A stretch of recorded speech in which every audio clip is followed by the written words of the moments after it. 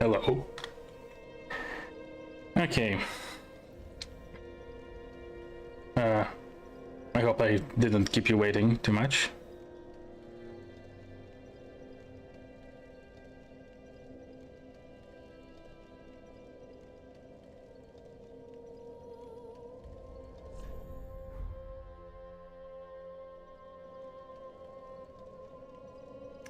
Also, this is my first time using this microphone, so this might need some adjustments. So let me know if I need to change something.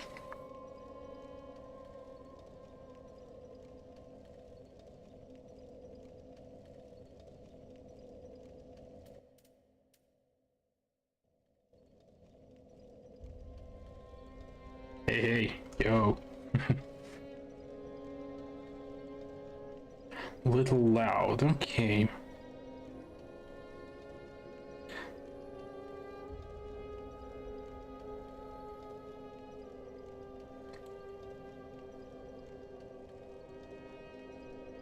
We'll try this and then adjust as we go.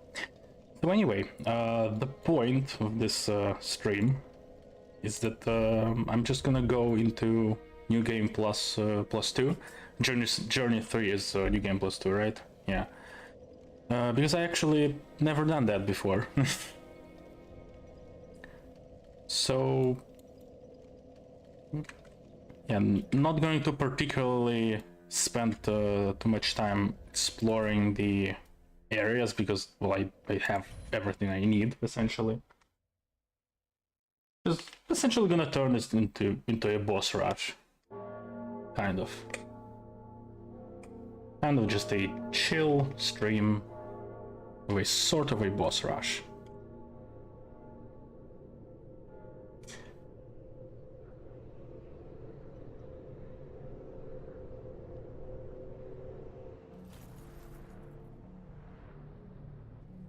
Kind of a speed run, yeah. Not really some speedrun strats, but yeah, kind of. No, upgrades, like normal upgrades, the ones I have already from previous playthroughs. And I think something happened with my game sound. God damn it.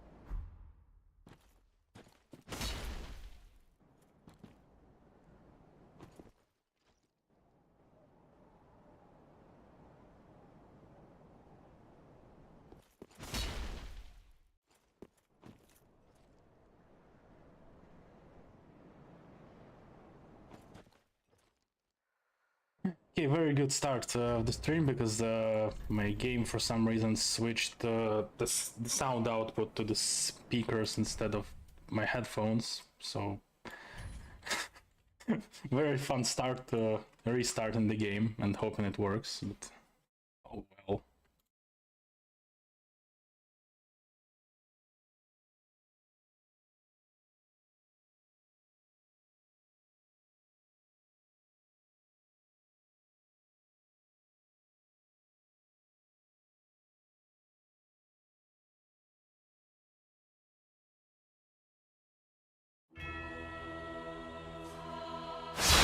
Okay, now it's fixed.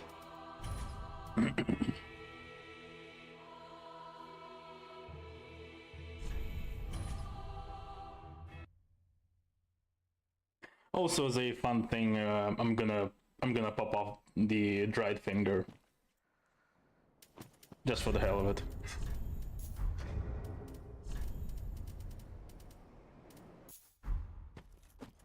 Well, not in this area, but you know.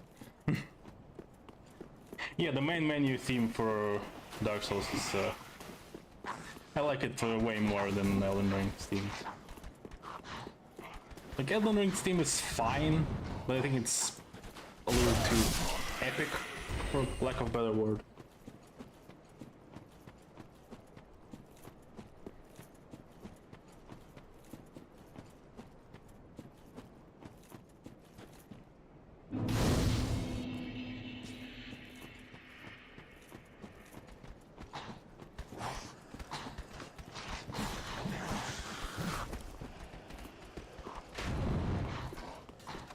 Hey, hello grass.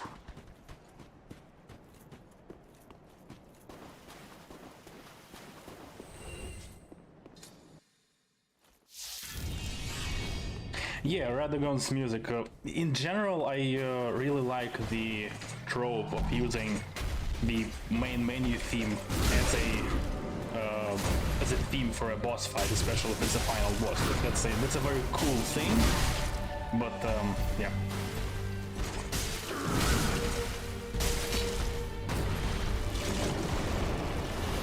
Actually, Dark Souls 3, at some point, I know that Pontiff was supposed to be the final boss, and the main menu theme, first of all, kind of sounds a little bit like Pontiff's music, but yeah, it was supposed to be his theme.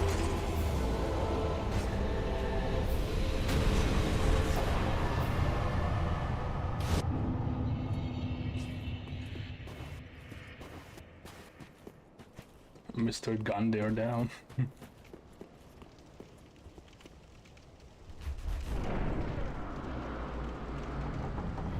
Reduce DS3, okay. Sure.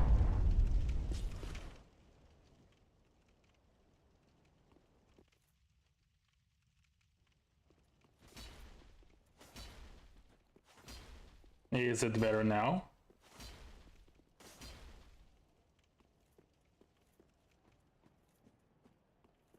Yeah, because I first reduced my own sound because he said it too loud, but I forgot to also reduce the game sound, so yeah, so that happened.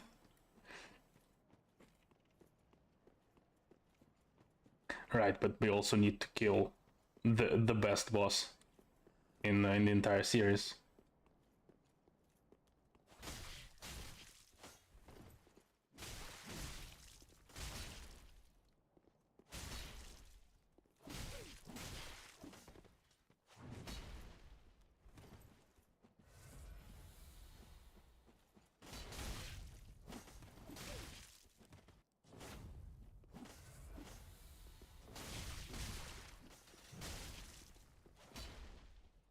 Yeah, new game plus 2 damage is not a joke.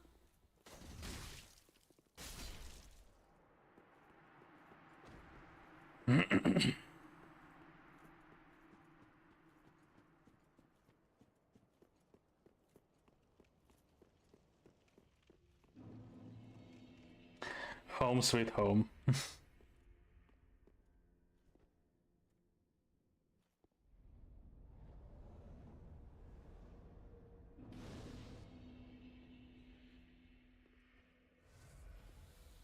Welcome to the bonfire, unkindled one. I tend to the flame.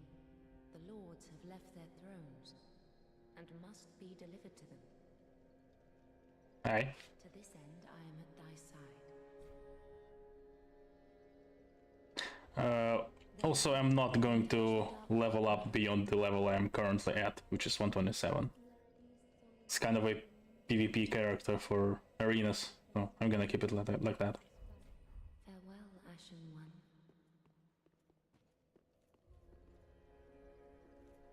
Which also means that I'm not going to spend souls. Which, if I'm gonna lose them, it's gonna be funny.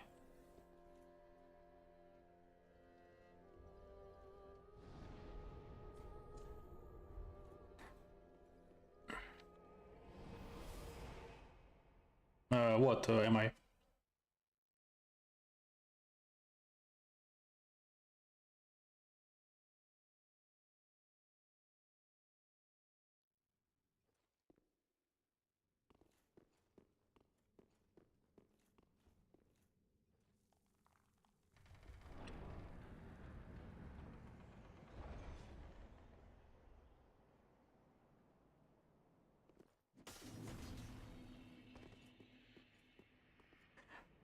Sort of. I guess you could look at it like that. The soul one, but soul level one with ing.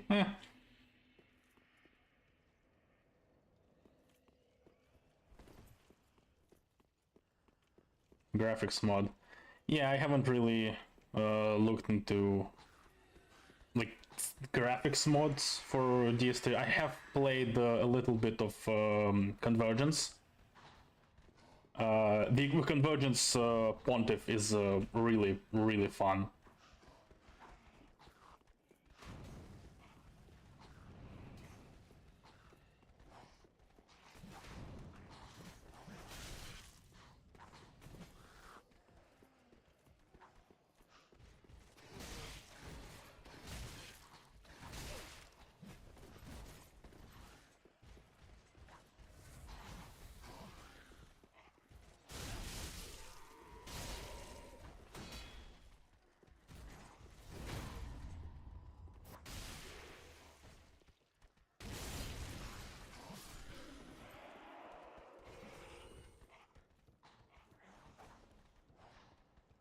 Oh, the first invasion. I actually forgot to enable the Diet Finger, but we got an invasion anyway.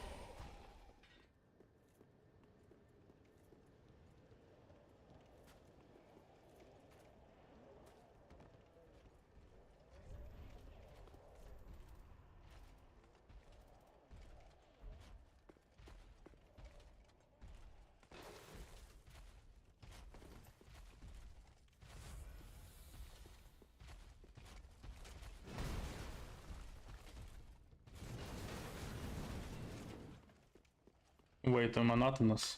I guess it can be. After a while, yes, it can be, I guess.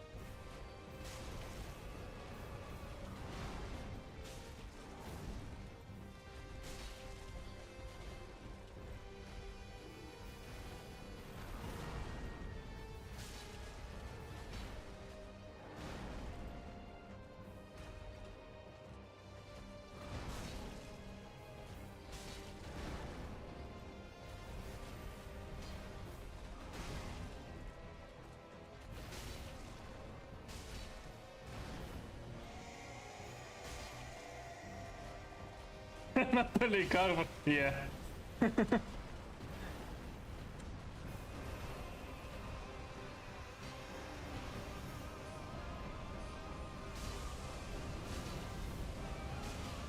The most dangerous boss.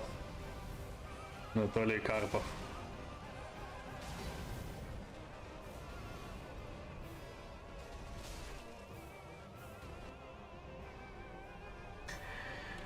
The NPC fight in Shadow of the Earth is kind of has the same problem as all the NPC fights from Software makes, is that they have actually infinite stamina despite being like simulation of a player. They have infinite stamina, infinite mana, so they can spam everything. The general design of DLC weapons doesn't help at all, which are way too overtuned in the first place, and in hands of enemies that have infinite stamina, it becomes really oppressive. It's just not fun. In a story sense, it can be fine, because it's supposed to be like you do all the quests with the NPCs and then you have the final showdown. Except there are a couple problems with that. So if you don't do any quests, what ends up happening is that you face 5 NPCs, which is just cancer. But if you do all the quests, you can still only summon 2 NPCs, right? I'm not missing something. You can only summon 2, right? And the rest of them just kind of disappear. Not really disappear, they don't appear in a fight. So you only fight the 2 that are always there. So it's kind of weird a little bit. It's kind of a little bit weird. Actually the best case scenario is if you like do the quests partially, because then you have the banter between the characters that you summon and the characters that help the 2 mainstays. So that can be cool, but it's a little weird when the best case scenario is being halfway there through doing the quest lines. You know what I mean?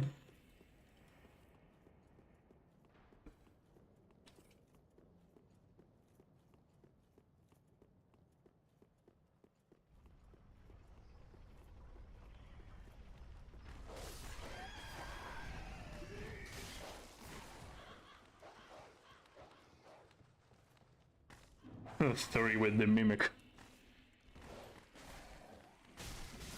No, actually, when I was doing that fight, I actually forgot to summon my spirit ashes. I knew that fight was going to be a thing. I knew it beforehand. I got spoiled on that, and I wanted to summon Oleg, but I forgot.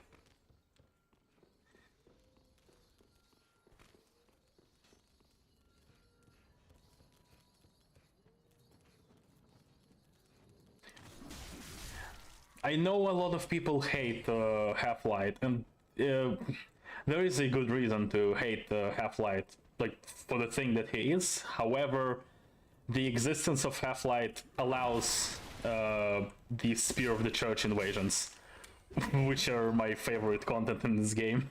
So I can't be too mad at Halflight.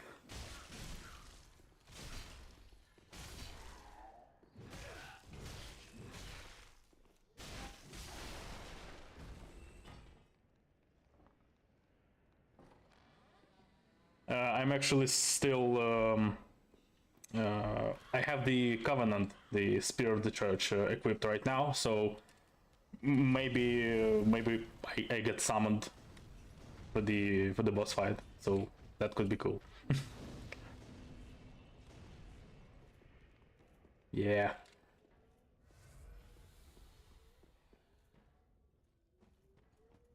Spear of the Church invasions are really fun. And I actually don't remember what I do here. It's actually been a while since I replayed this game, so... Right, I go the other way.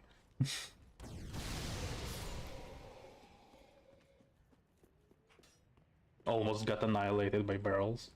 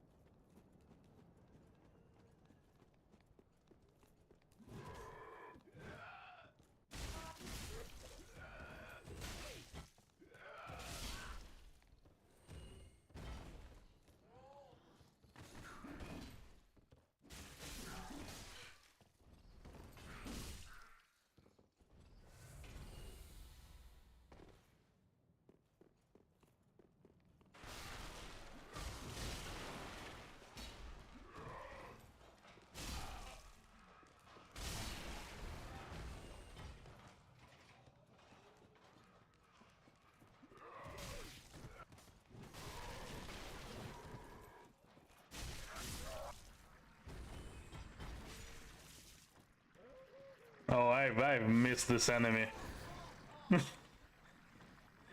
Honestly, Elden Ring kind of lacks enemies like that. Not in terms of like gameplay design, but the fucking laugh, man.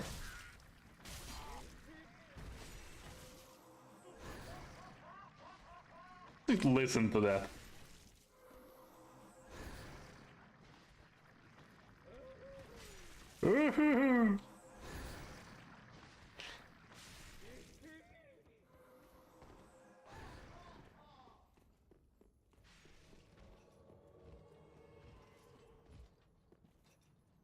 Invaded by the parry god, and I am using the most parryable weapon in the game.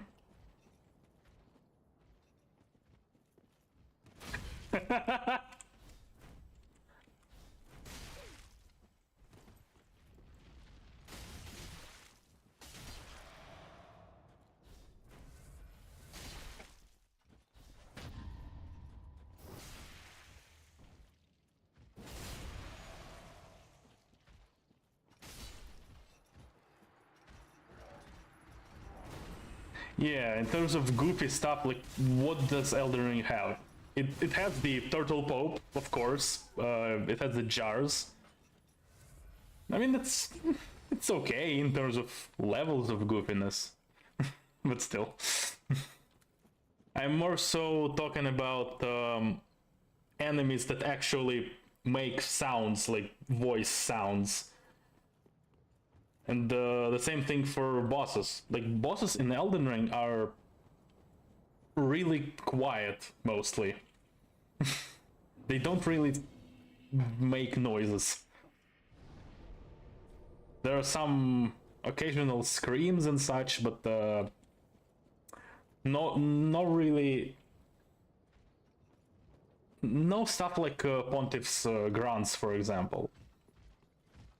Like the most that we have is the Godric doing his laugh when he like stomps the ground with the axe. Like that's pretty much the extent of it,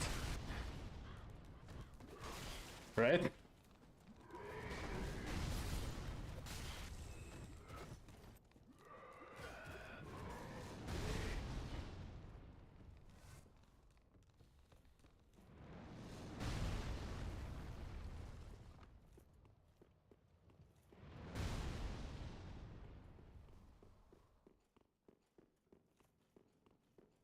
Failed to pay the voice actors. Well, at least we can hope that all the money for voice acting went to Egon. Egon definitely deserves money for his voice acting. That was something.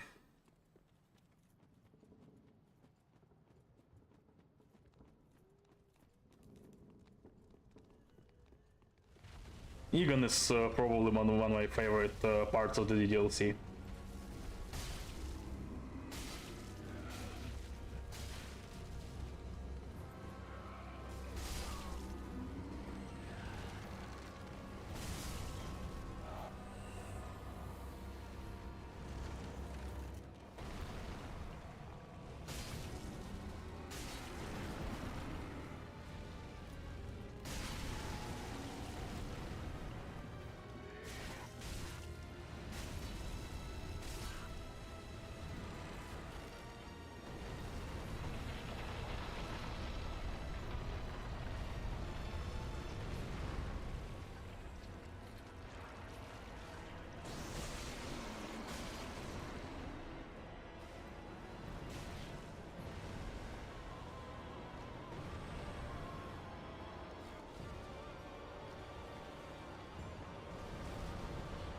Ah, yes, the grab attack.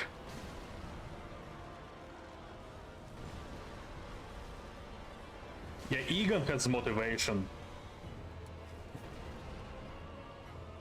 Egon is really motivated. He's not like sad, depressed, like many NPCs. He has purpose in his life.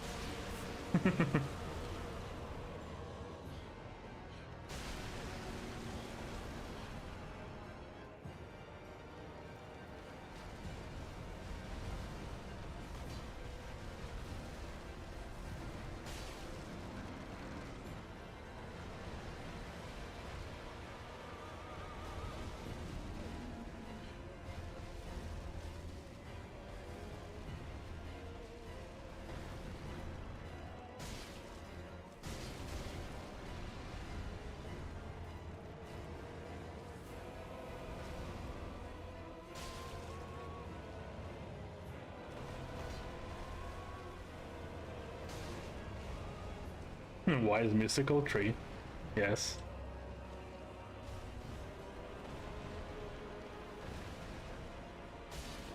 And yeah, the game had to have some bosses that are not great. So the tree is one of them.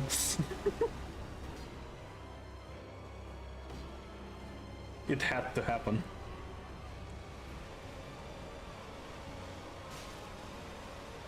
Goodbye, tree.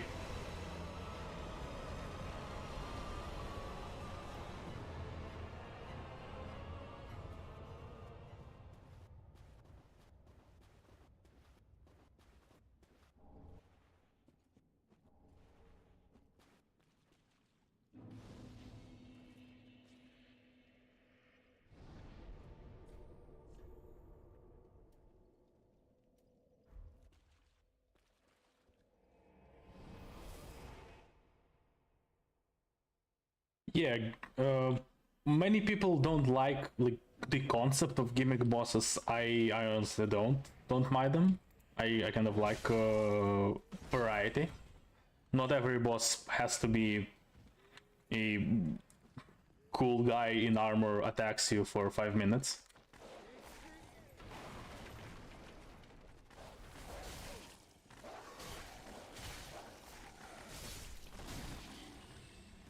I'm gonna get fucking killed here. I don't like Ragon. I honestly don't like Ragon. Like in concept, it's similar to Yhorm. However, I think Ragon fails in terms of general design of his attacks. Like he has a lot of attacks that are just straight up not well designed, and the lava pool underneath Ragon is also a kind of a problem. But we're gonna talk about it after I get the invasion. Because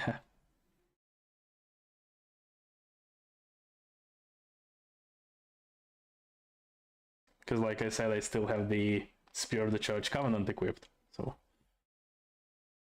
occasionally we're gonna have some boss fights.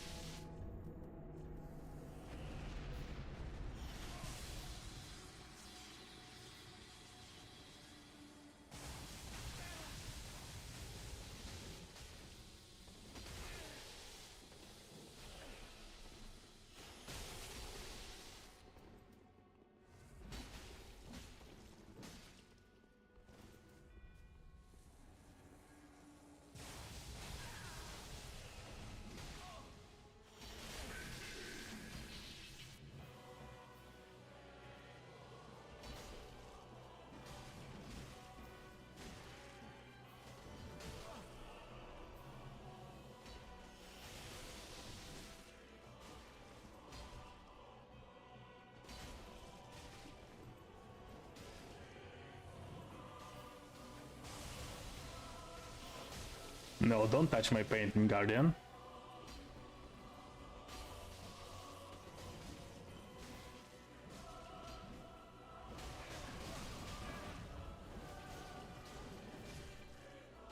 No!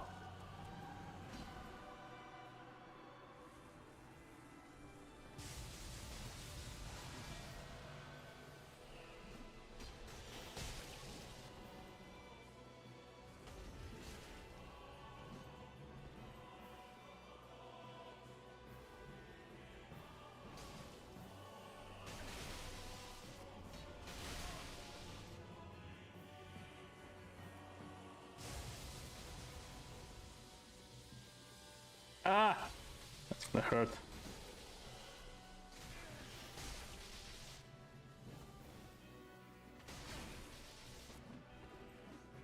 Yeah, I think I'm surviving this one.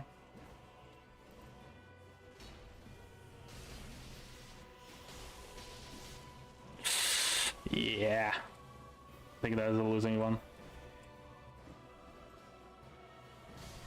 Nah. So anyway, where was I? Right, Rykard. Yeah, so the second phase of Rykard and the general, actually not the second phase, Rykard in general, the lava pool. The lava pool essentially limits you to the gimmick weapon, or I don't know, to magic. I guess you can be a mage against Rykard. But the point is, you kind of only have the option to be ranged, and that's it. Against Yhorm, like, yeah, Storm Ruler deals a metric ton of damage to Yhorm, but at the same time, the design of Yhorm's attacks really doesn't force you to only use the weapon skill of Storm Ruler. You can just normally melee him. It will take a while, but you can. And Rykard just says no with the lava.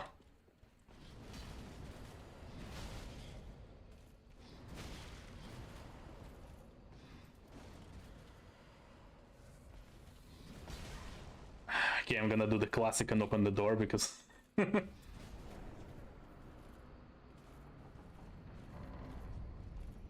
because of this enemy.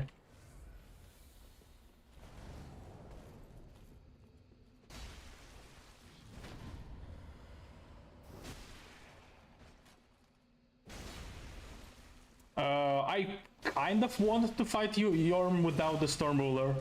I might do this for this playthrough, actually. I might do that.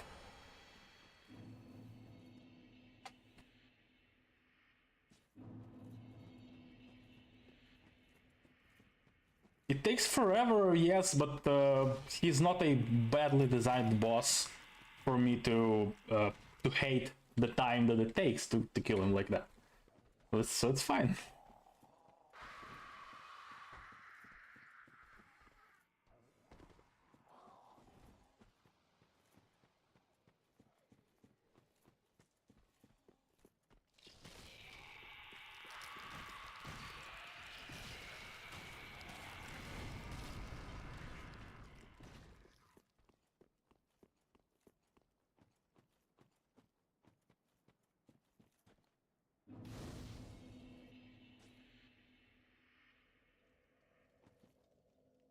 $10 I don't know. I don't remember if I actually tried to beat him like without Storm Ruler completely. I don't remember how much time I usually spent on him.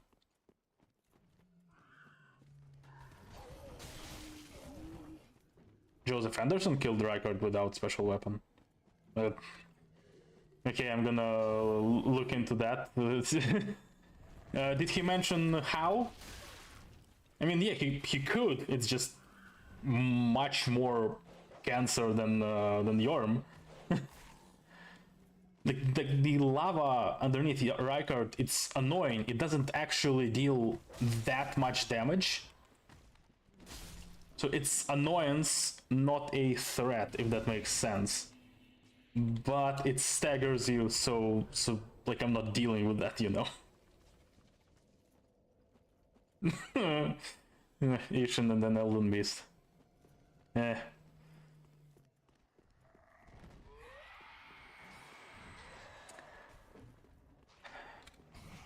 Sekiro has a very interesting benefit in that you have the mechanism of learning the timings of the boss without taking damage, because you can just block. You know, you block and you hear and you see when the boss hits your sword, and the next time you see that attack, you know the timing, and you don't have to actually take damage to learn the timing, to learn the precise timing, I mean. Which is a nice thing about Sekiro.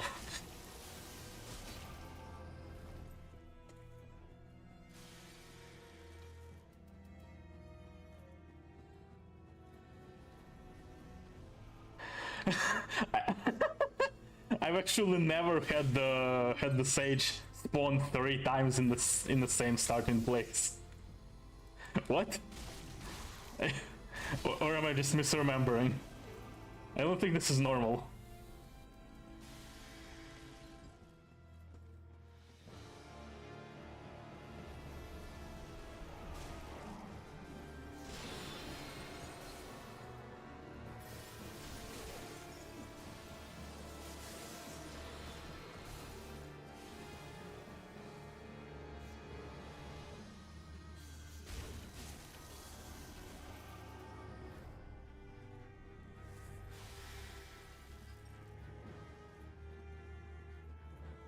Elden Beast with Torrent, yeah, at least you don't have to chase Elden Beast for half the map on foot, but I hope you're not actually trying to fight Elden Beast while on Torrent, because that's miserable.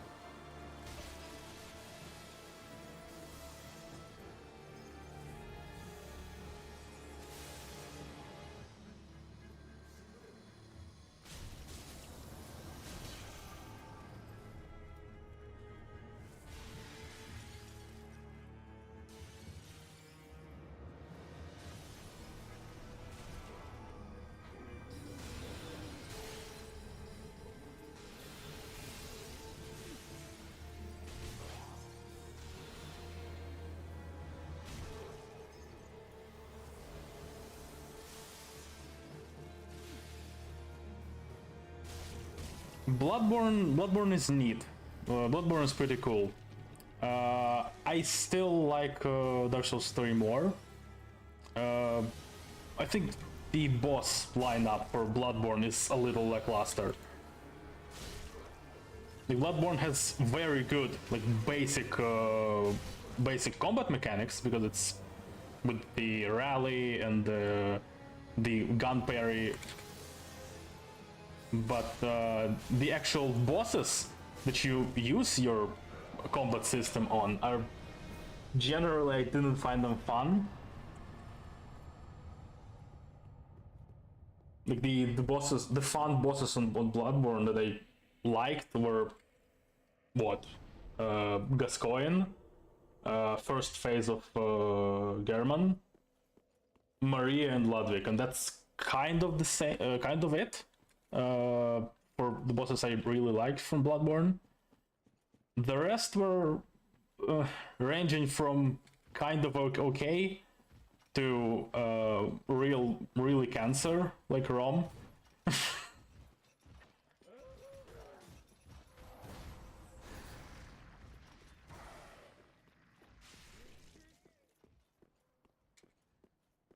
Yeah, Kaso, I know you can parry the Sage, but in order to parry the Sage, I need the Sage to actually do the sword attack, which he didn't, so, you know.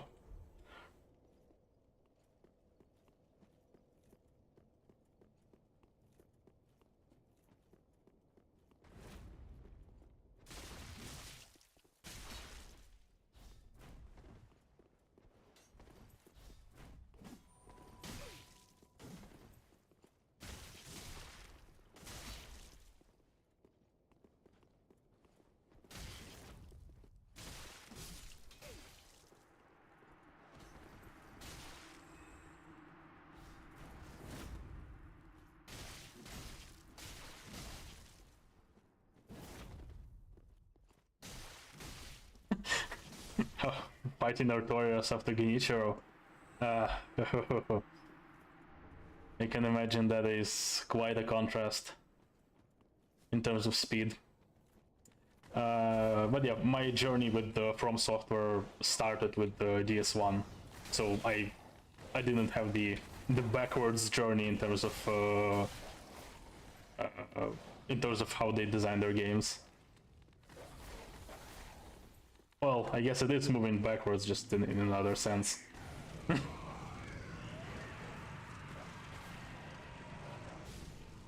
Oh yeah, the teleporting dogs. How I missed you. How I missed the teleporting dogs.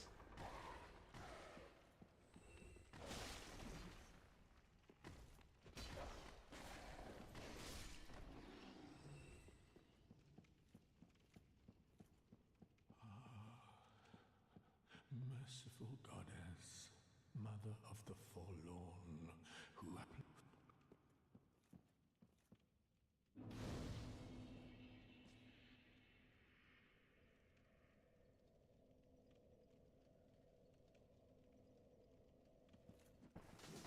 Ooh.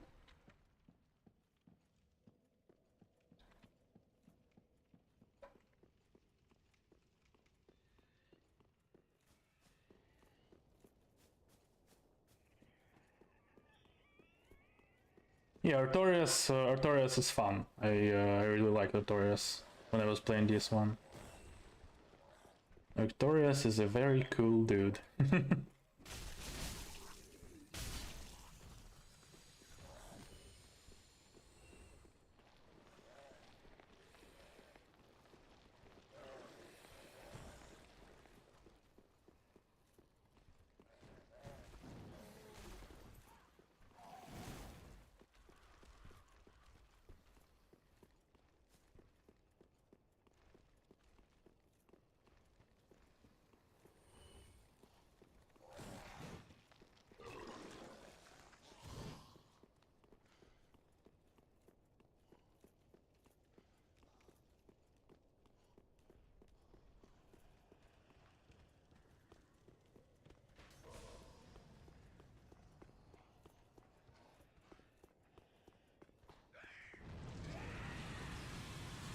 We definitely do have the Elden Ring.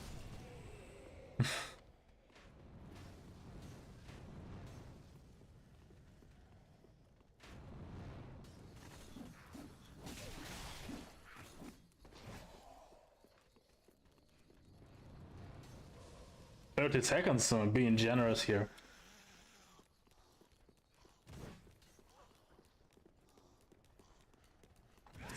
It's not really the problem of waiting too long for the safe hit. It's not knowing when the hit is even safe. Because like with the final boss of Shadow of the Earth Tree, not naming the names, he has one cross slash attack that has really low recovery. So you think it's safe to punish, it's not. So I just had to sit there and look at this perfect opening and not take it, because some of his attacks also start up really quickly, and so it will not be safe.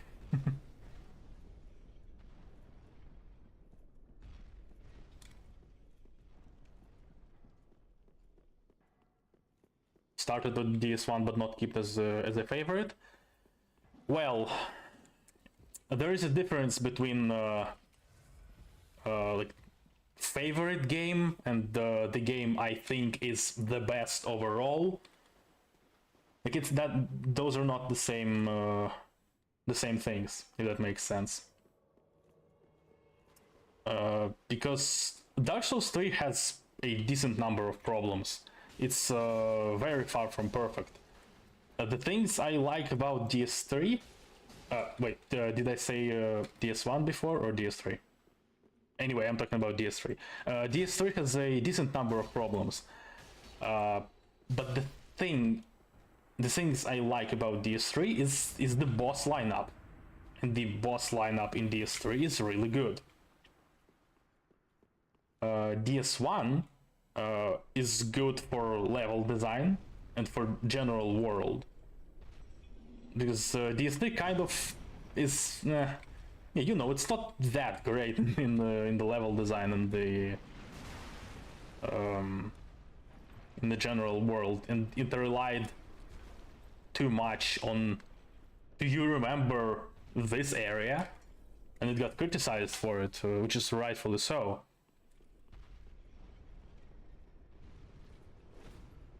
So it very much depends what you like about a specific game. So if I were to try to rate the games like objectively, not really my personal like, preferences, this one might be better overall. I think this one might be better overall, but I enjoy. Okay, let's put it this way: I enjoy playing DS3 more. Does that make sense?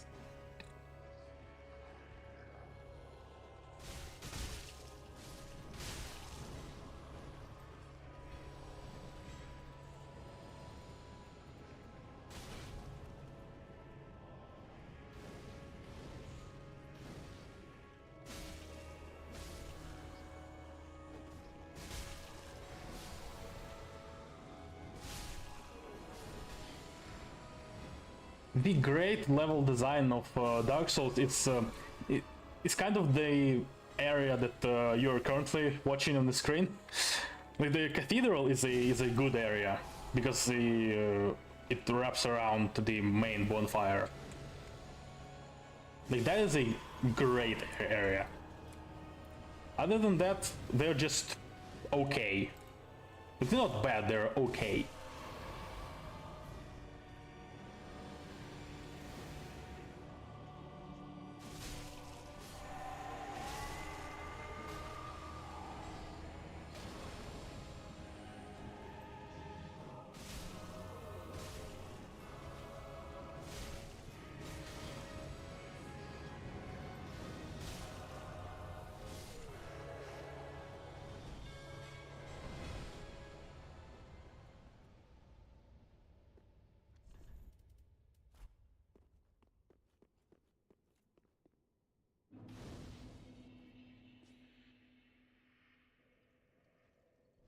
The player having no motives in Elden Ring, yeah, it's I don't know if it's no motives. Yeah, the actual starting point of the player character in Elden Ring is a little bit weird. Like in Dark Souls 3, you're you're sleeping in a coffin and you get woken up. So it's you get woken up for a specific purpose. That makes sense. In Elden Ring, it's what exactly? You are tarnished. I guess we see Gideon sleeping in a coffin. Is that the same thing? Is that actually the same concept? Is that you're undead getting woken up to do a purpose?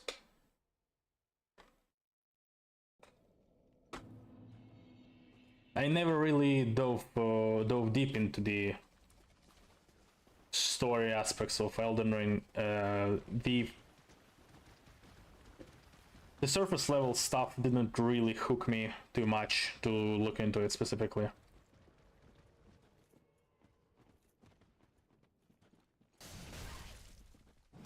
Ow.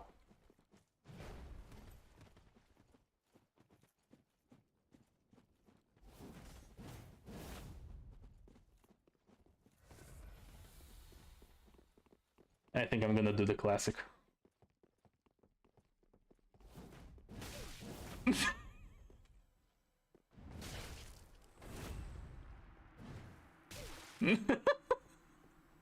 It's funny every time.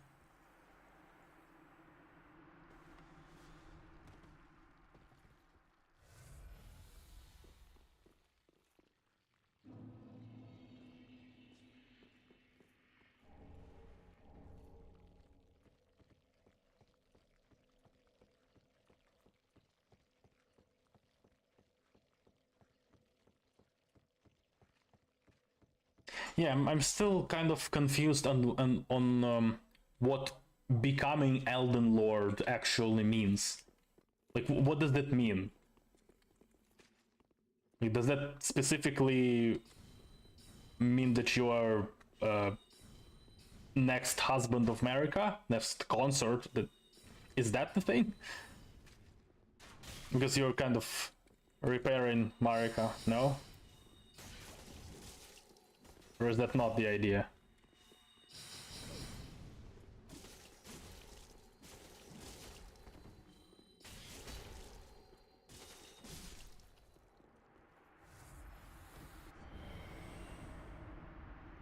What does Elden Lord mean?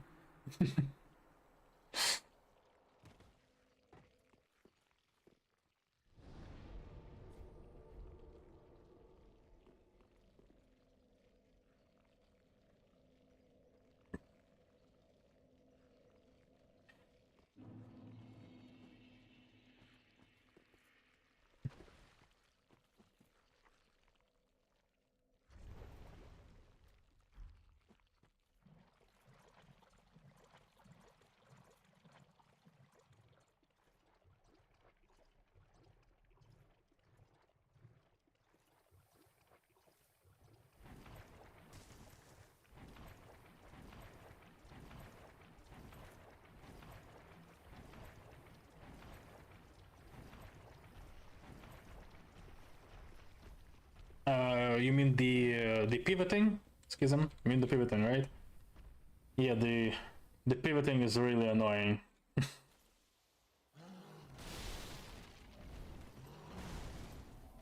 It's kind of it's a little strange they still decided to keep that as a mechanic.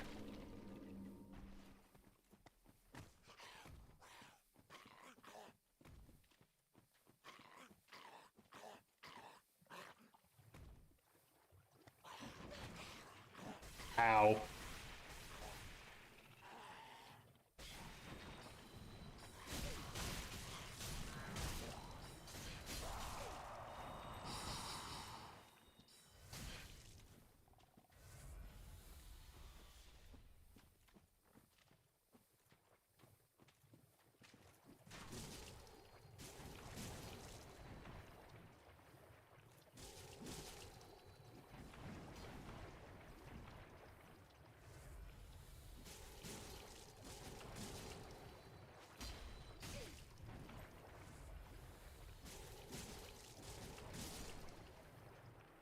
Yeah, like that's actually the part that confuses me. Like when Marika was a goddess, yeah, sure, being a husband of a goddess is definitely something.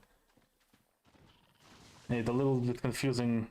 What does it mean now?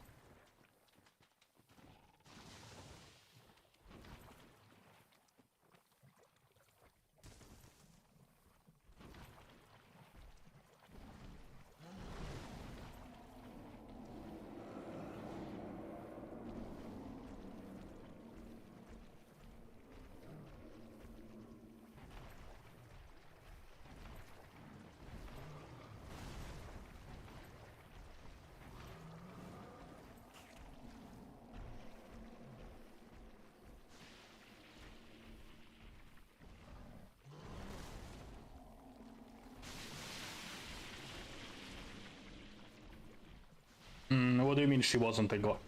Vessel. You mean being the vessel for the Elden Ring, but and that does not mean she's a goddess?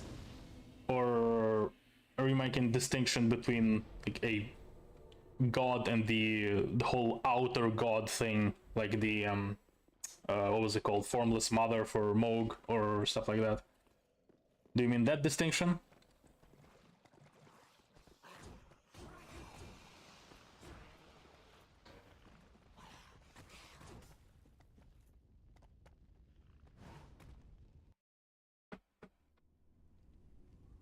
No?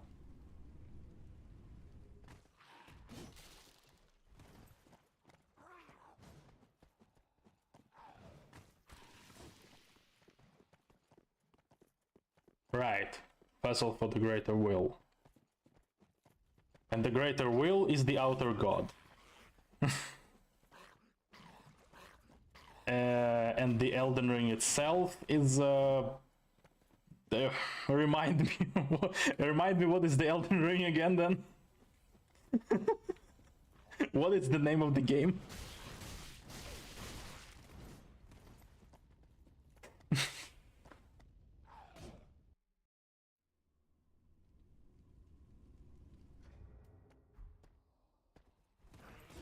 Okay, that's all three, right?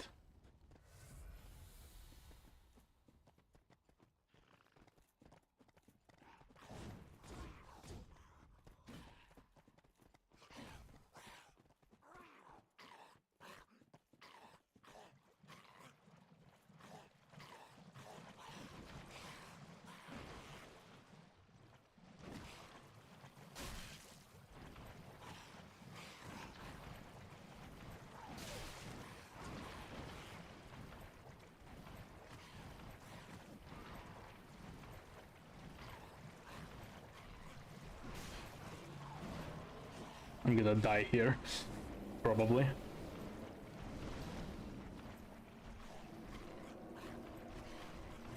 Yeah, like I understand the definition of Elden Ring as in the collection of essentially like the laws of physics, if that makes sense, of the world. I understand that part, but what is it like in relation to greater will or whatever? Like that part is. Ow.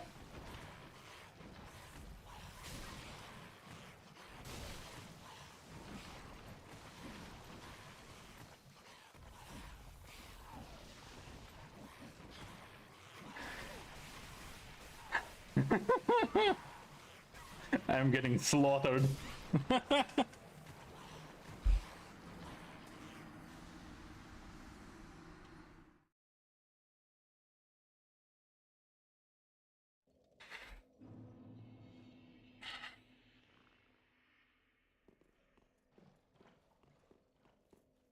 But anyway, right. The America is a vessel for the greater will. Elden Ring is a collection of runes, yeah. Yeah, but like besides that, I'm still not fully sure what all of that actually means. Like the rune of... Okay, the whole idea of the story of Elden Ring is a rune of death was removed from the Elden Ring as a whole. Okay, and people couldn't die, but they still kind of could die because we kill people. But then we kill Malekith to get the Rune of Death back. So now they can die better.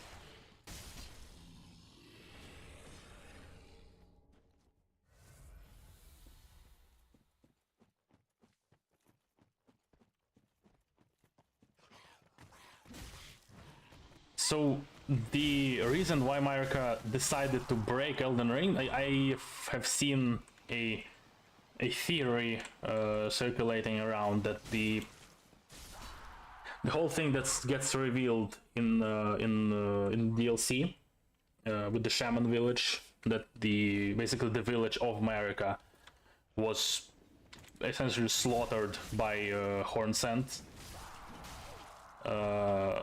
So Marika was obviously not very happy about that. So right, so she ordered Mesmer to slaughter the Hornsent back. And how that plays out into the actual story is that her sons, being Moog and Morgott, also have horns. So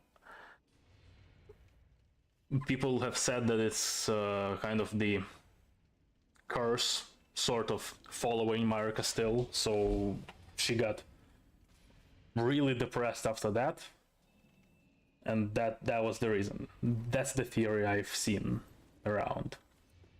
I don't know if that makes all the sense. Yeah.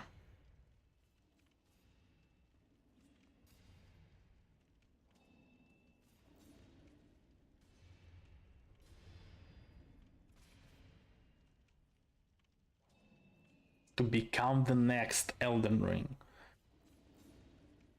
You mean like to become the next vessel, essentially? Is that the point? Or were they just fighting over power in general?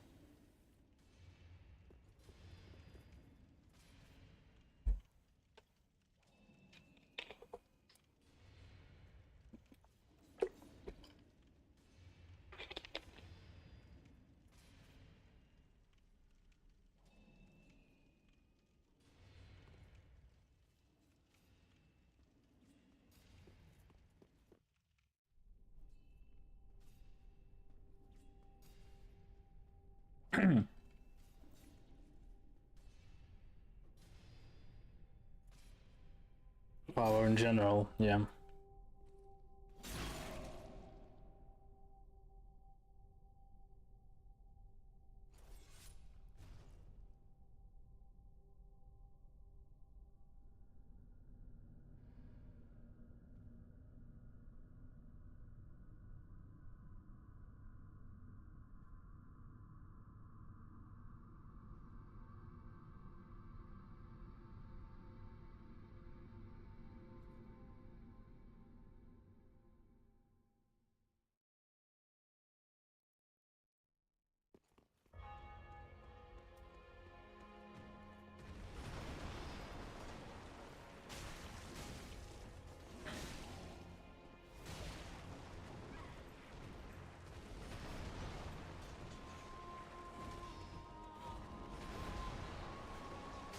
Yeah, now now I'm fighting the Blitz Watchers with their weapon. Ow.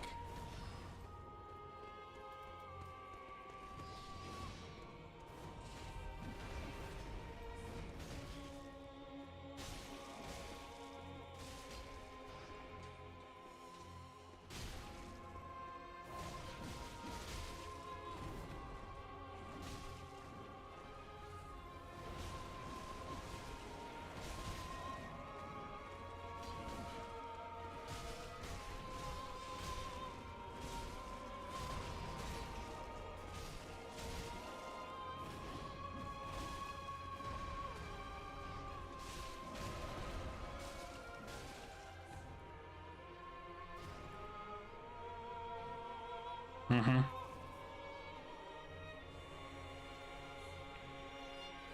Yeah, you make a great point that the lore in general is relatively developed, but specifically, what the hell are you doing there? Yeah, it's not exactly clear. Yeah, it's a good point.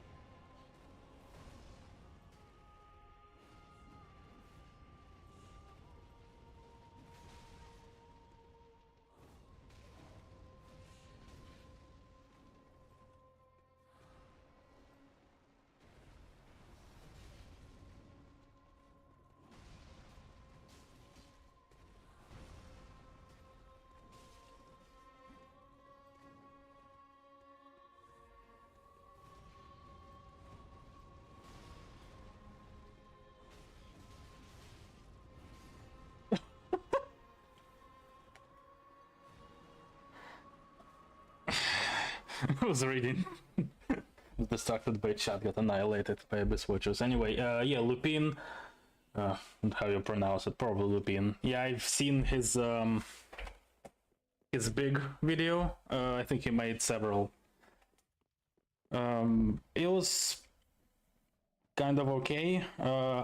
It's been a while since I watched it. I remember agreeing with some of it and disagreeing with some other parts. It's kind of a mixed bag. I honestly don't remember much of the specifics of the video.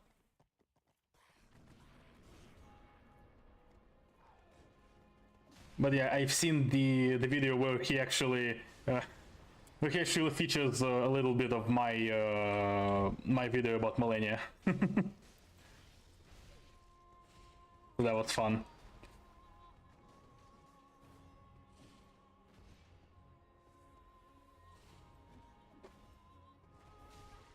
Damn, I don't remember getting murdered so much by Abyss Watchers.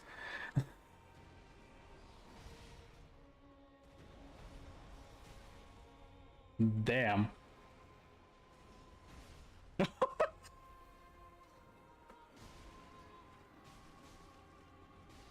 Yeah, getting back to Abyss Watchers after Elden Ring is a change and a half.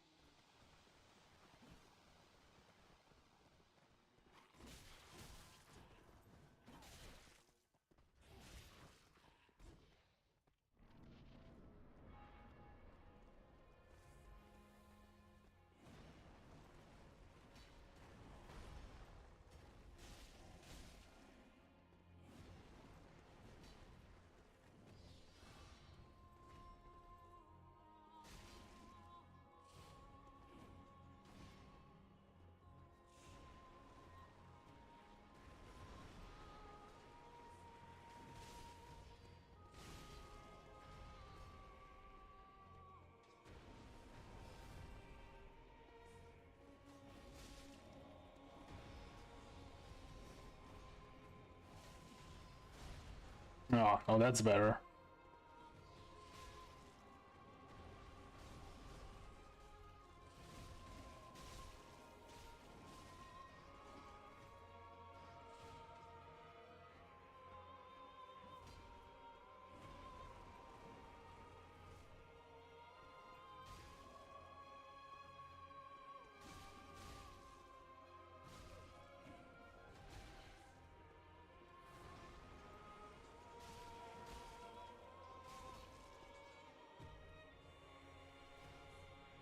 Black Knife Assassins, oh no! Oh no, please!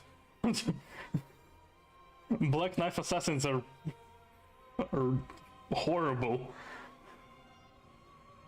It's like they don't have weight. The concept of weight does not apply to them. Or not weight, mass, because they dash side to side as if they accelerate in one frame. That is indeed nightmare fuel. Heyo.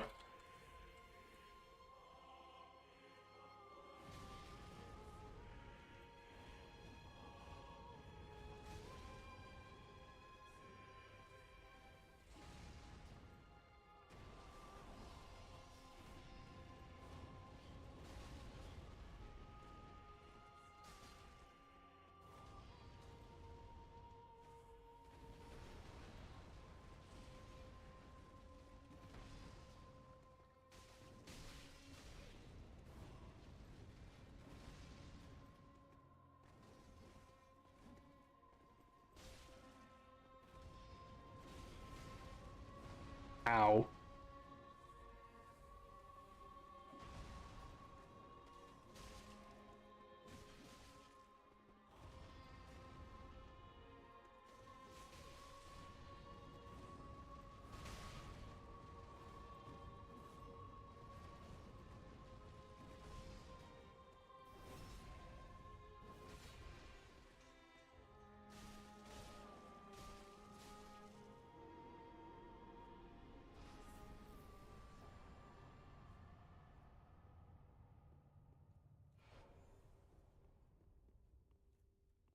Boss on slow-mo. Kind of.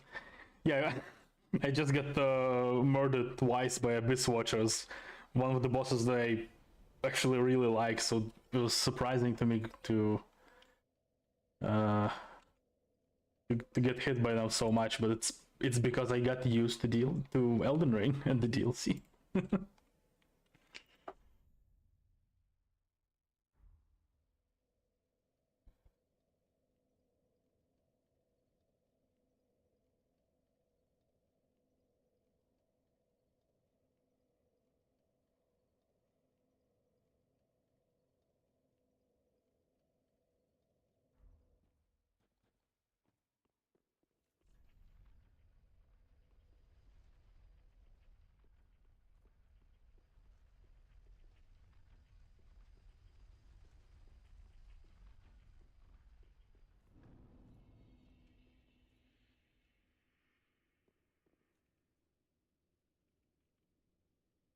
Yeah, like I say, I probably need to rewatch his major video because I really don't remember the specifics now. I just remember that I agreed with like some of it and disagreed with like half of it. But yeah.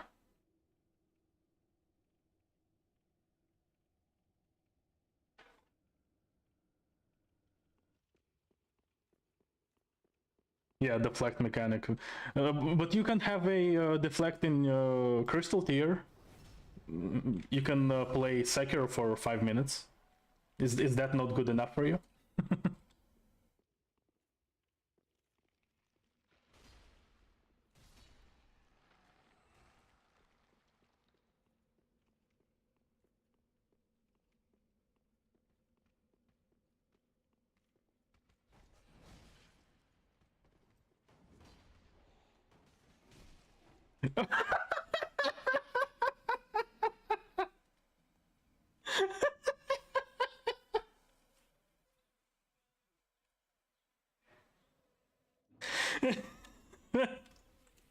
Okay, first gravity death of the day. It had to happen.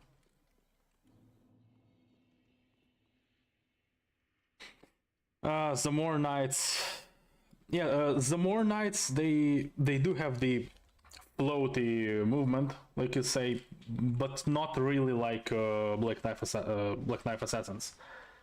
Black Knife Assassins, they just accelerate instantly when dashing, and it's really disorienting. And in DLC, Erlana has the same thing, which was very surprising to see.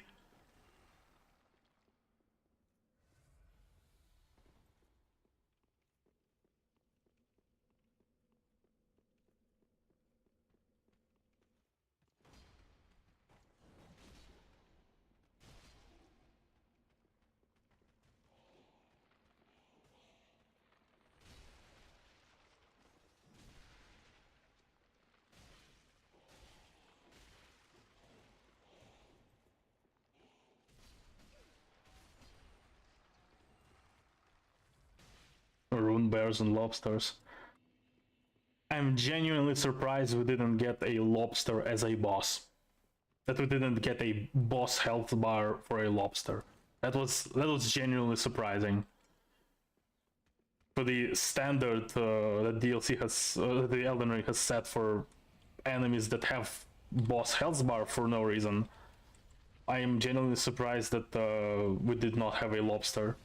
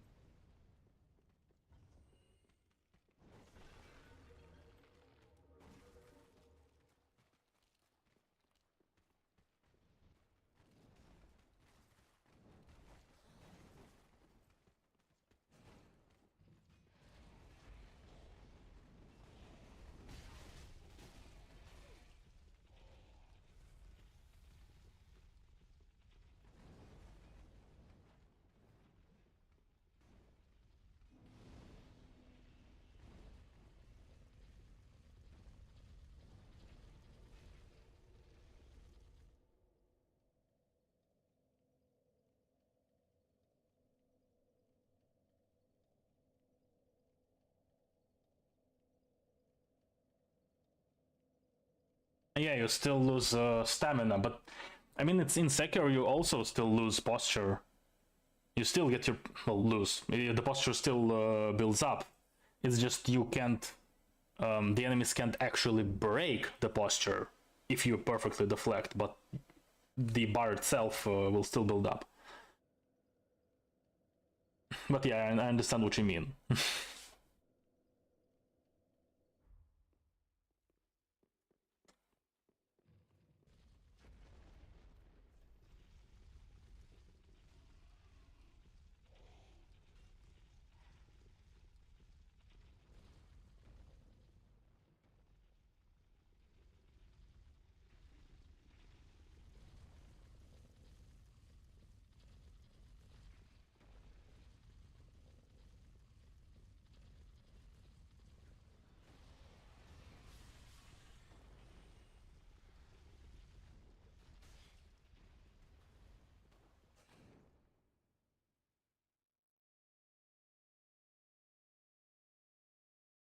Yeah, the bell-bearing hunter thing is just a very, very strange,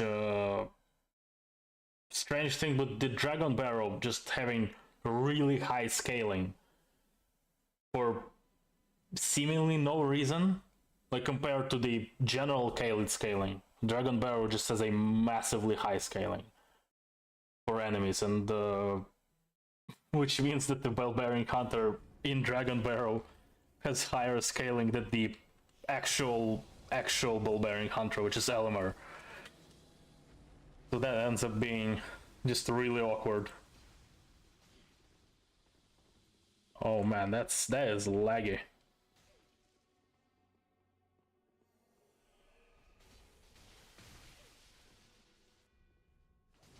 Ow. Ow.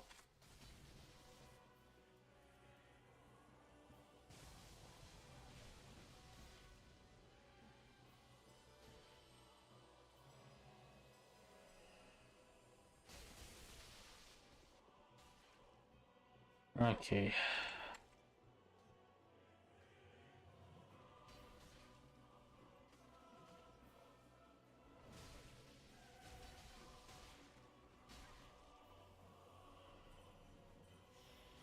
Nice.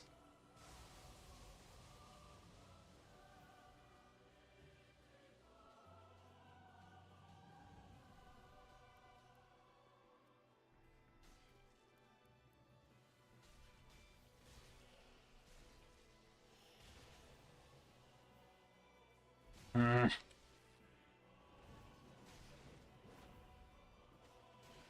Ow.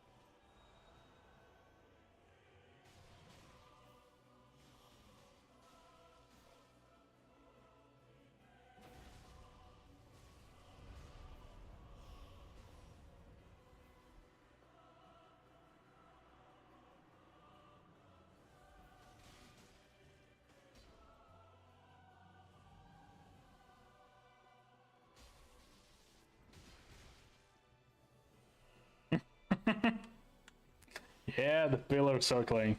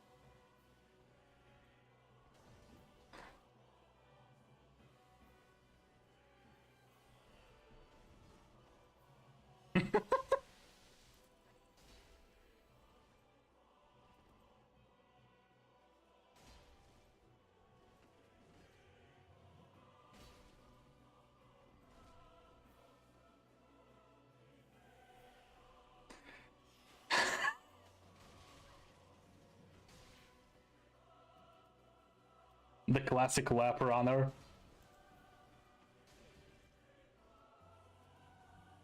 Another Estus. How many do you have?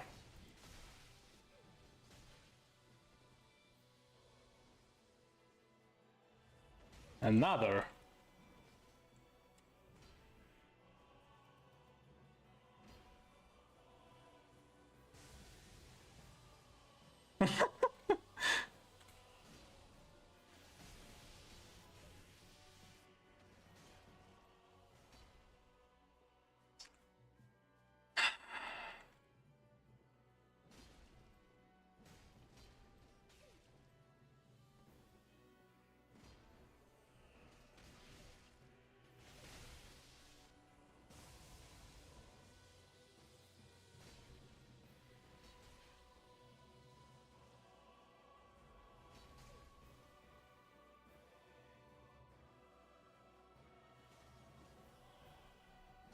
Was anyone counting how many Estus he used? Because that seemed a lot.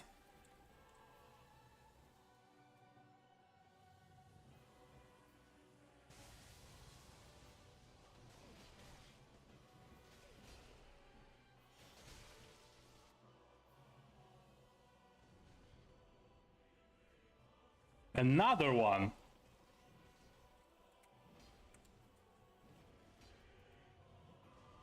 Seriously.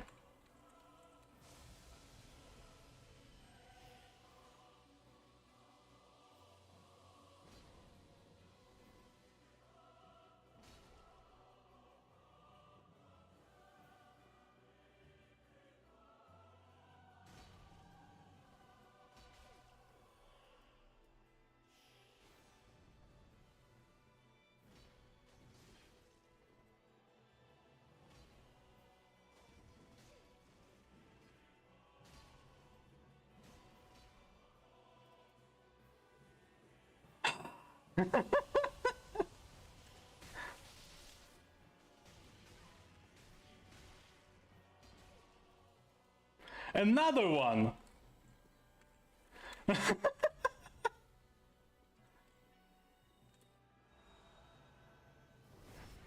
How many does he have?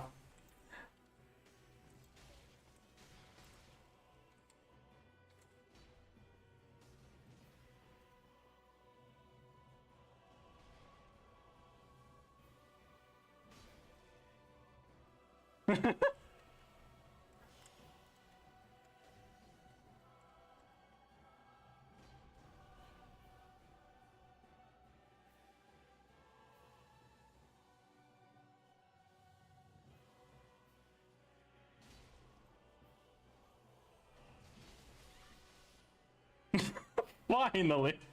Holy moly!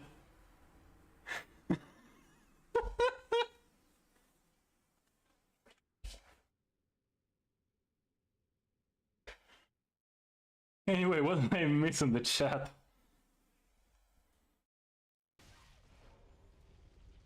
What? Oh. Okay. I got bold. Let me get to a safe spot.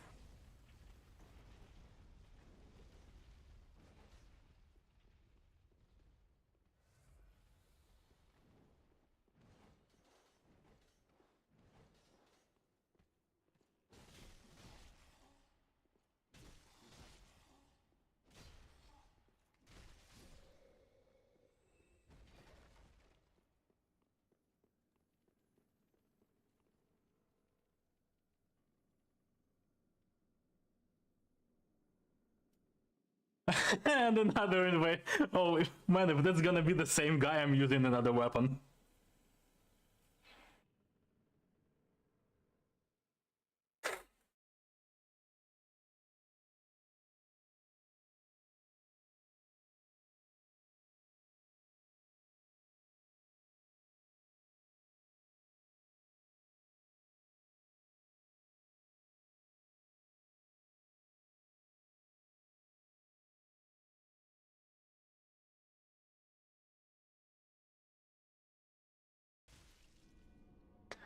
Oh my god, it is the same guy. Okay. Okay. We're gonna do something special here.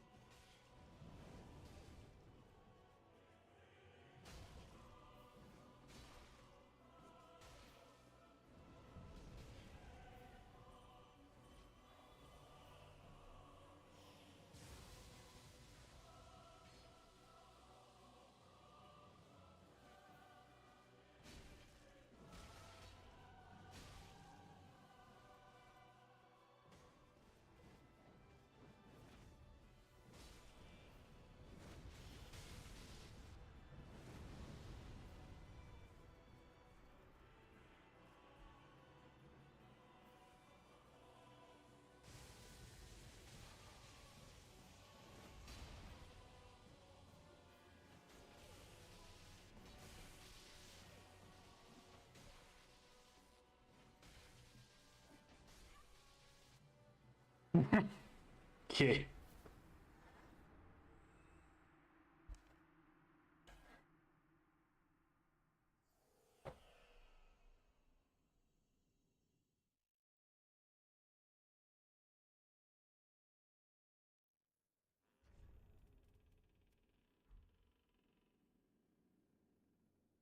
What do you mean no audio? I wasn't talking much during that invasion, so I don't know. Probably just you. Anyway, I'm gonna unequip Covenant now, read whatever I missed in chat, and then do a small break.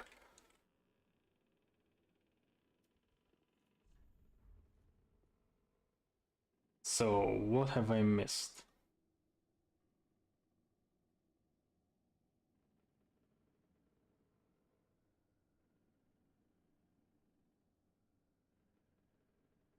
Ring City is such an amazing DLC. There's all 3 games come together in the final journey. Yeah, Ring City is the Gale being many people say that he's essentially the final boss of Dark Souls as a whole, which is a sentiment I can get behind, kind of. Peak DS3 PvP. Well, he was using lapse armor. At least he wasn't Estus canceling. That's nice. The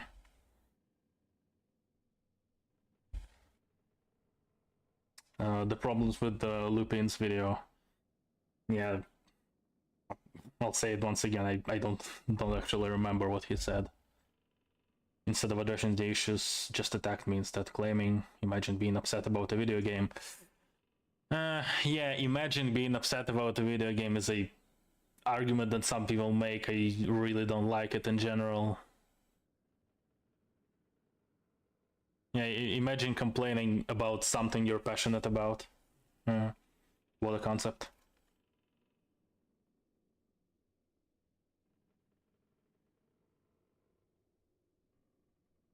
I don't care about being right or wrong, just what folks act with integrity or accuracy. Leave the fanboyism at the door so we can figure our stuff out together. Yeah. In my big analysis video, How Games Lie to You, there was recently a comment that pointed out a kind of sort of double standards on my part in one of the criticism of the Guardian Ape in Sekiro, with the whole fake victory screen. It's not really double standards, but the criticism that the person said in the comment, it was a valid criticism, so I accepted it, and we figured out exactly where my phrasing in the video was incorrect, and what it should have been to better convey my actual opinion on the boss. Yeah, I don't really understand when people just completely refuse to accept any kind of criticism. Like if something is just inaccurate, then yeah, we should figure it out. Exactly.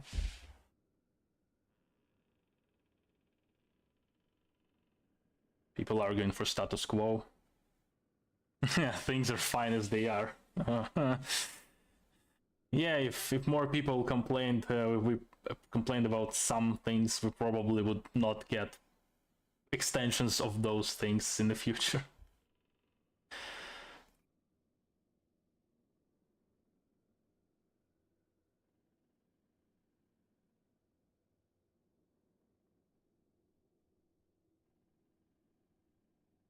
I remember one part about looping defense about Morgott was just bait one attack that is punishable with your positioning. Why do I have to cheese enemy AI? Yeah. A lot of stuff in Elden Ring does kind of come down to you not really being immersed like in the game. It's not your character doing stuff, it is you abusing enemy AI to win. Yeah. Does it feel like you're fighting a sentient being? No, it does not. No, it doesn't. It feels like you're fighting an enemy that is aware that you have a certain number of iframes on your roll.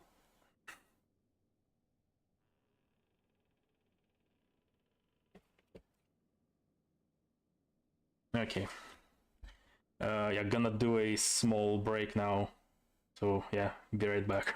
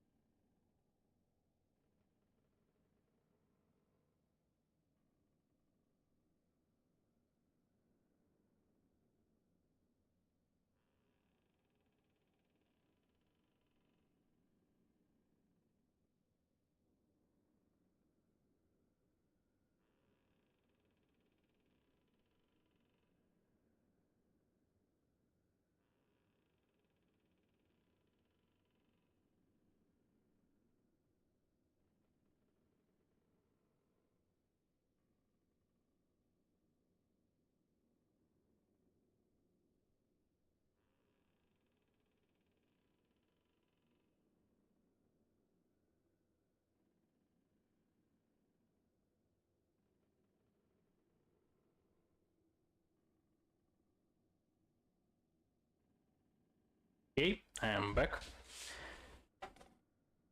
What did I miss?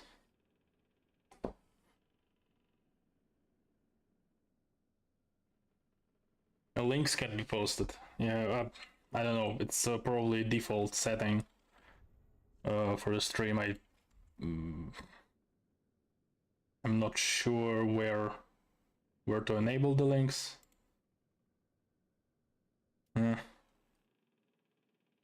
What did you want to link?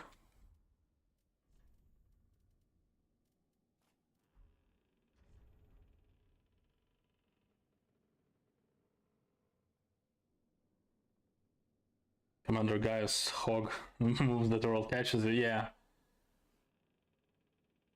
Yeah, he has a big combo where he himself swings his sword and also the boar swings itself.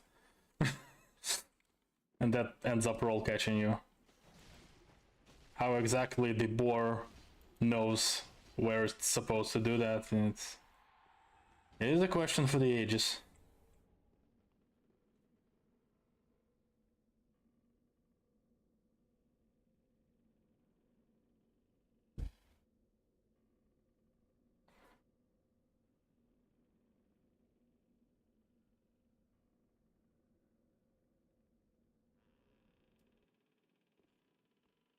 Wonder if the game slows your heal so you get hit. Yeah, that's a conspiracy theory, definitely.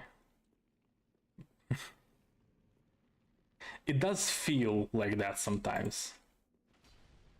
Even if it's not the case, it does feel like that sometimes.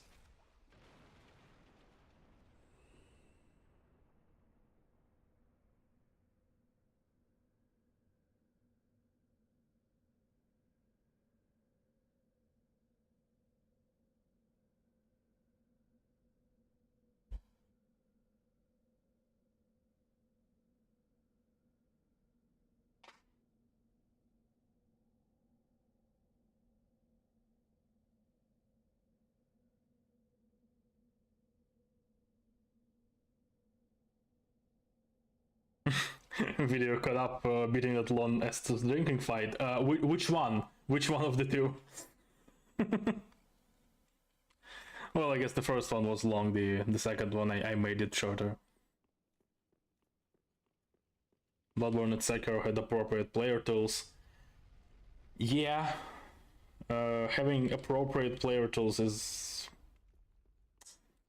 Elden Ring just gave you the jump button as if that was enough. And then made many attacks that are sort of jumpable, except you have to experiment whether or not they are jumpable. And it's a Russian roulette, and it's and that's not fun. So why would you jump an attack if you can just roll it? I don't think there is a single attack in Elden Ring that you can jump, but cannot roll. So, like an attack that you have to jump.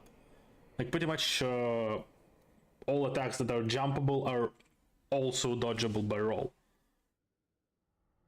Or am I misremembering something?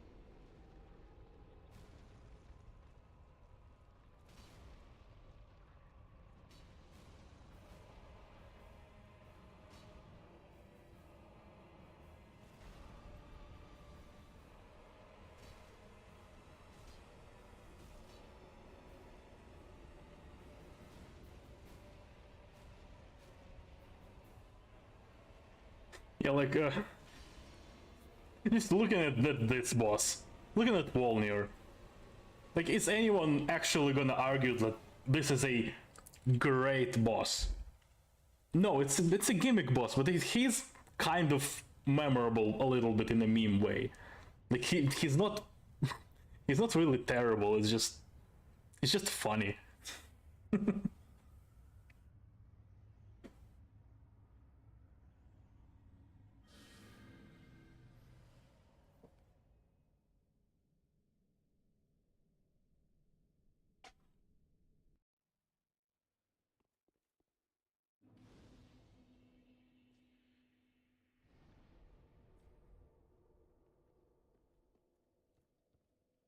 Feeble King analogy.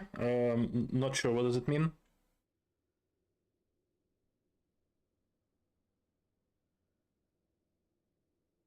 Oh, I also forgot the death counter. Anyway, it doesn't work. What is the Feeble King analogy? I don't know.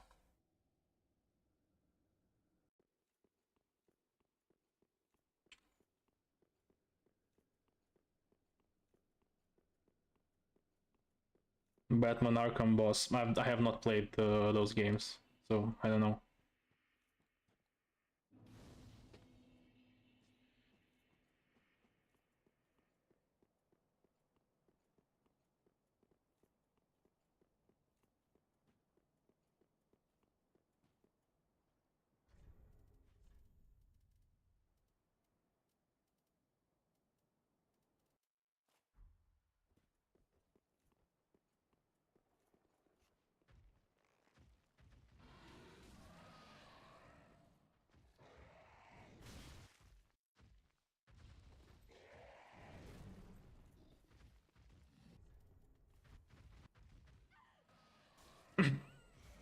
Oh no.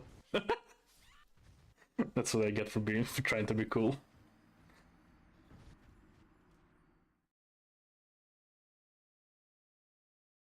Is Feeble King a YouTuber? No, not familiar. Fighting bosses in the air feels like fighting Sekiro bosses without HUD and sounds.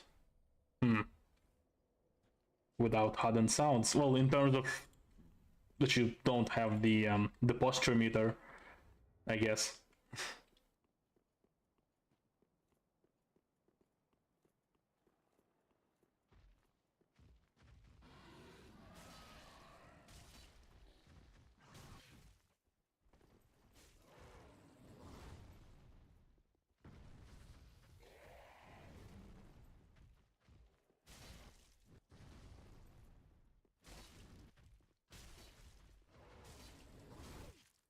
Oh, look, I'm fighting Divine Beast Lion.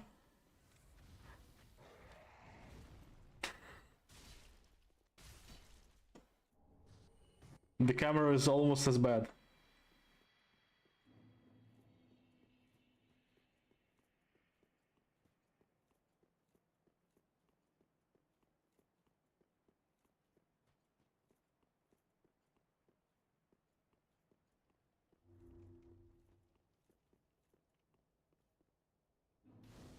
Well, of course I'm gonna read comments and make responses. Like, it's not like there's 1,000 of you.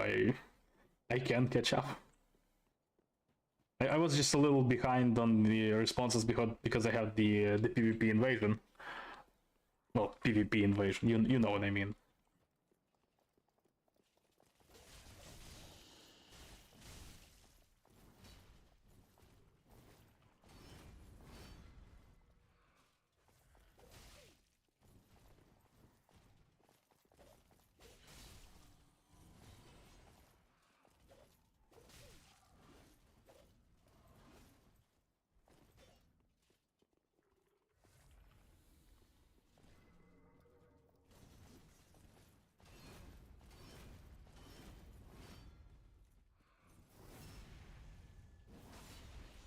Yeah, which attacks are jumpable or not? Yeah.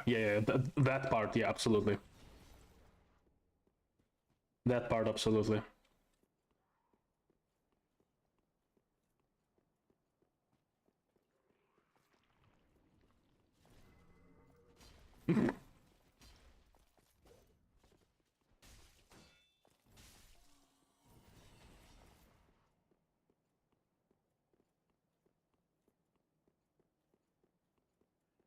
Yeah, but why would you fix camera? It's fine as it is.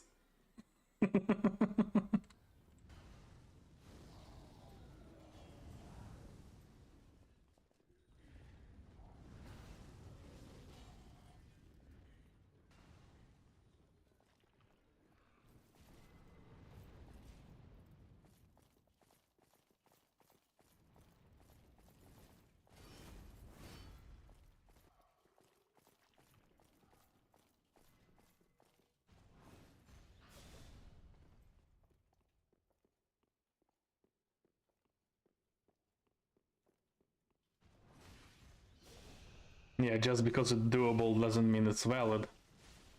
Eh, kind of, yeah.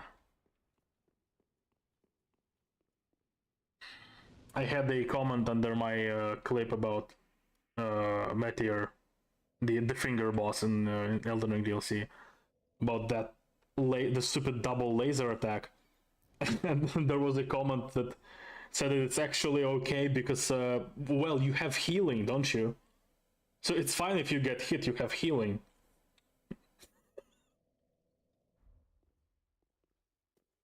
As if that's an actual defense argument.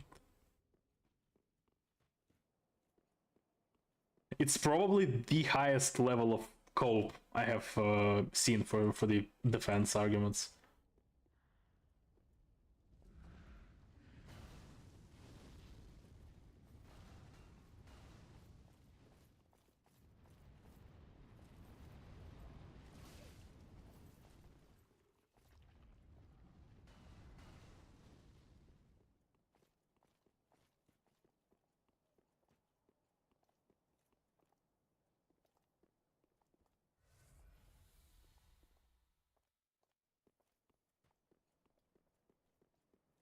I forgot where to go. Huh. Oh, right. The down from the bonfire. Been a while.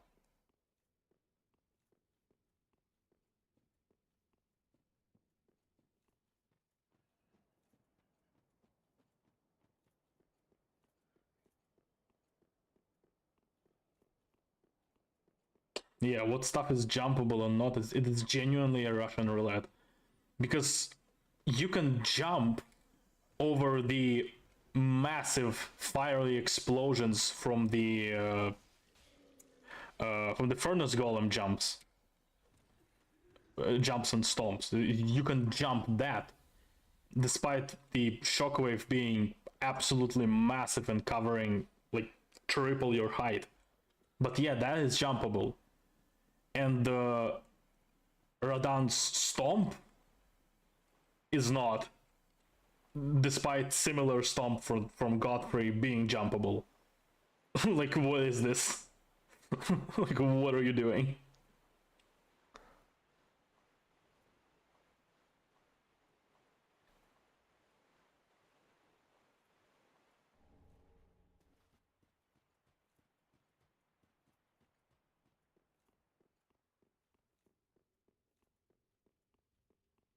No, don't be sorry, it's fine.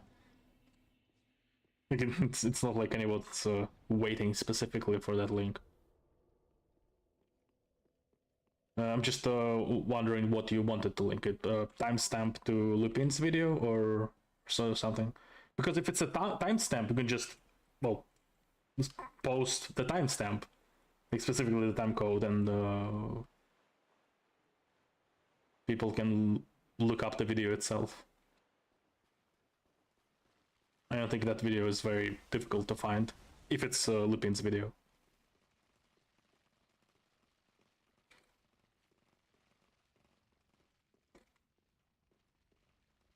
Soup.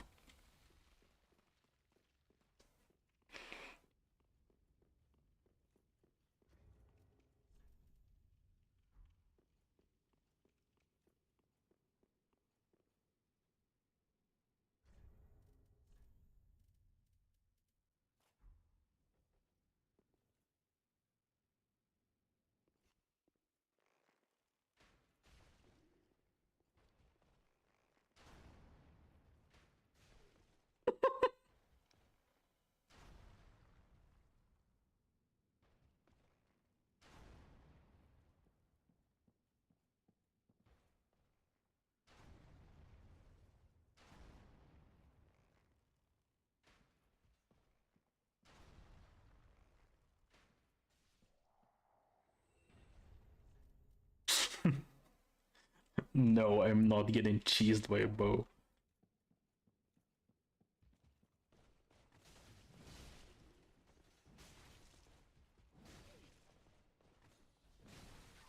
Ow.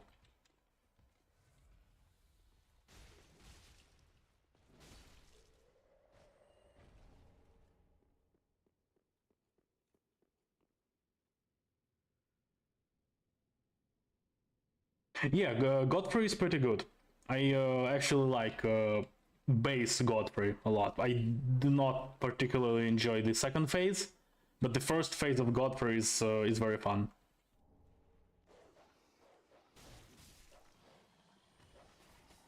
First phase of Godfrey is probably my second favorite fight in Elden Ring, right before Morgott.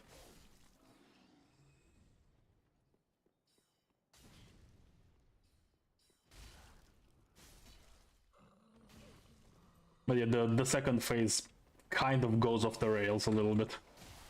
Ow! The double dogs.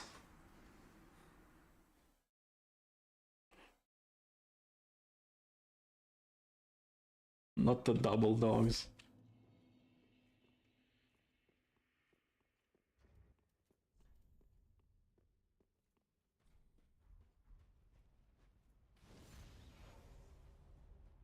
At least the damage output from enemies on NG+2 in Dark Souls feels like basic damage output of Elden Ring.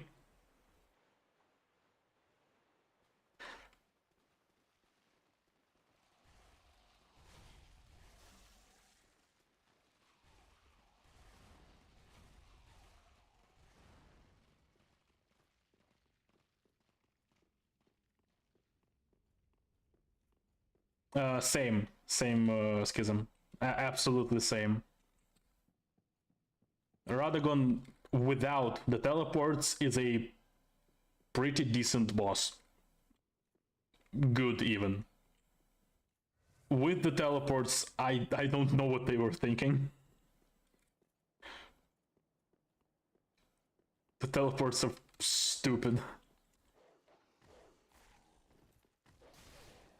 Like, those teleports either need to take longer to start up, or they need to take longer to spawn the damage hitbox, or the damage hitbox just generally needs to not be there.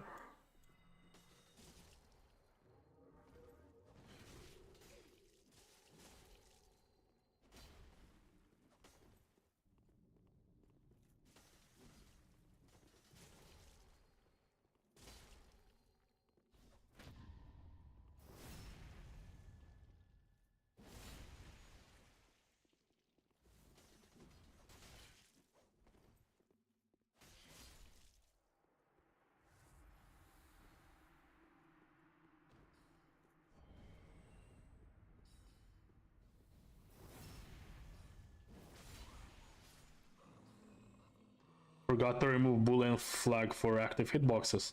Well, why are the active hitboxes there in the first place? That should be the question. Initially, someone thought it was a good idea.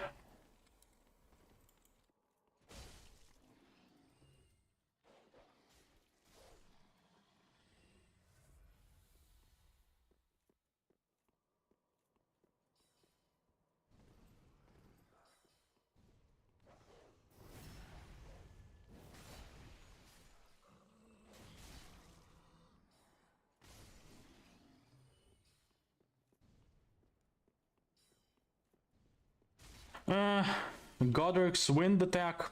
No, Godric's wind attack is I don't think is particularly bad. Like the startup is readable enough to the point I can accept it. It is still fast, but Godric's recovery animations generally are pretty long, so you have enough time to attack him and get ready in case he does his Stormcaller thing. You have enough time for that. The hitbox is there to just get you off the boss, so you don't just spam him. Like, that is a fine thing in concept. Maybe Godric's maybe that attack could stand to be a little bit slower. That I can probably agree on. It probably should be a little slower.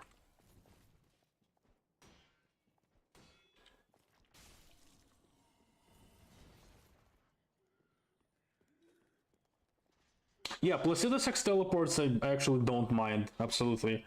They have very much enough time, they give enough time to you to react to the actual attack.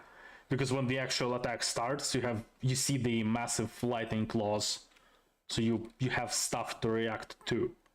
It's not a teleport itself.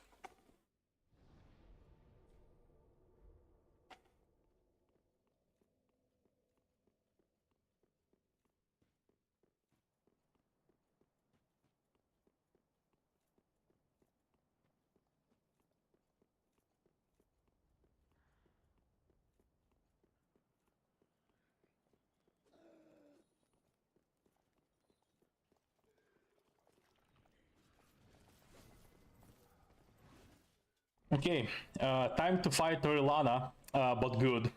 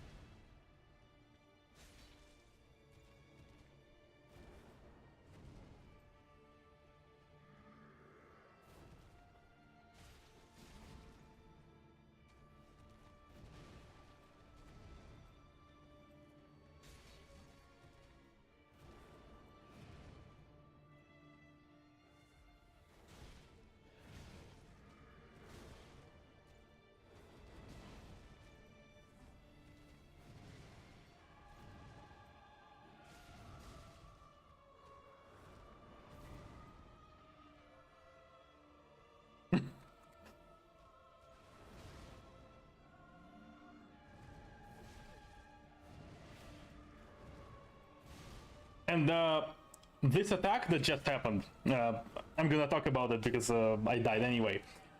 This attack that just happened with Pontiff, his big combo. Did you know that Radan has the combo with the same timing? It is nearly the same timing. I haven't counted the frames, but it feels almost identical. The combo, particularly that also appears on the weapons you get from Radan, like the promised consort weapon skill. Like, it has the same timing as this combo of Pontiff. When I first saw that combo of Radan, like, I obviously got murdered by it. But the next time, I dodged it almost perfectly, and I didn't understand why I dodged it perfectly. And then much later, I was watching, I'm not sure how you pronounce it, Gino Makino, the Challenge Runner stream, when he was playing against Radan, and kind of the same thing happened to him. He also dodged that combo, and he didn't understand why, but he said that it feels familiar. And the next time it happened, he recognized it as Pontiff combo. It's kind of... I'm not sure how to feel about that, honestly.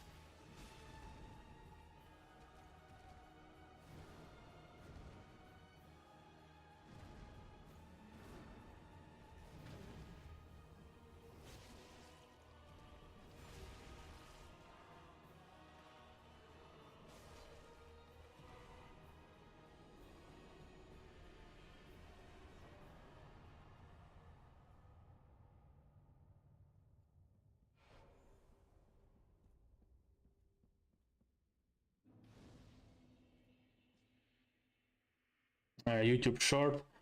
You could try posting just the video code itself. I'm sure people will figure it out what to do with it.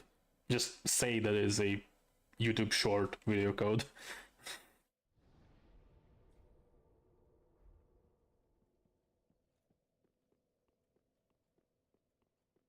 I haven't played DS2, so I don't know what Dark Lurker is. I know about Fume Knight. I've seen him.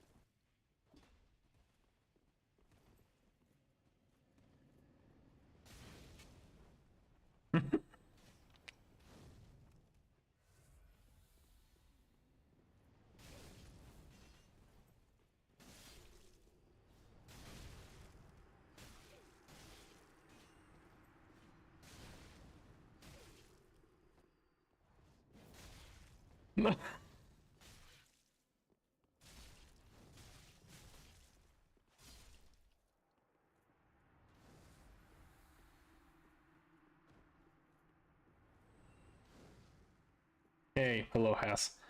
Yeah, I'm doing fine. Just decided to do like a chill stream, essentially. Just playing the game I like, chatting with my audience. But yeah, I'm not sure how exactly to call it except a palate cleanser, because I thoroughly did not enjoy Elden Ring DLC. I thought it was awful.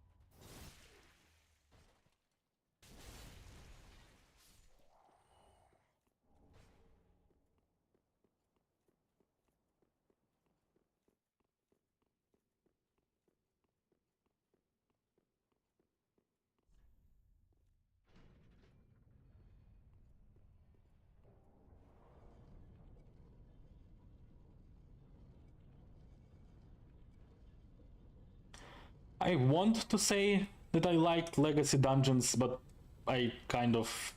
I didn't particularly like them, I didn't particularly hate them, let's put it this way. Shadowkeep was almost good, except for the part that to reach like sections of it, you needed to go around half of the map through entirely different area to access it, despite that section being like 5 meters from the accessible section. It was very weird.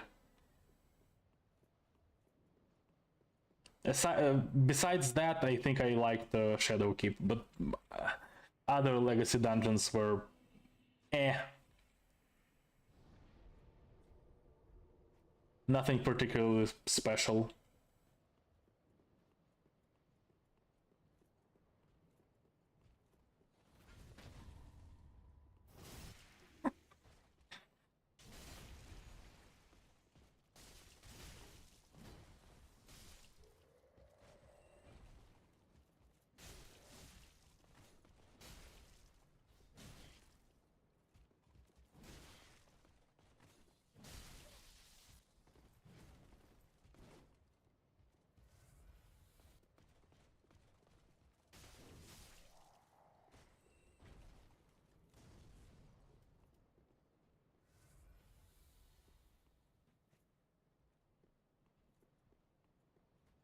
Too easy.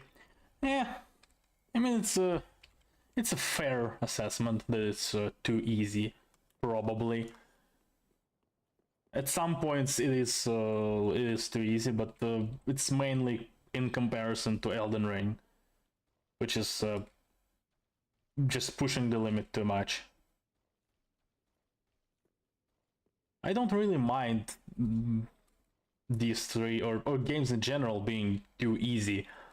I care more about them being well designed.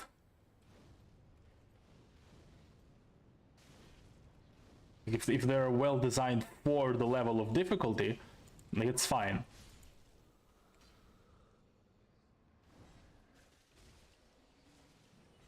Like Elden Ring being difficult, without summons, that is. Elden Ring being difficult is not really a problem either. It's just how the level of difficulty is achieved is the problem. Hey, an invader. Let's go up here, invader.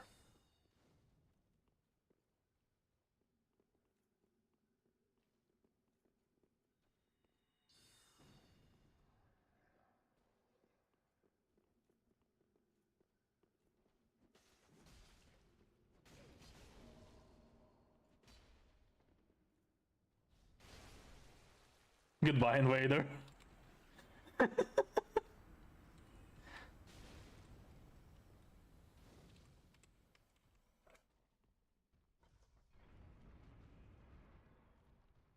On average, yeah, DS3 does have less jank. That is true.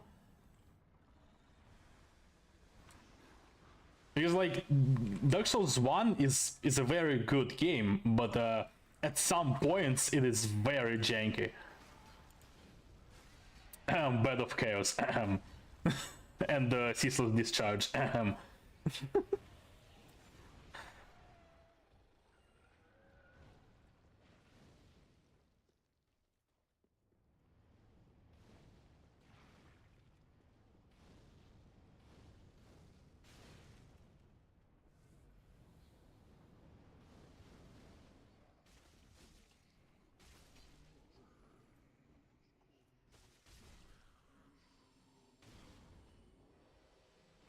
I think pretty much the only place where the level of difficulty is genuinely too much is final boss of the Elden Ring DLC. Like, that is specifically level of difficulty that is just simply too much. On top of the how that difficulty is achieved being absolute garbage.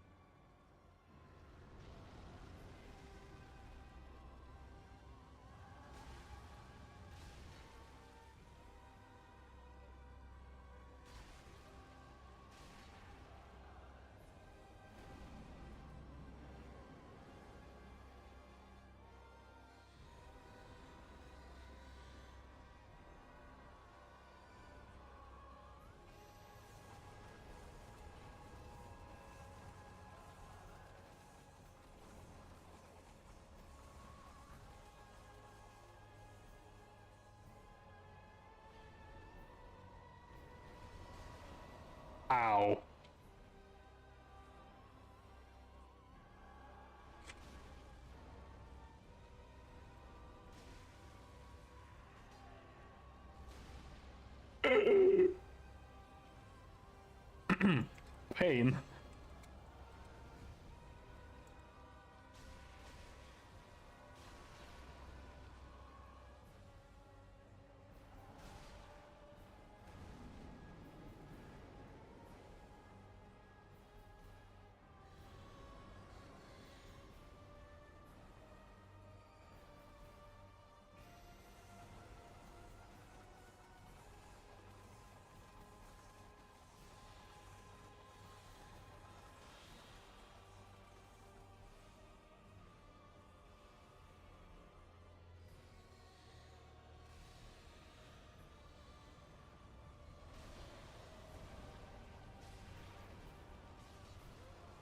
Goodbye, Aldrich.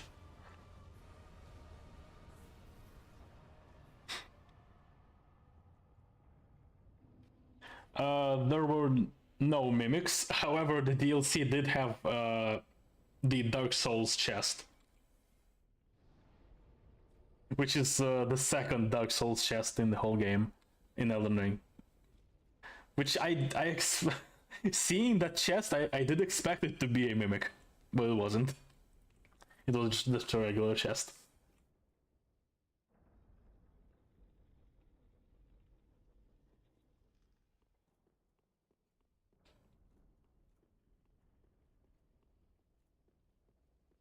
Why am I going here?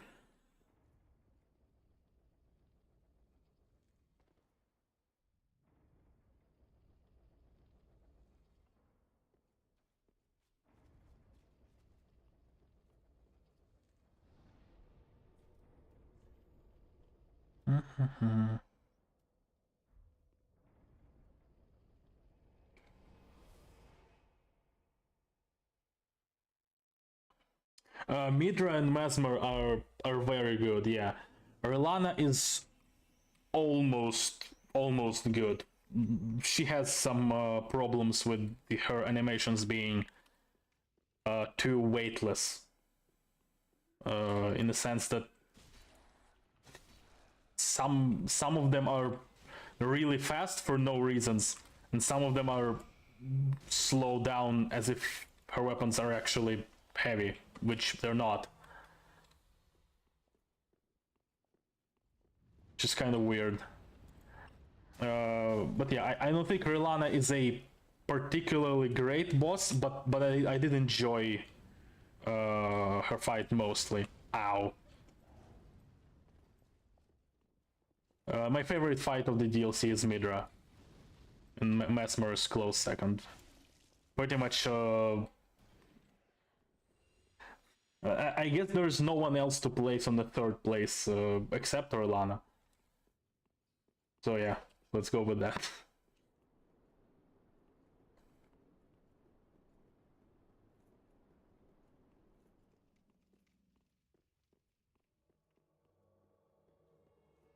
Yeah, being too weak or too strong for some areas. Yeah. Imagine doing a minimal amount of exploration and then completely annihilating Morgott, one of the best bosses in DLC or in the game.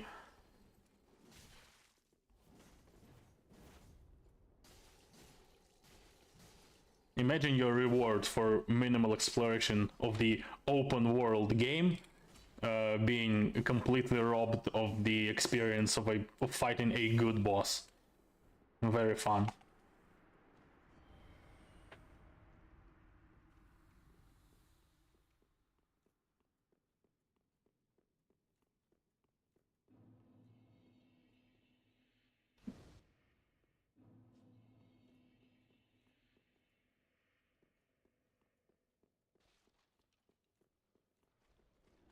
Like essentially, when I fought Morgott first, I switched my weapon to I think it was unupgraded halberd, because halfway through his health bar I realized that wait, his moveset is actually kind of fun.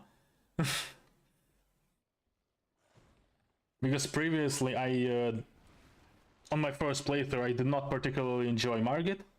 I did come around since then, but yeah, on the first playthrough I didn't really enjoy Margit, so seeing Morgott again I was not particularly thrilled. But seeing the little changes in his moveset compared to Morgott, he's actually really fun. Because the thing that Morgott gets criticized often is that his attacks are basically he is the delayed attack meme of Elden Ring, right? But he's really not. Like the problem with Morgott, it's not really a problem, but the thing that people having troubles with Morgott for is that he has slow attacks and he has very, very fast dagger swipes. Like, that is what throws people off. However, Morgott in general is just straight up faster, so the contrast is not as strong, and so the disorientation is also not that strong, and he's more manageable because of it. It's a little counterintuitive, but him being faster helps.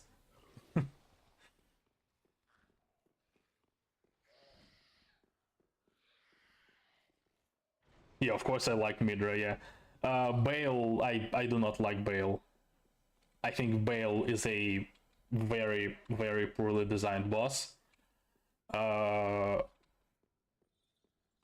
Specifically, like, he's supposed to be heavily injured because he has like one leg, and then he just jumps across half of the arena and then backsteps and swipes you with his tail as a follow-up to that motion, which is not exactly doing him favors in helping me convince me that he is injured.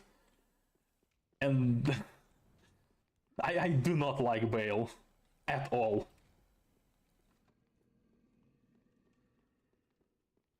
The only thing I like about Bale is Egon.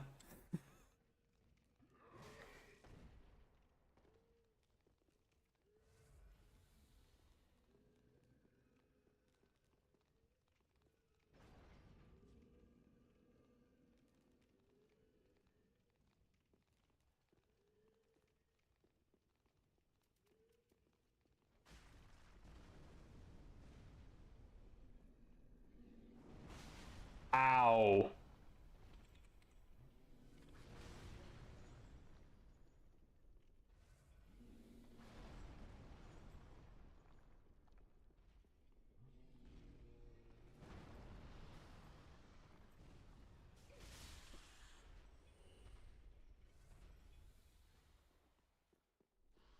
Yeah, that's a good comparison actually. It's like his animation are just sped up for no reason, yeah. It's like he was not supposed to be this fast, but he is.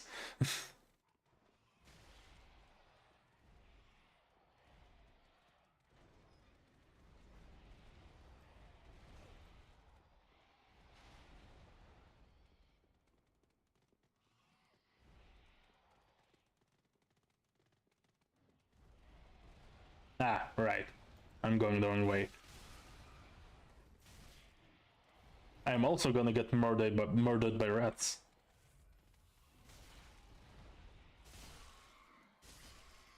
Maybe not.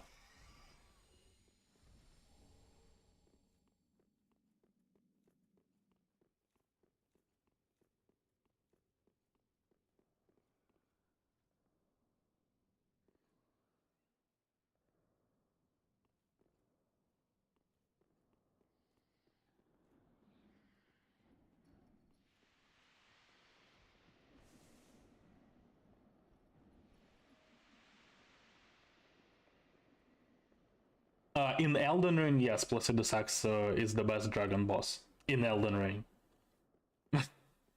Midir just clears him though.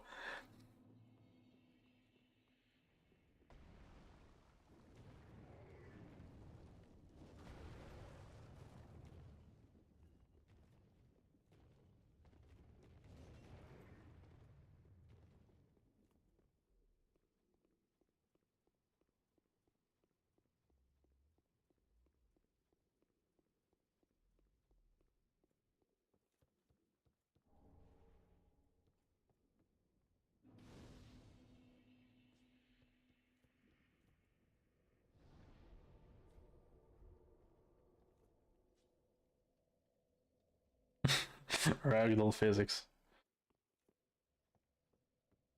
Yeah, ragdoll physics is always comedic.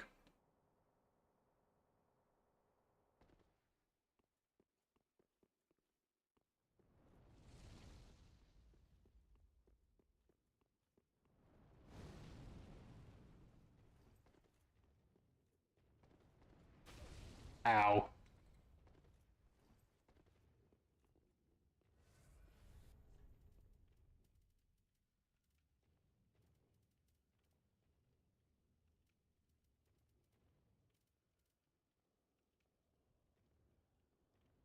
Does anyone remember if Yhorm has the Storm Ruler every new game cycle? Because I forgot to pull it out of the chest. Anyway.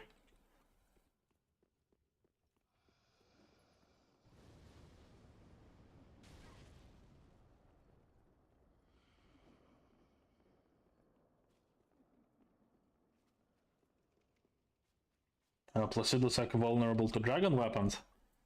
I don't know. You mean the dragon wound grease or something else?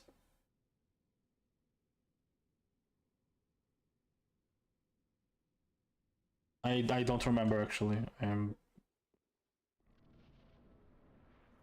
I never used those weapons, so.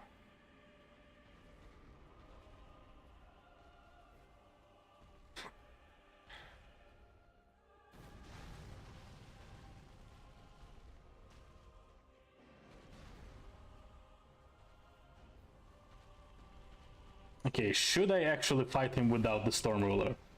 Let's see. Okay. Probably not on NG+2. Probably not on NG+2.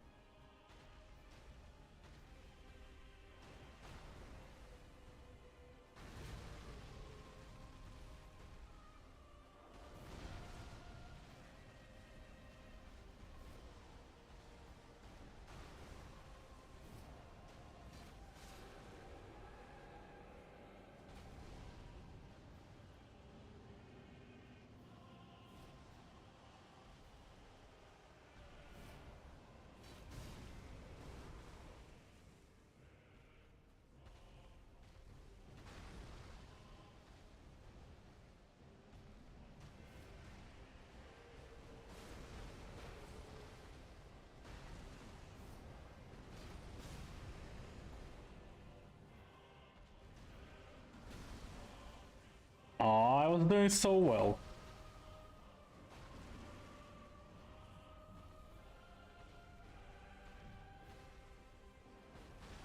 Okay, let's actually... I'll try to finish him without Storm Ruler.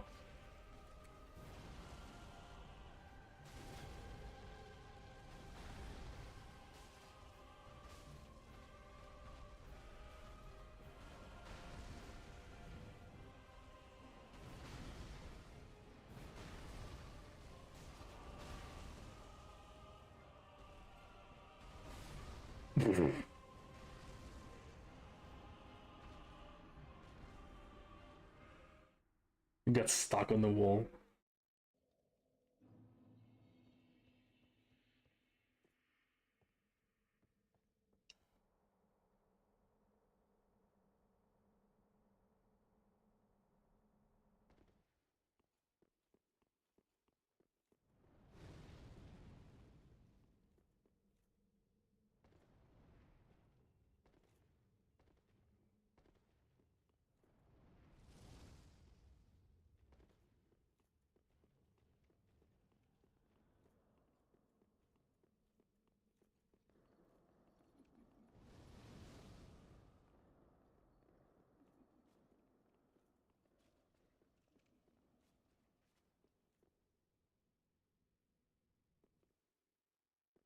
Personally don't care for semantics, delayed, fast, I just learn the timing. I mean, yeah. the attack being delayed or fast is not really the problem. The problem is how readable it is, which for Elden Ring many attacks are not really. Ow.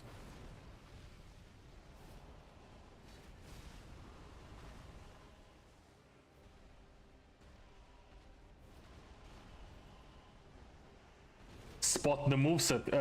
Yeah, it was very fun seeing Thrall moveset back in Elden Ring as imps.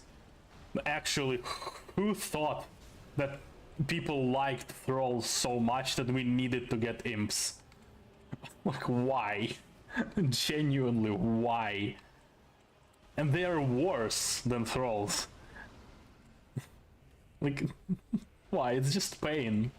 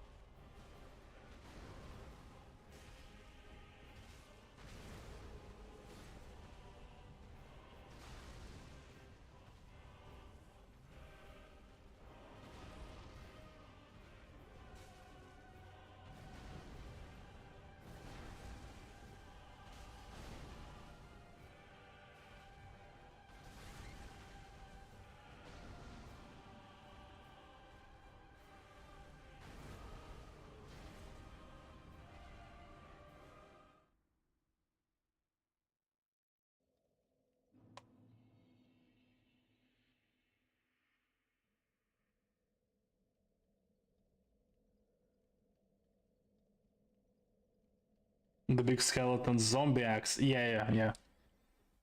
They do. They also have ridiculously high poise. Not poise in a sense that stands the health, but in terms of what you can use to stagger them, the basic stagger. Like, they are ridiculously hard to stagger. You have to use stuff that generally has knockups or knockbacks, like Kyrian Piercer and stuff like that. It's kind of stupid that those skeletons are that tanky.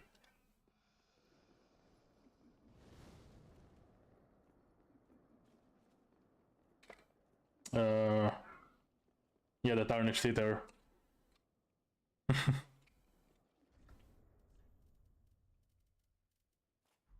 The Tarnished Eater machete. I don't remember how it's called. I think it's the butcher's knife. I think it's the butcher's knife. Yeah, it has the same animation as the butcher's knife in Dark Souls. Yeah.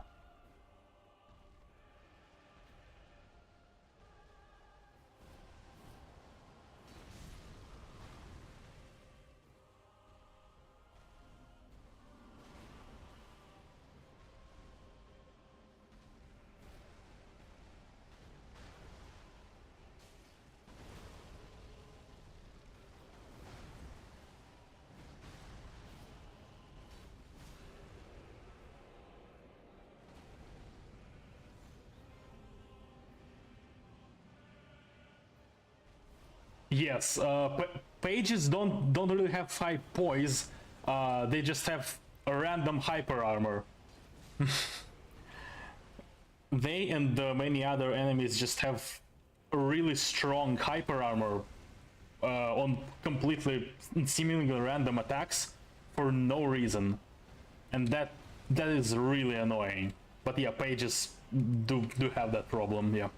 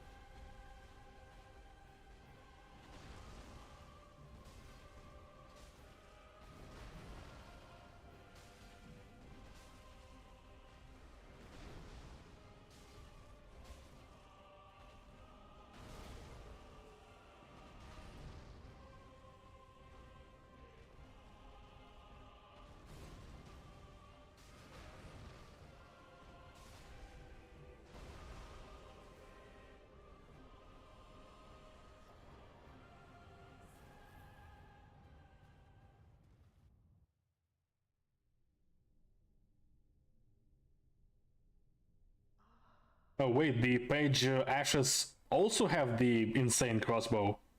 I never tried to summon him. Does he also have the triple annihilator crossbow?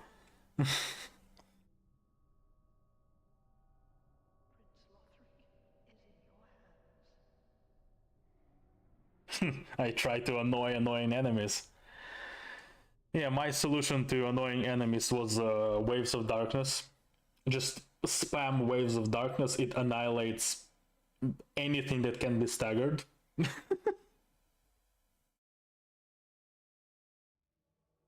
It's my room. Waves of darkness was my room cleaner. Ah, the page ashes suck. Oh, nice to know.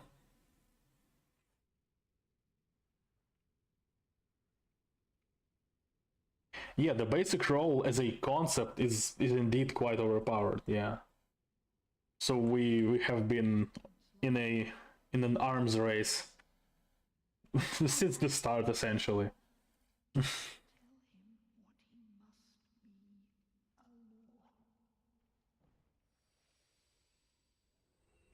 One bolt at a time.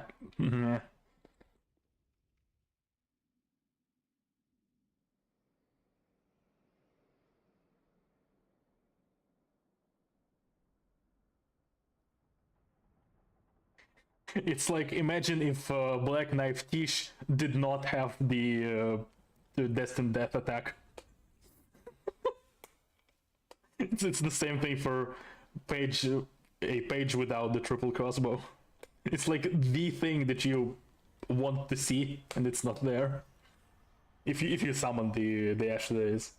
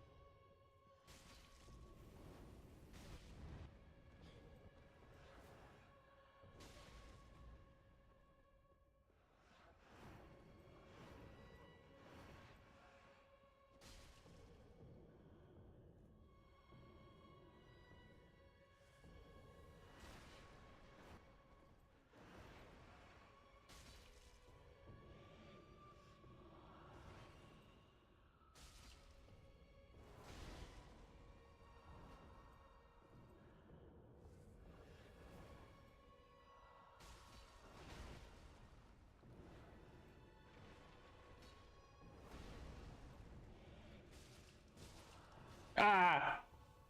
Oh no! Ah! Dancer's grab hurts really bad. Deals so much damage.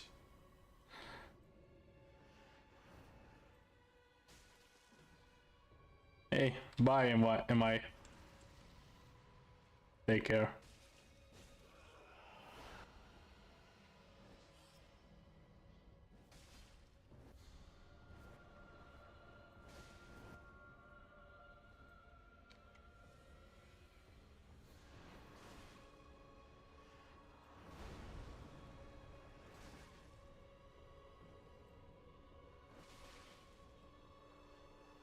Oof.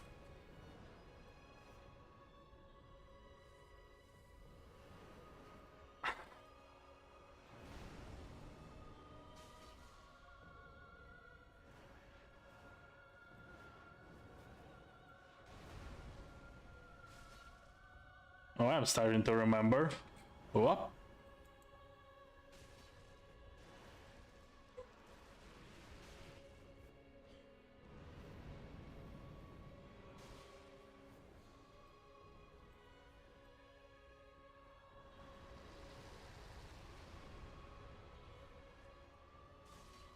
Oh, no flasks. Ah, right, because I was right after Yhorm, without resting. Oh, yeah, that makes sense. Yeah, I think I got it anyway.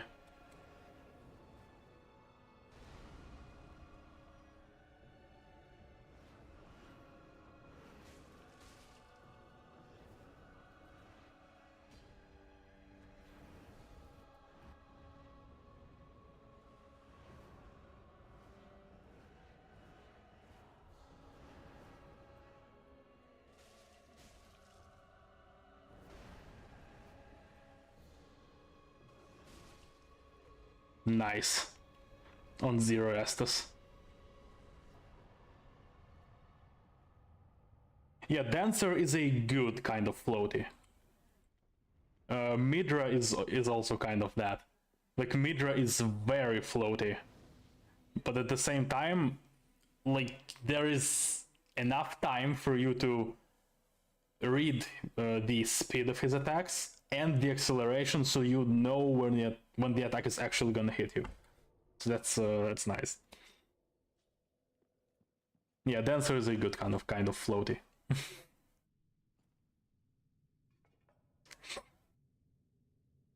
Yeah, and NG+2 in DS3 is base ER. Kind of, in terms of damage output, yeah, kind of.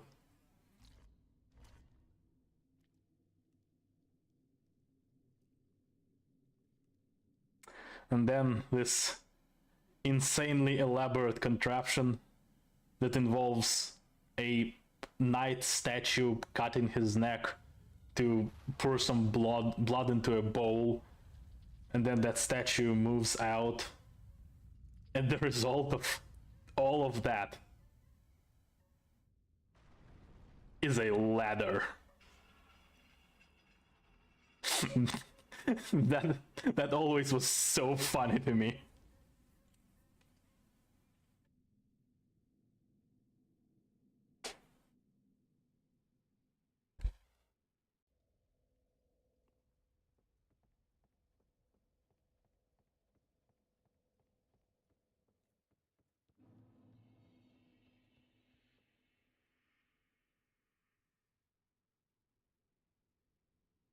Is there any remembrance boss in ER that is straight up bad? It's a decent number of them.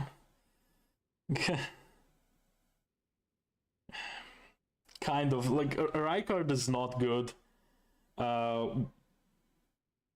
Fortisax is AIDS. Fortisax is very much not great. Yeah, Elden Beast is obviously bad. Yeah, I'm kind of blanking out on which bosses have remembrances or not. Like, obviously all the shard bearers, but Moog, I don't know if I would say Moog is straight up bad, but he's not good. Like, Malenia is not good, but yeah, Malenia does not really earn like the straight up bad title. She just has a lot of problems, but she's not straight up bad. I would say the DLC was kind of more on the straight up bad remembrances. Why the hell does Gaius has a remembrance? Why the hell does Gaius have a remembrance but doesn't have a unique music? Like, what is this? What do you mean? Yeah, 46 is a remembrance boss, yeah.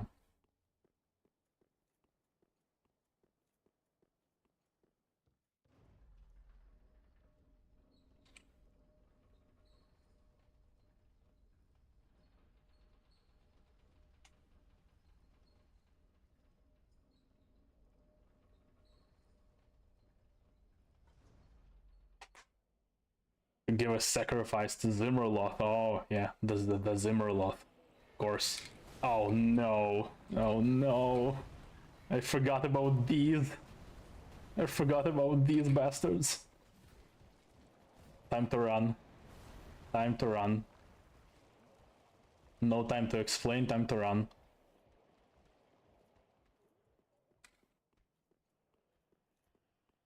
Yeah, when I say Moog, I mostly mean the phase 2, where he just pisses on the floor everywhere.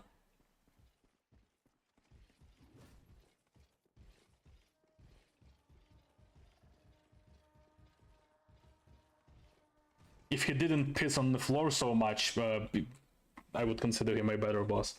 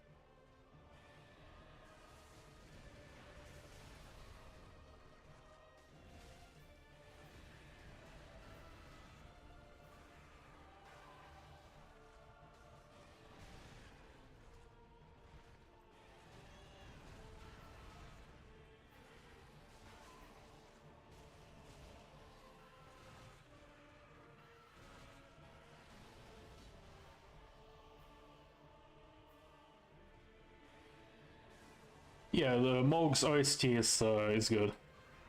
Mog's OST is pretty fun.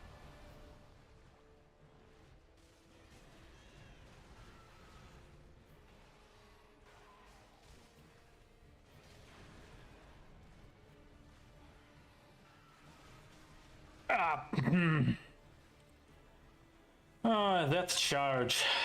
That Osiris's charge. The instant charge, yeah. It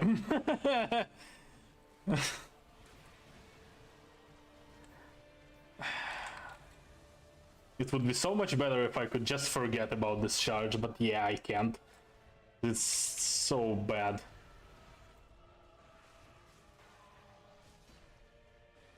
So if you don't know, this charge that Osiris has, it has 0 wind-up frames. It actually just starts on frame 1, and you cannot react to it. Like, I don't know what they were thinking with this one.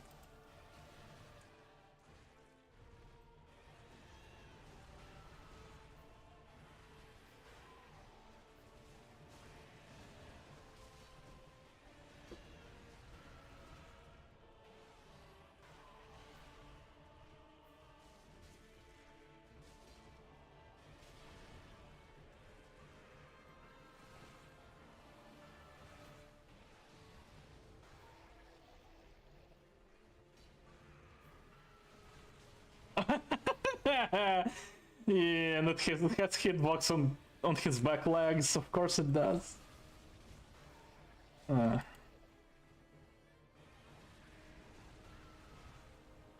This charge is a certified what were they thinking move.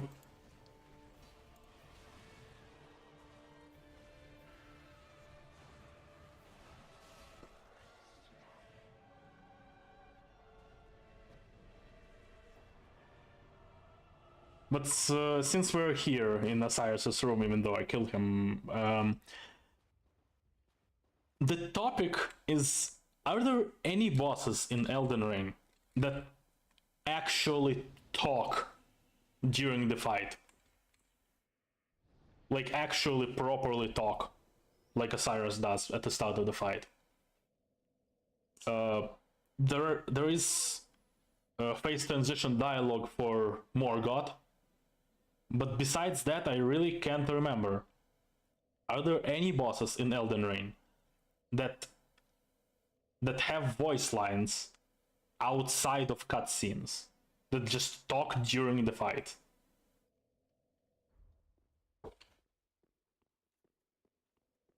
Because I really don't remember anyone besides Morgott. Besides Margit and Morgott, yeah, thou out of passing skill, and the throne stayed by my curse. Yeah, but those are face transitions. Outside of cutscenes, but yeah, those are face transitions. But besides those two, well, two, Margit and Morgott is the same thing, so one. But besides Margit and Morgott, are there any other bosses that talk?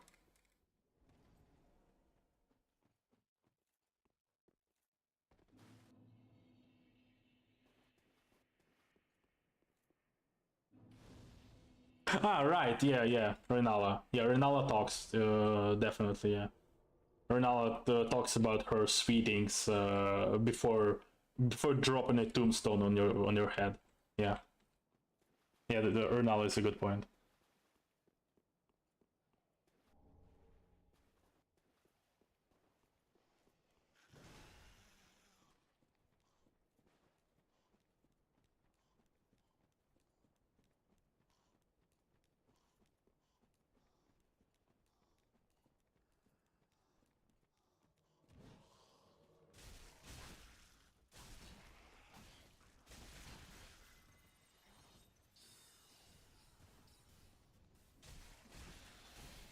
Ow!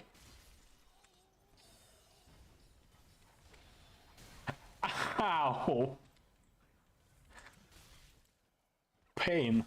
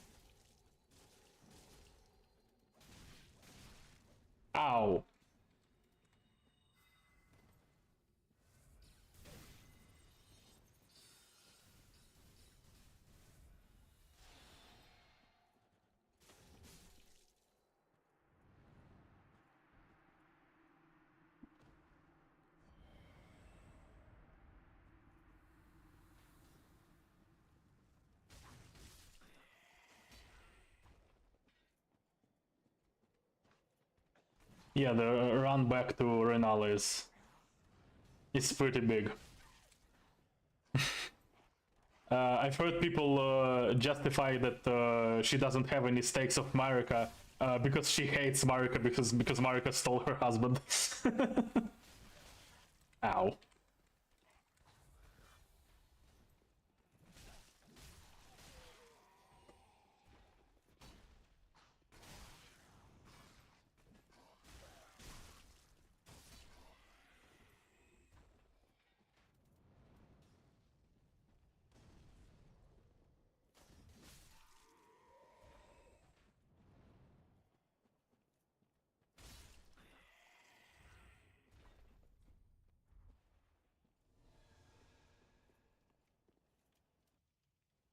Okay, time for a rematch. Imagine fighting Gundyr in his prime. Imagine fighting Gundyr in his prime.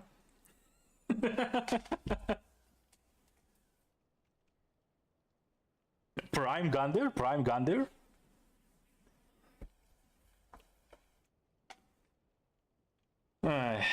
Anyway.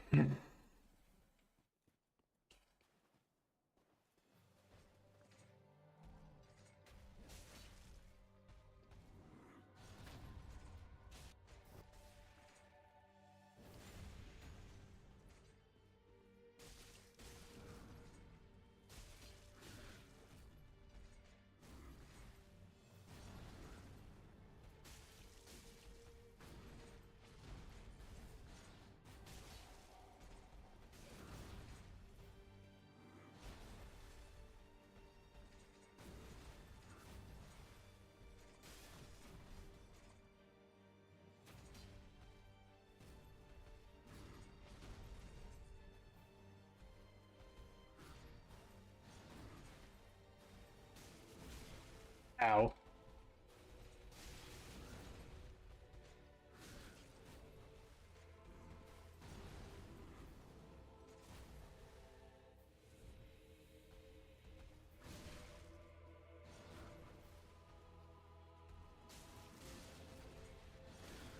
Ah!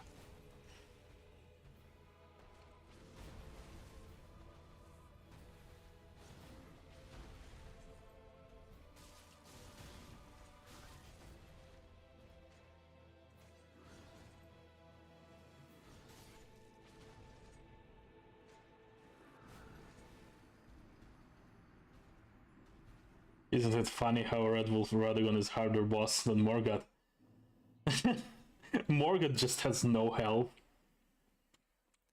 Like the better comparison is not the Red Wolf of Radagon. The better comparison is the Draconic Sentinel that stands outside of Landale. So you are guaranteed to fight Draconic Tree Sentinel before Morgott. And Draconic Sentinel deals like twice the amount of damage and is much more tanky. Like, why? Why does Morgott have no health? Can he have some health, please?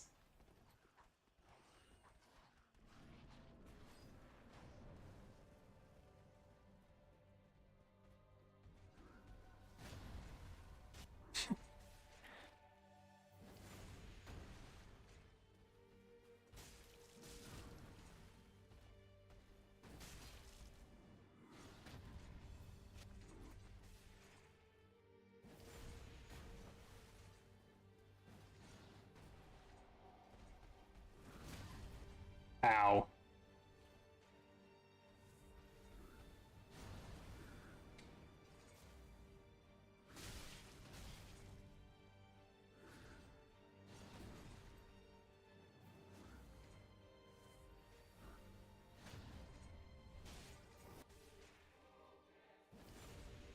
Goodbye, normal guy.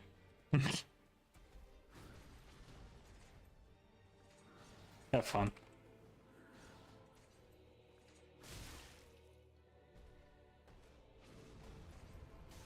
It was nice seeing you here.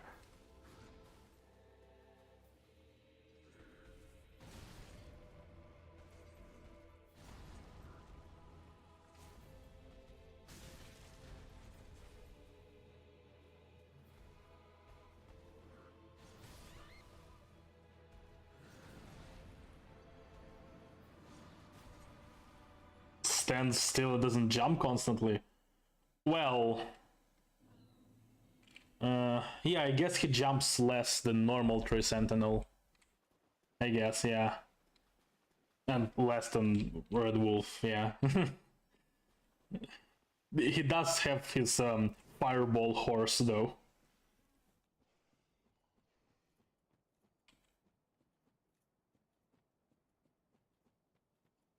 The flamethrower horse is definitely one of the designs of all time.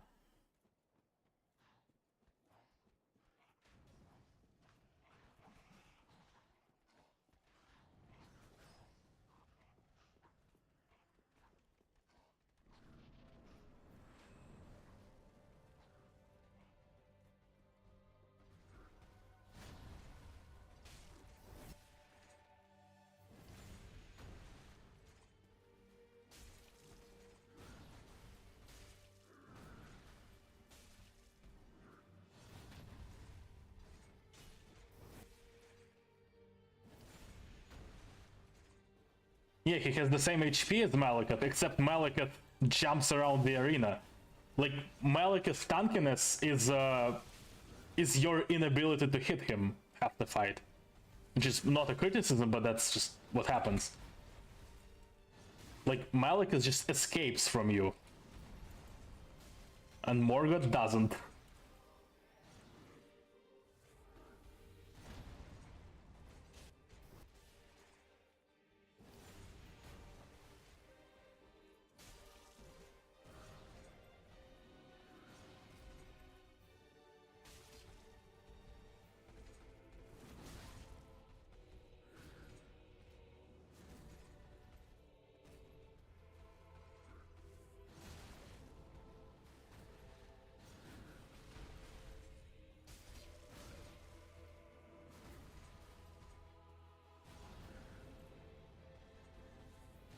God damn it.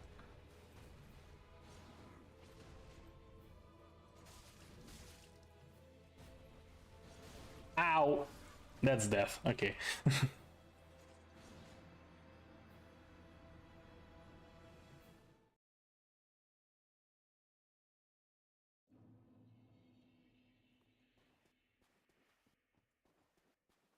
Third of Millennia's Hell.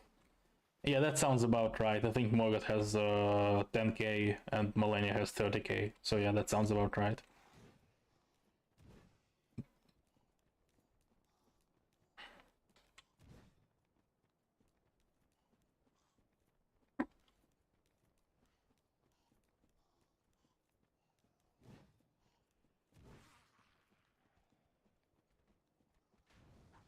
Giga Shotgun there, yeah. His second phase is he just tries harder. So like everyone else does some crazy magic power up and he just tries harder.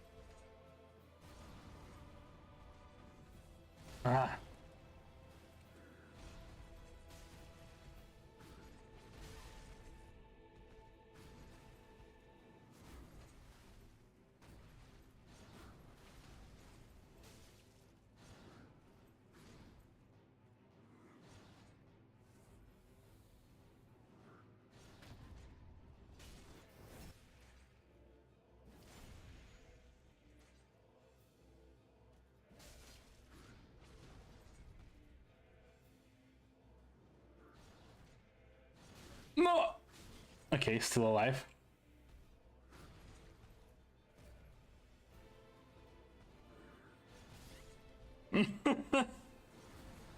Well, he went for the parry.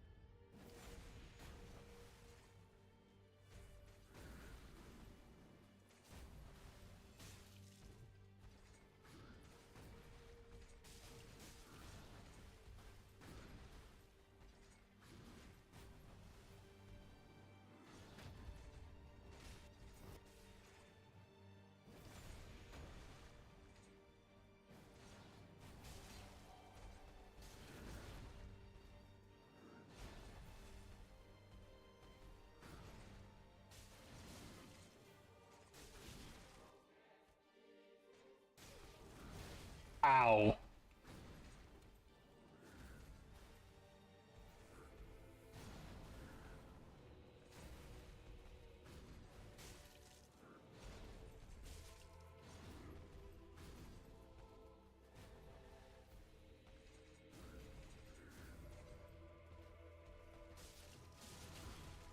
No.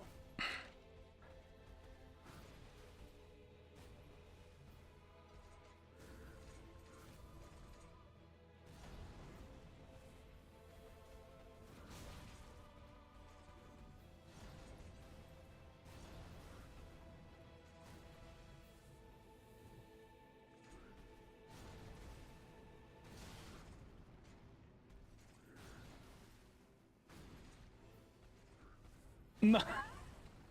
I'm getting slaughtered.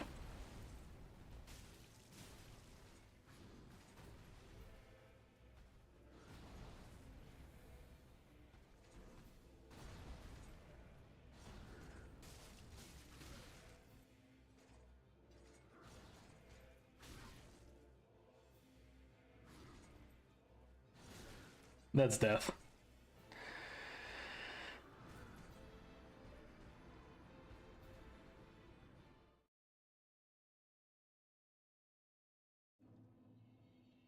Hmm.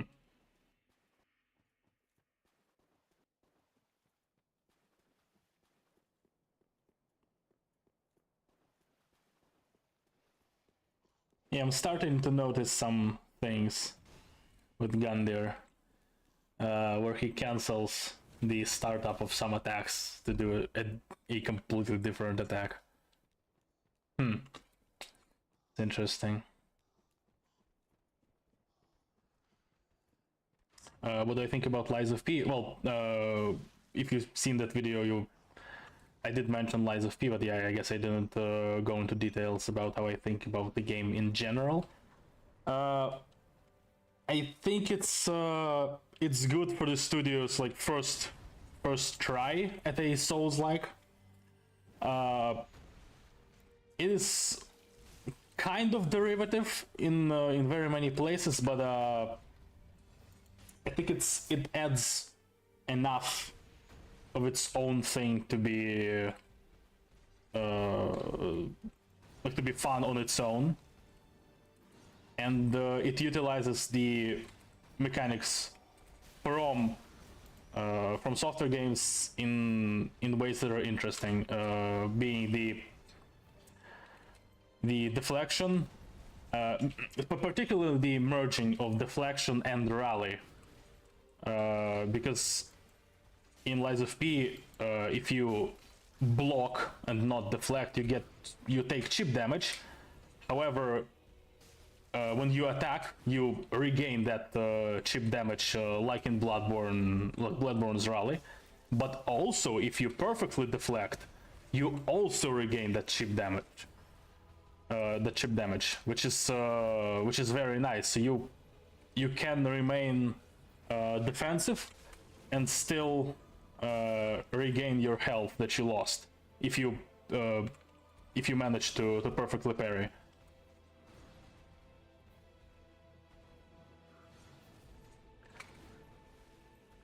Lies of P had generally some problem with bosses and the readability of the animations. So much the same problem that Elden Ring, with the attacks being not really readable. I don't know if it's to the same degree or worse. It's more of a problem that the puppet enemies generally have the excuse for why their animations are so jittery, I guess you could call them. However, the most jittery animations belong to human enemies in Lies of P, which is really confusing. And the NPC fights in Lies of P are kind of as cancer as FromSoft NPC fights. So yeah, not much improvement on that front. Like, let's put it this way. I think that Lies of P is a game that is worth playing, definitely. And it is a good first attempt into this genre by the studio. But it can have some improvements.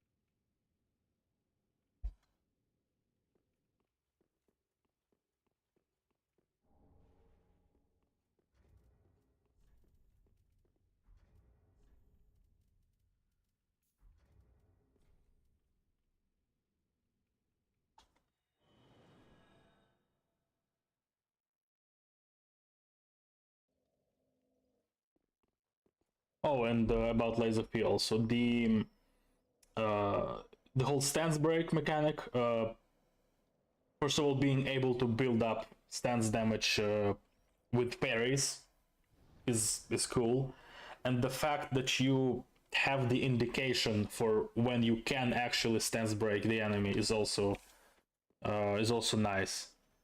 But then the game also has some enemies that bosses that kind of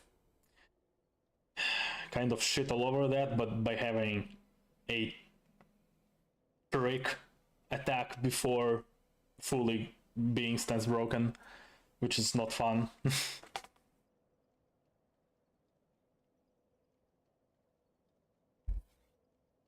Yeah, Nameless Puppet was cool. I really liked Nameless Puppet. I really liked King of Puppets. Both phases, they're completely different, but I liked both phases.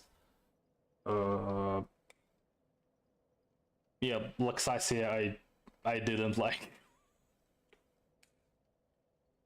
Luxasia was not a well-designed fight. The first phase is kind of tolerable.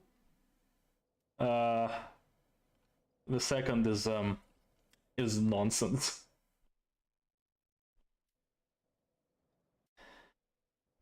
So where was I? Right, the Lothric Castle.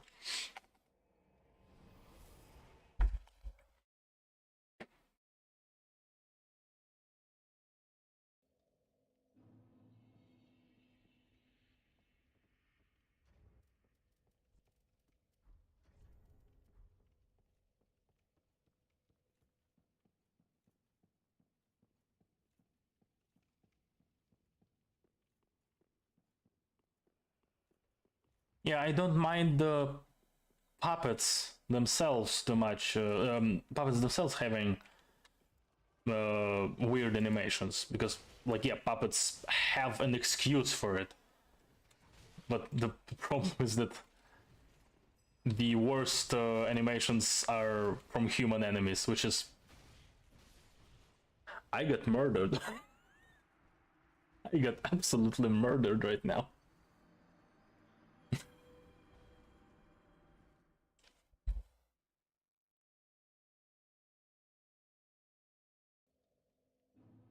Yeah, Black Rabbit is the worst example of that. It's probably one of the worst subversions you can possibly have, because you're being baited to do the critical attack, because, well, you have to. It's a critical attack, right? The boss isn't gonna wait for you all day.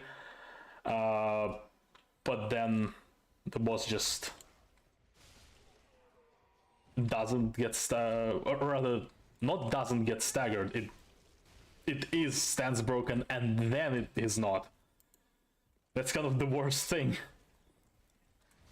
The game shows you the boss being stands broken, and then the boss breaks out of it before doing an attack and then falling back into it. It's like the worst possible combination, especially with the fact that it's the user interface lying to you. Like, that is just awful.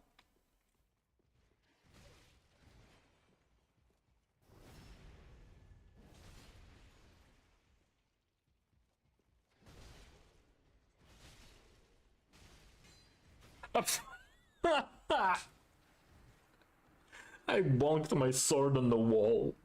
Oh no.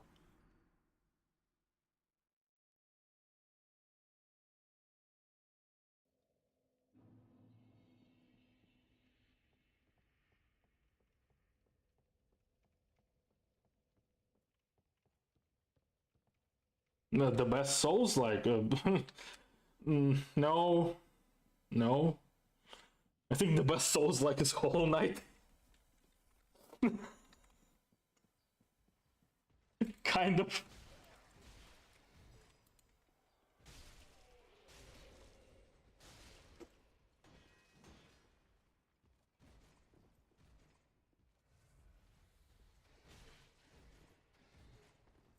Like, Lies of P is decent, maybe even kind of good, but it's not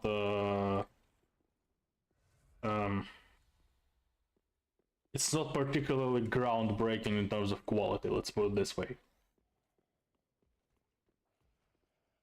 Like, I like what they did with mechanics, but it's the enemy and boss design can still be better.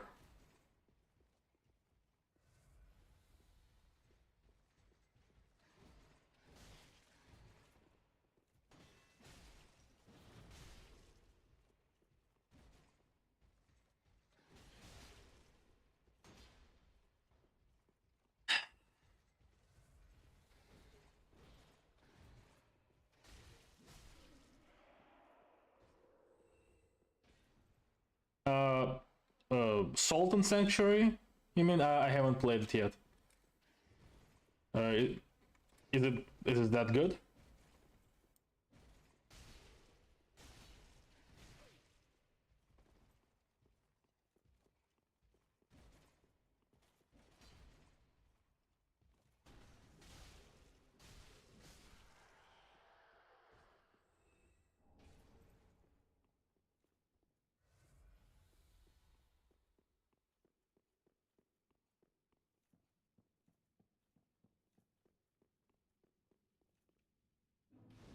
I've heard of Salt and Sanctuary, but I haven't played it yet.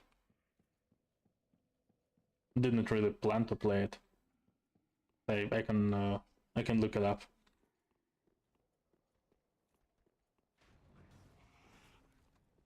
More of a classic. So, more of a classic in terms of this closer to DS1 or what? Ow. Ow!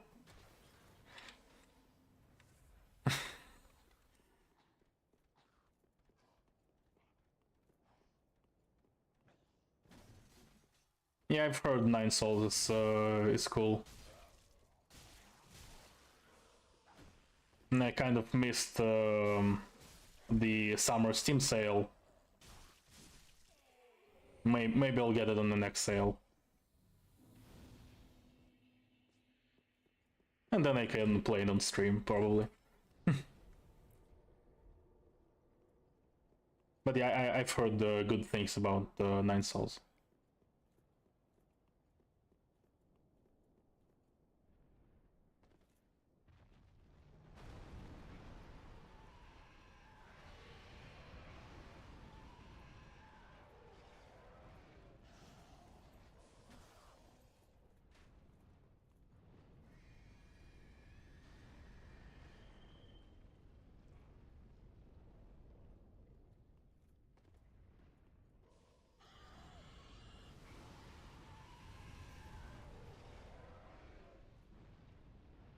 Lunacid? I've never heard about that one. It's the first time I'm hearing about that game.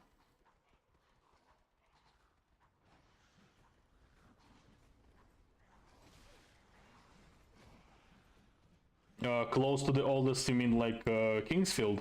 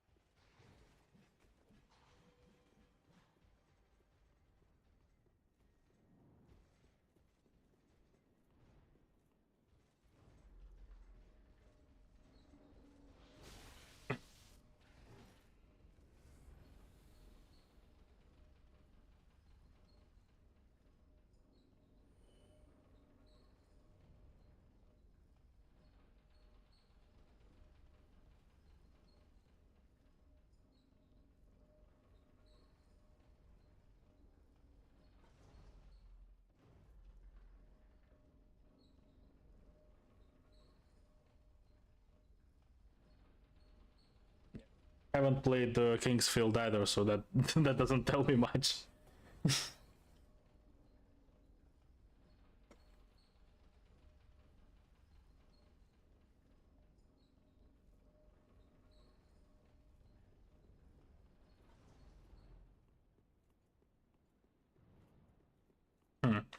Horror ARPG.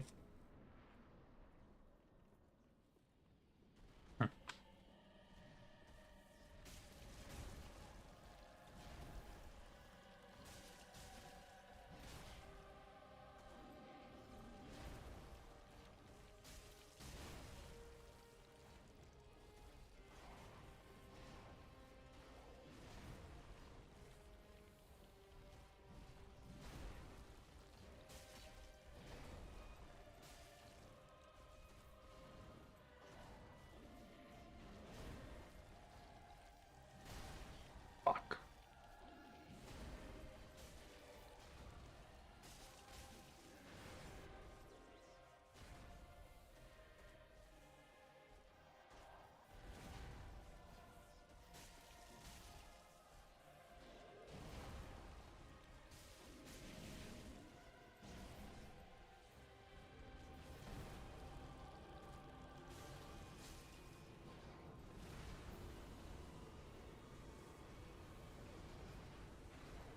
It's raining meatballs.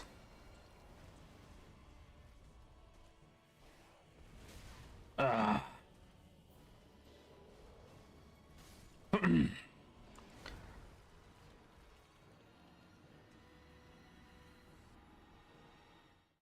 Never liked Dragon Slayer armor.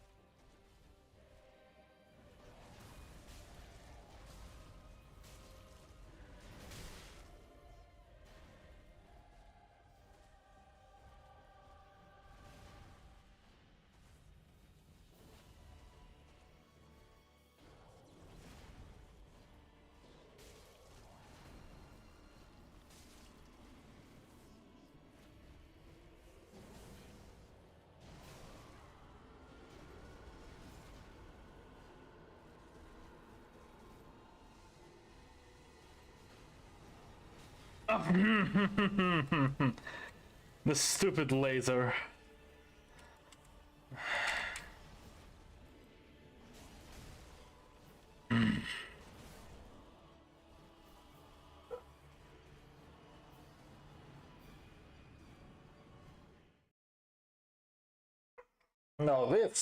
No, this feels like an Elden Ring fight.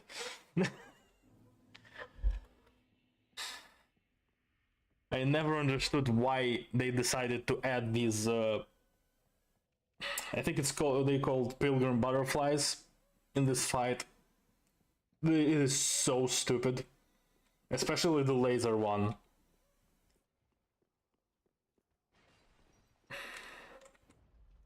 The laser one is just insane.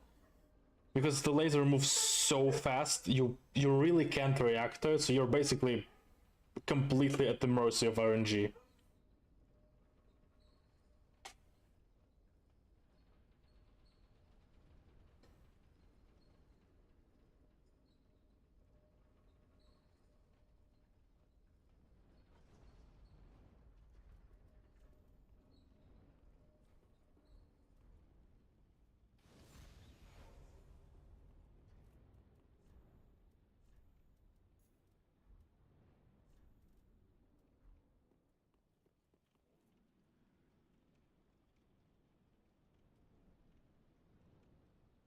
Yeah, that's what I did. I just sent the elevator back.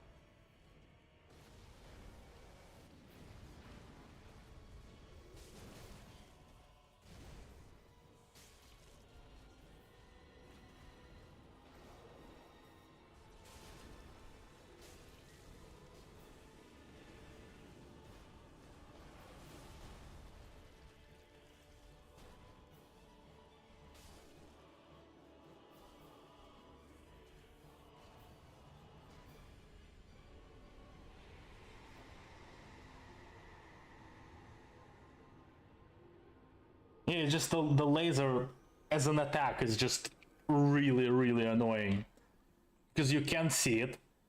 The laser itself deals damage, and then you have the delayed explosion, which From Software seems to like so much that they just keep adding this exact attack, the laser that leaves delayed explosion on the ground. Why do they like it so much?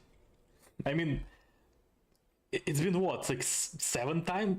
I think it's been at least 5 times, definitely. Because the first one I remember was Amygdala. Then we have this one, the Pilgrim Butterfly.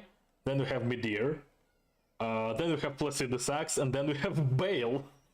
Again, the laser that leaves delayed explosion on the ground. They just keep doing that. They can't help themselves. Why?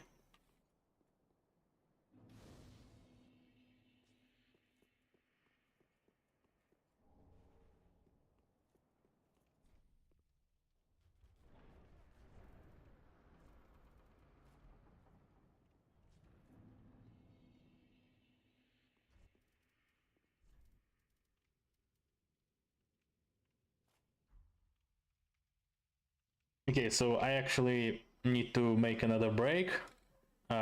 So before I do, we're gonna do a funny. Okay, be right back.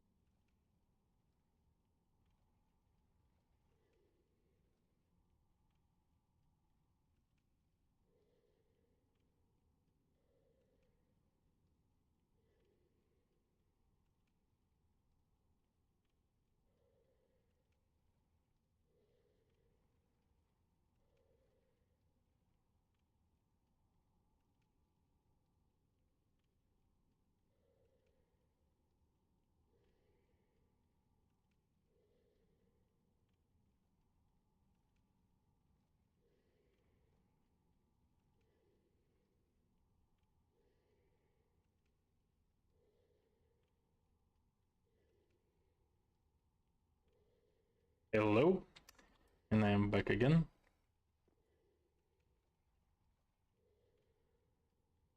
So, did I miss anything in chat? Yeah, the swamps. Yeah.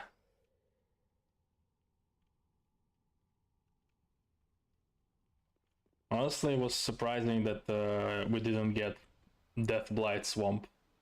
It was kind of the thing that everyone was expecting. I think everyone was expecting the Abyssal Woods to be Death Blight Swamp when we saw it in the trailer.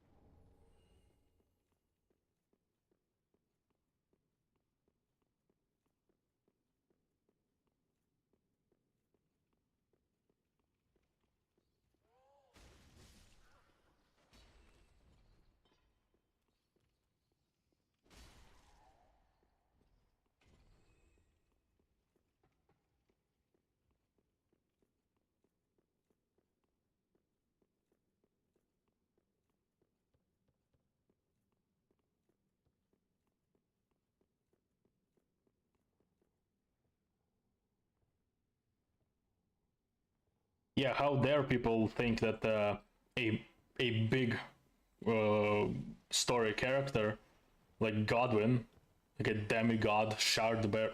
Oh, I don't know if he was a shard bearer. Anyway, a demigod was going to be a part of a DLC storyline. How dare people think that?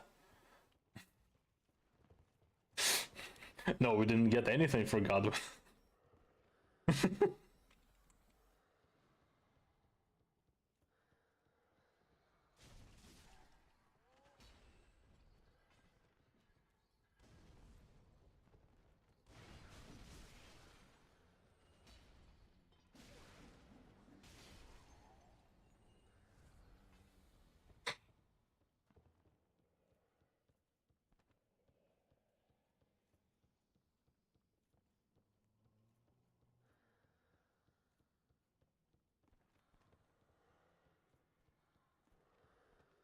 Yeah, the swamps are just boring, that is true.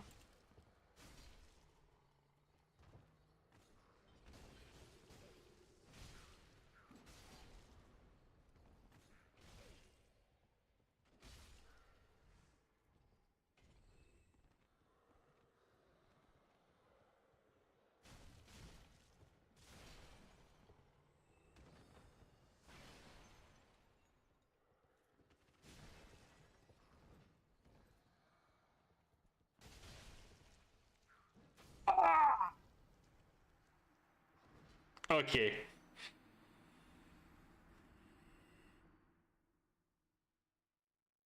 I get hit by the combo of this area.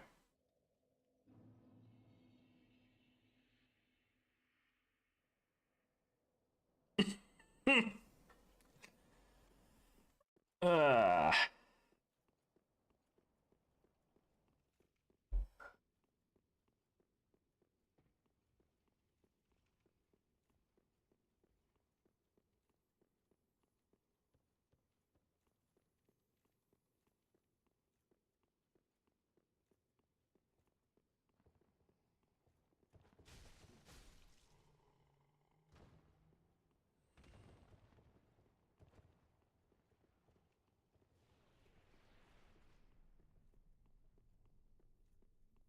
I don't remember how Halflight 2 did swamps.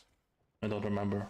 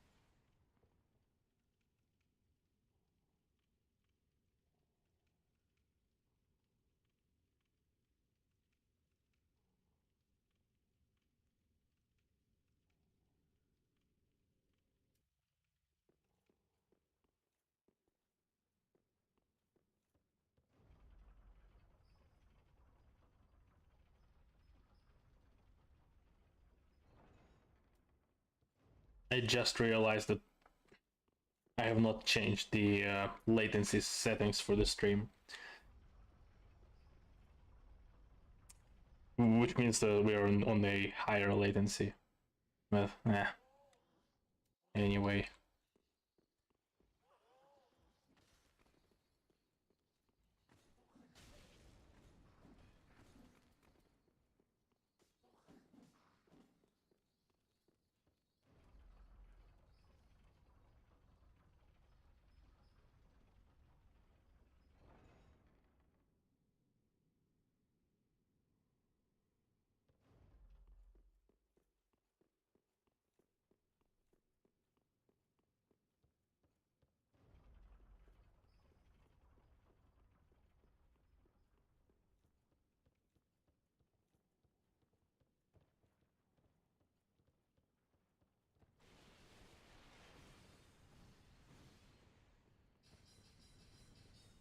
Moving object with gravity gun.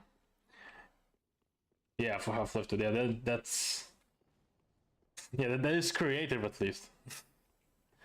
That is definitely creative as opposed to Poison Swamps from Software, yeah.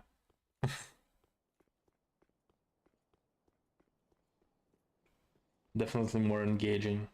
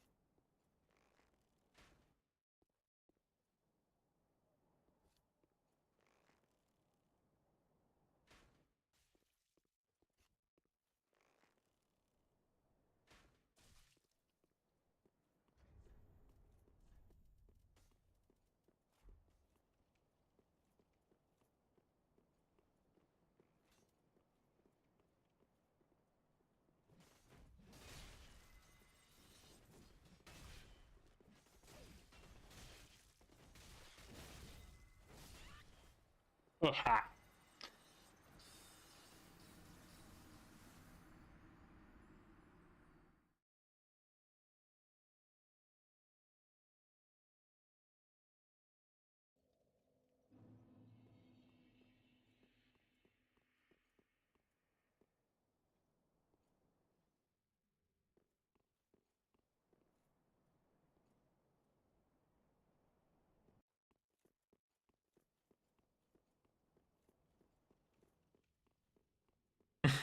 Elden Ring experience. The NPC gang?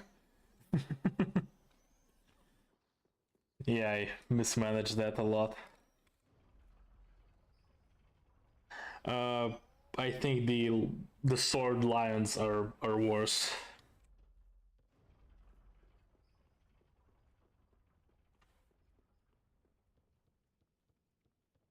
I forgot to set up. I forgot to kick a ladder. God damn it. Invasion experience. Really don't understand why they made it so there's only 4-player limit in Elden Ring. It doesn't really make sense to me.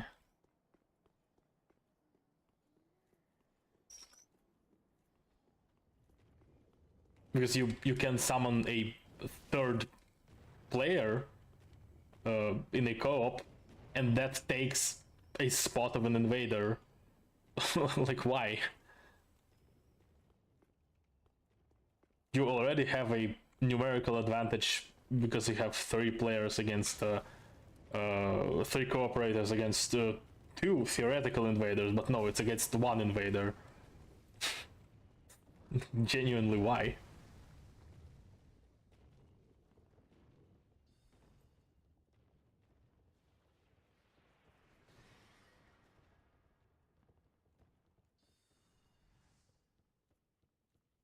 Why animals have raw catches? The tracking specifically. The tracking for animals is the bloody golden hippo. The golden hippo is actually insane. Like, he has an attack when he like gets on his back legs and charges up an attack, right? From that position, he should not be able to see you, to track you, right? Logically, he doesn't see you.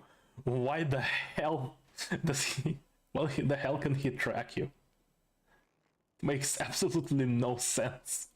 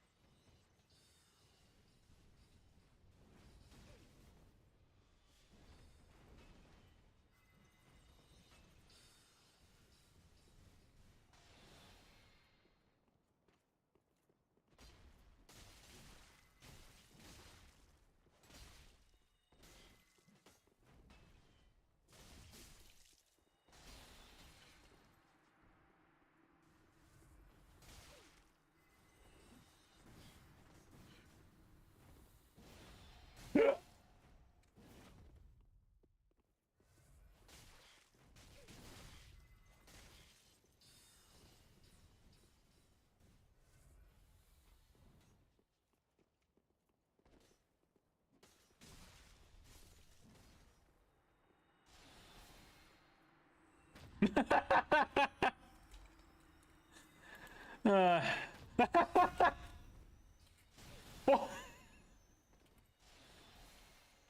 the parry master every goddamn time.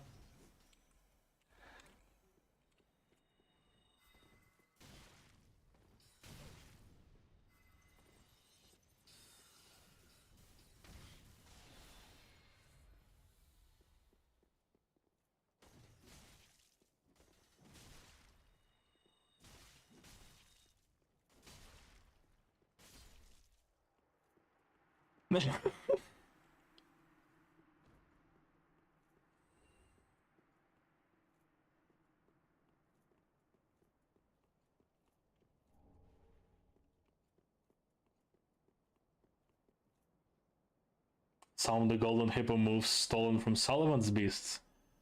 Ah. Some of them probably with some adjustments. I can kind of see that.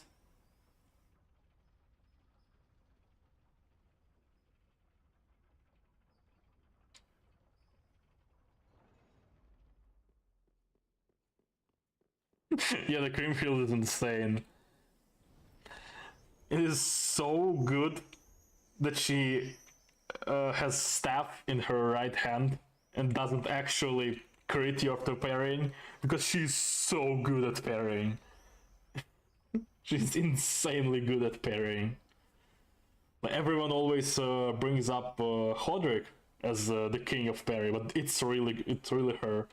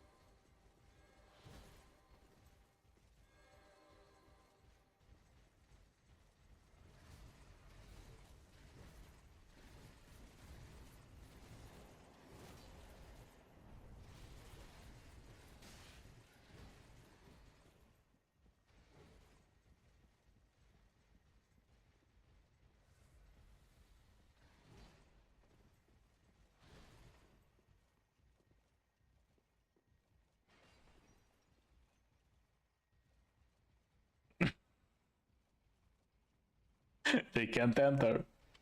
But they can damage. Okay. Yeah, the enemies that specifically turn while in the air, that is something else, yeah. I think Godfrey tracks you in the air as well.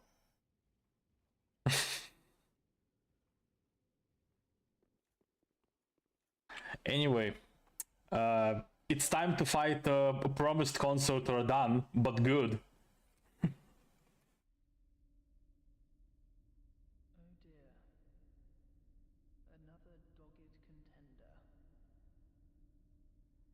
Welcome, unkindled one, purloiner of cinders. Mind you, the mantle of Lord interests me none. The fire-linking curse, the legacy of lords, let it all fade into nothing. You've done quite enough. Now have your rest.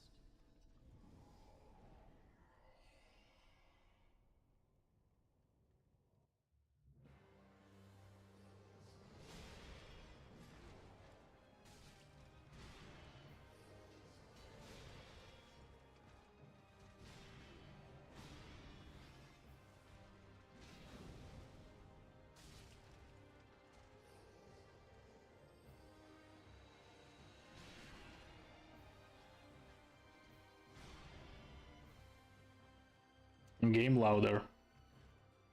Okay.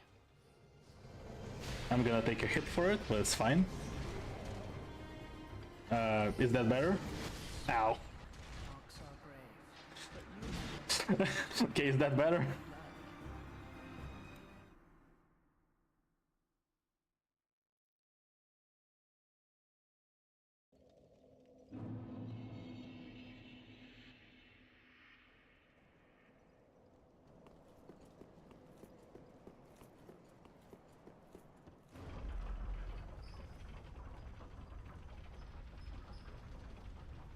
It was too loud before, but I guess I made it too quiet.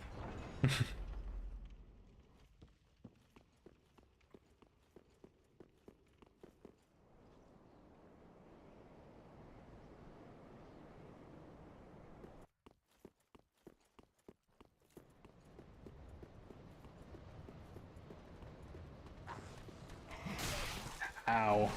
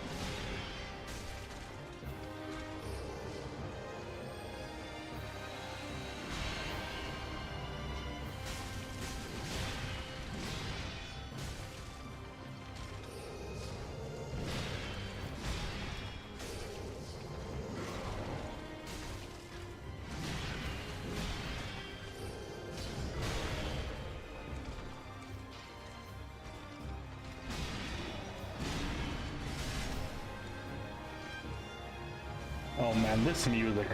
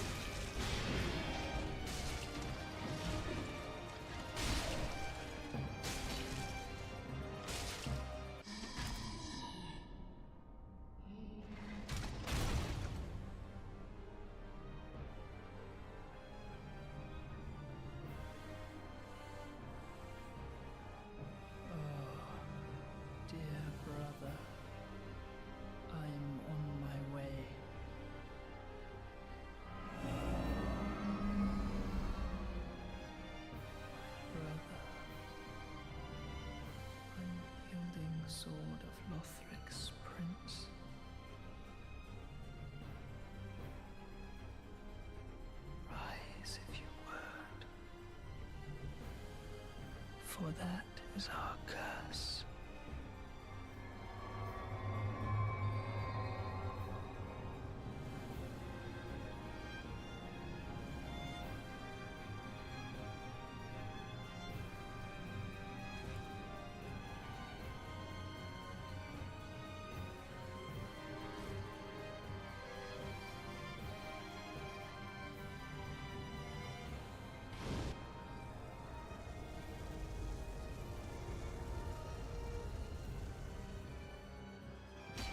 Only have words in the second phase because he's mute?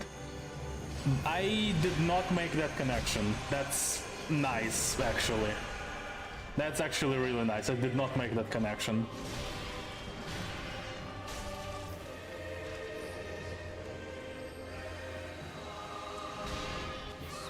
Ow. Mistimed the roll.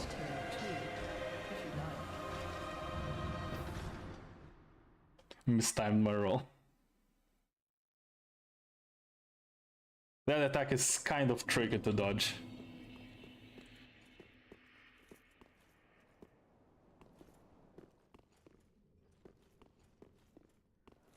I thought I sent the elevator back, but apparently not.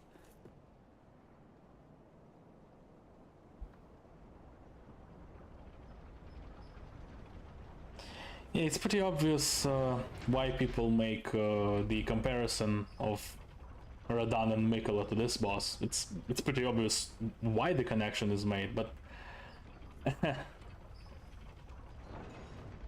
they are really in. Anyway, they are really in the different leagues, to be honest, in terms of quality. Completely in different leagues. Like, before we even start talking about the actual design of the attacks, what is Mikola's involvement in the fight, gameplay-wise? What does Mikola do in the fight, actually? Like, yeah, theoretically, all the holy beams are spawned because of Mikola, but Mikola himself doesn't really have any animations that spawn those beams. Like, the only animation that Mikola has, he has two: the charm grab and the big low orbit iron cannon. That's essentially the only two times that Mikola actually moves during the fight. It's kind of weird, while Lotharic kind of moves during every attack that is relevant to Lotharic. He spawns the small magic projectiles, he spawns the big soul spear, the big light soul spear. It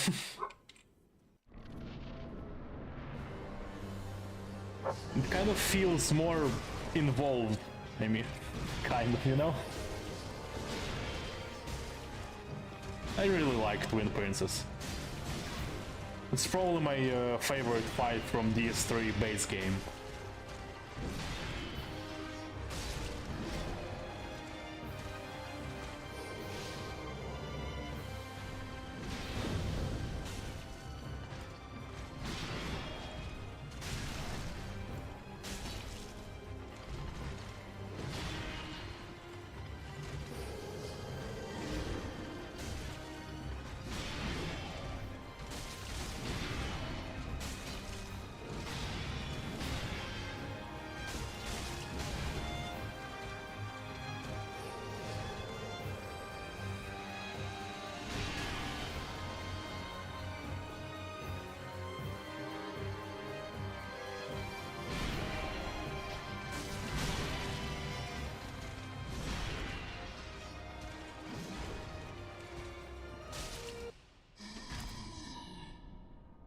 Arise from the dead because they're ashen ones.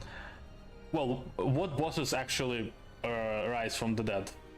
It's Abyss Watchers and this one. Dear brother. Right? Like, Aldrich doesn't rise from the dead, he just powers up, and so does Yhorm.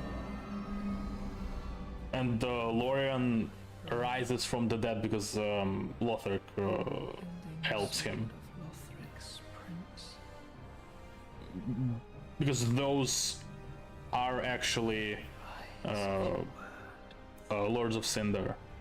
Well, and Friede, because he's just actually Ashen One. Yeah, but I was just gonna talk about Friede. You beat me by a couple seconds.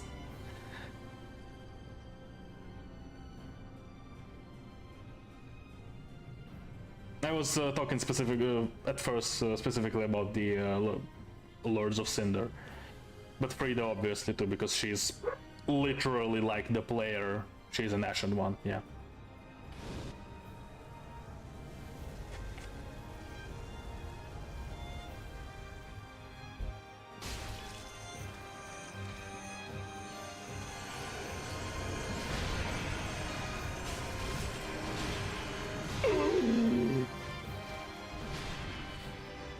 My face.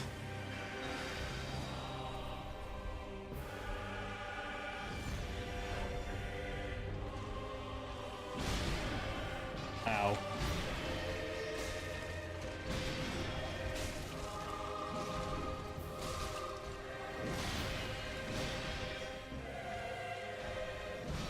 No Soul Cinder, yeah, obviously.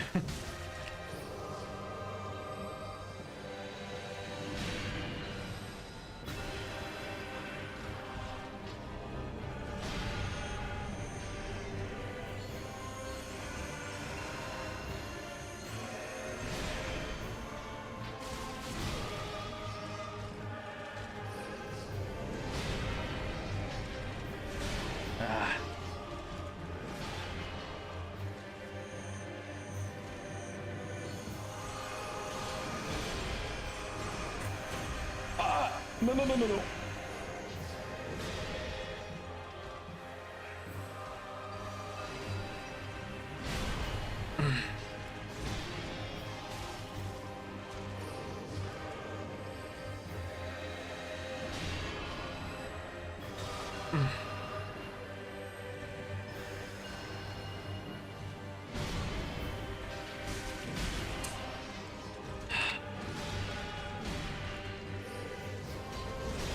Oh no.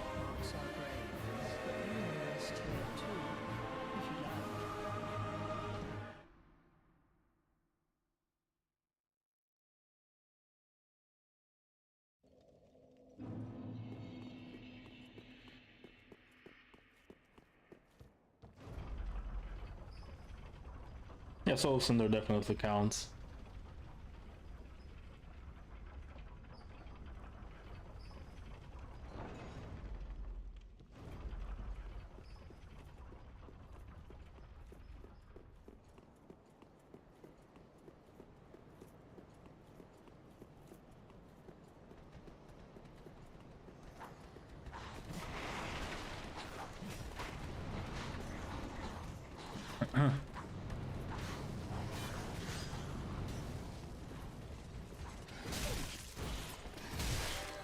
Ow.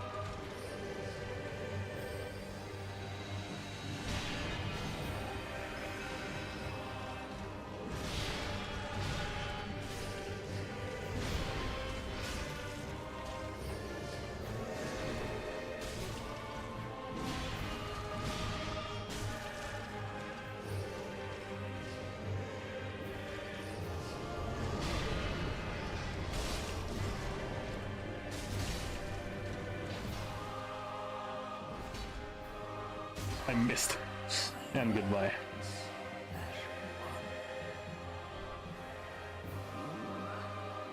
I really like this fight. I really like this fight. You would think that the teleporting would be an issue, but it kind of helps set the rhythm. It kind of helps set the rhythm of the fight instead of ruining the rhythm. If that makes sense. I really like this fight.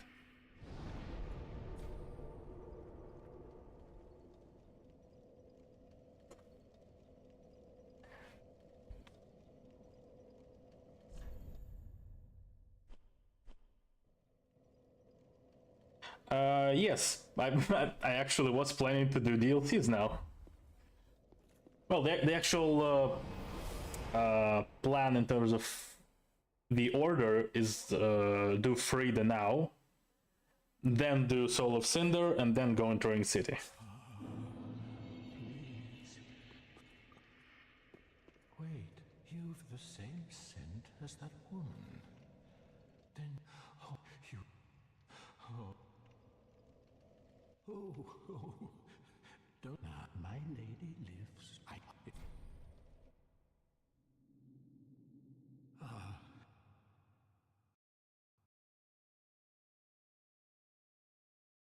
And the game crashed.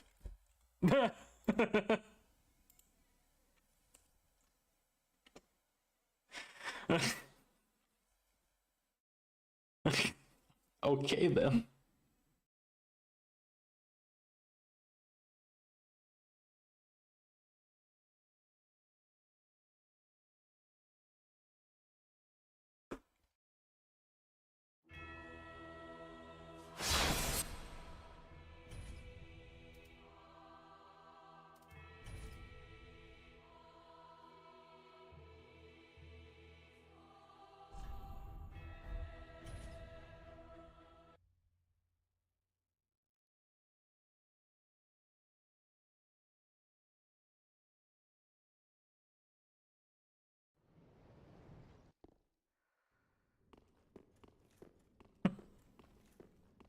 You have just described Ragon. That is just Ragon.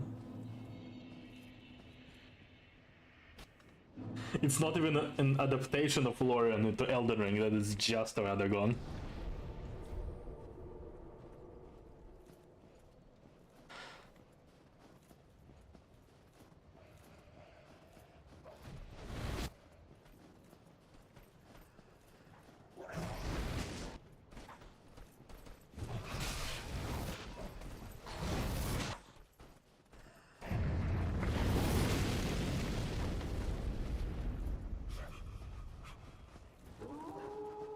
And the fire uppercut would also spawn 3 waves of fire.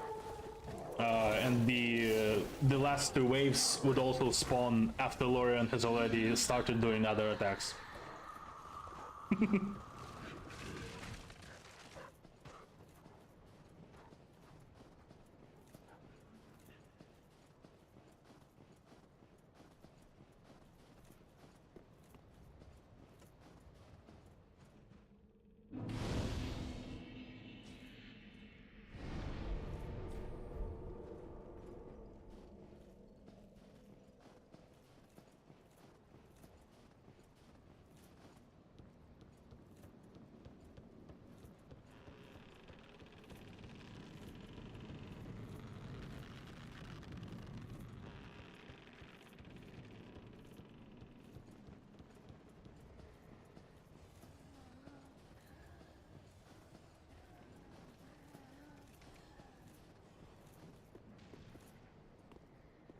The best voice actor? Well, you look to be unkindled. No bell tolls. And yet you've slipped into the painting. Oh, no matter. If you've lost your way, the words of Lady Friede will guide you. Now go on inside, show respect, and listen carefully. If you've played the Hellblade, the voice actor for Wilhelm actually voices the father of Senua.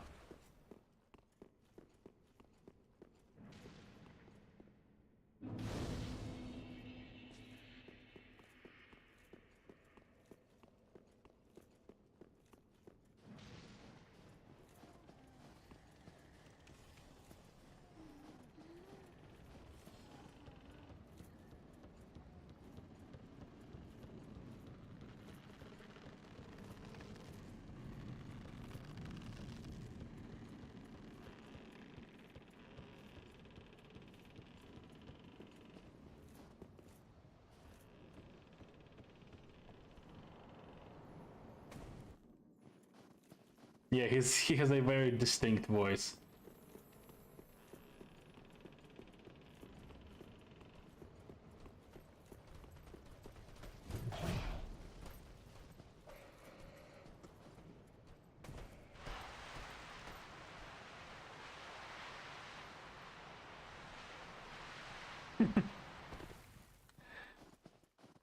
He kind of is a boss, yeah.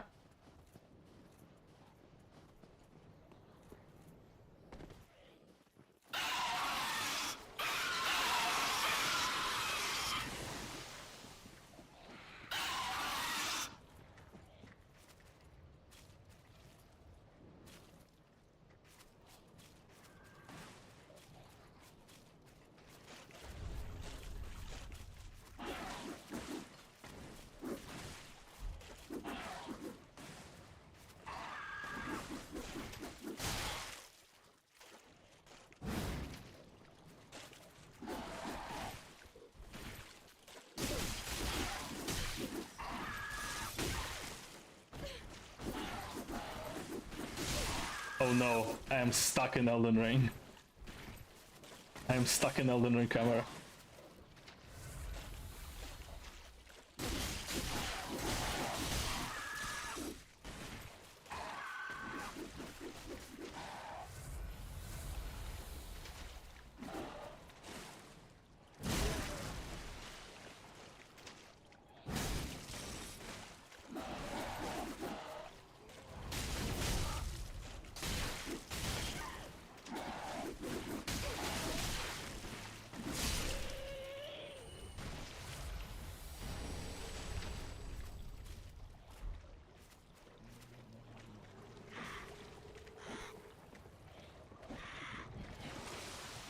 Less rushed.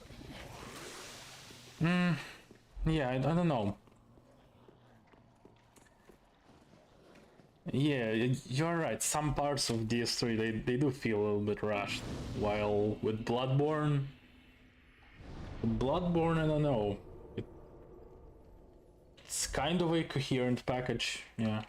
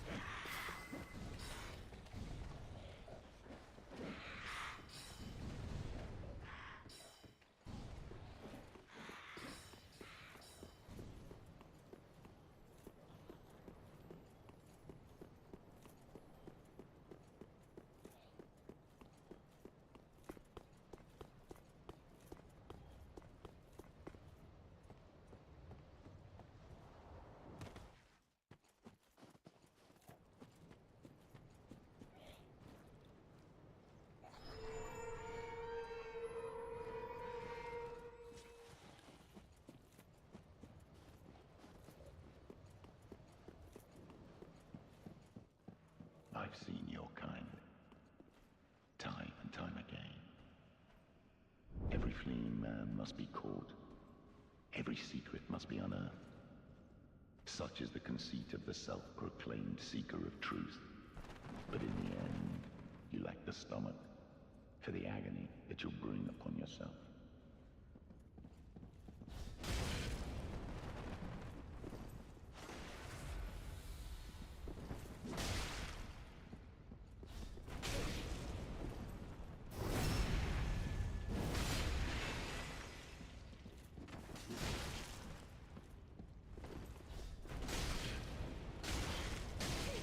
Ow.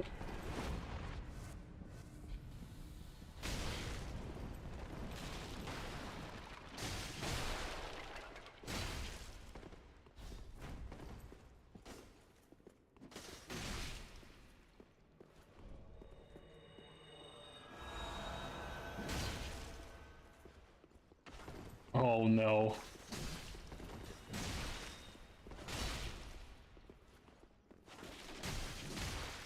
They got the actual invader. Forgive me, my lady. Swore an oath.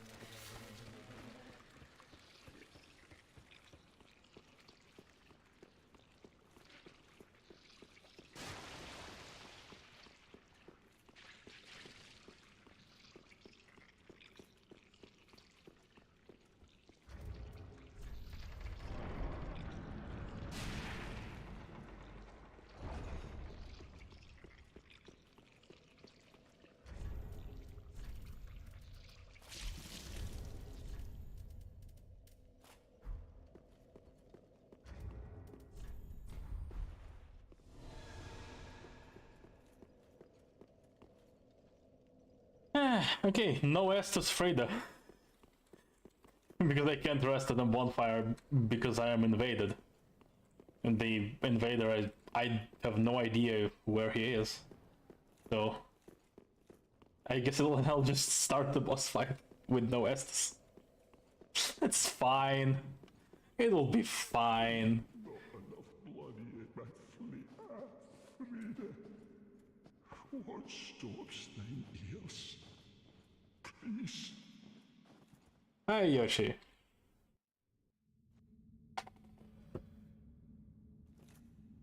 You're right in time for me to fight Friede with no Estus.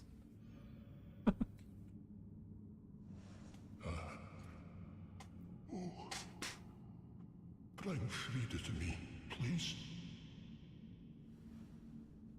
Canst thou not see the flame flickering once again? Soon will it surge. I can see it, feel it.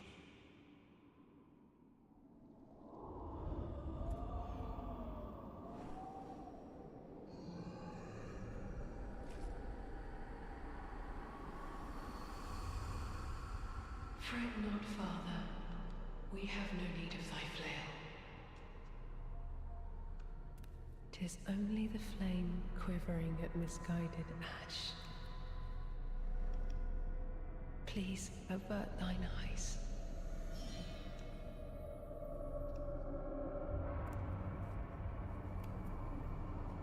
I will snuff out these ashes for good.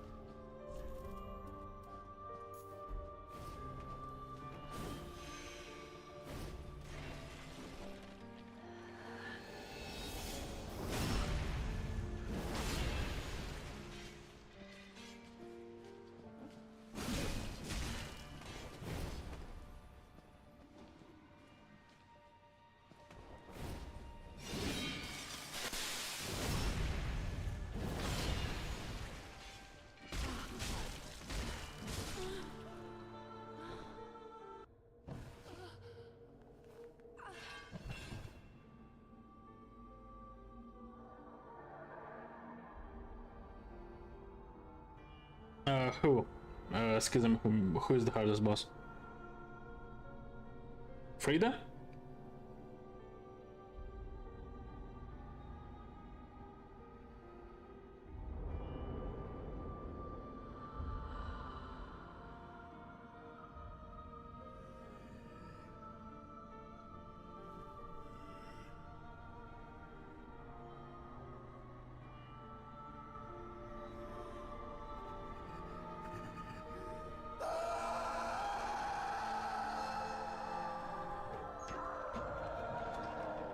Yeah, I don't think she's the hardest boss. It's hard to say. Like, she's difficult, definitely, but being able to stagger her is very, very helpful. The fact that she is staggerable and backstabbable. That helps a lot.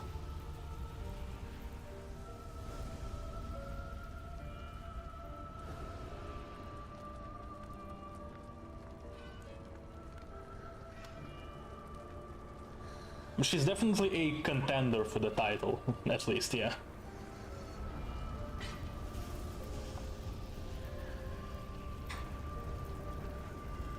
Yeah, Nameless is also a good contender.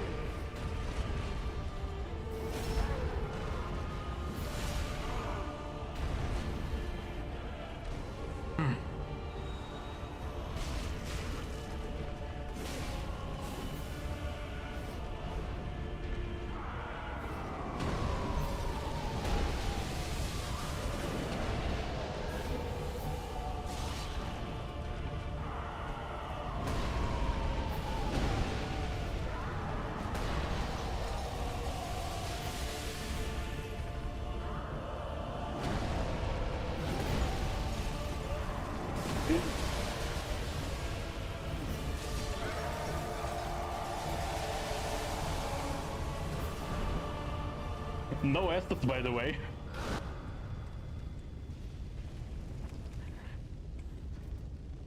Do I have anything?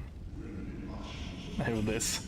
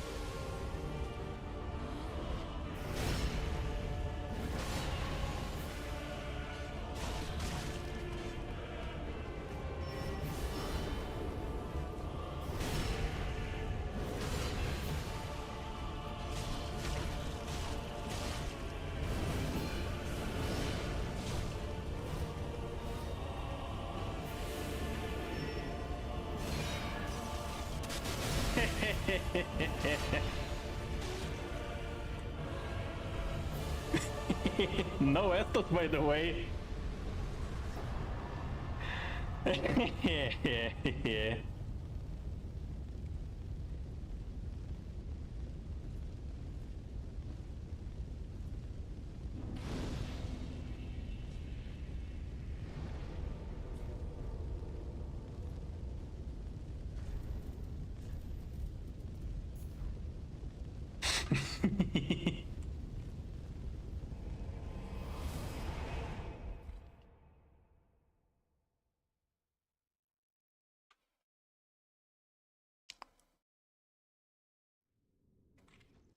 Like I said, Friede being staggerable and backstabbable is very important.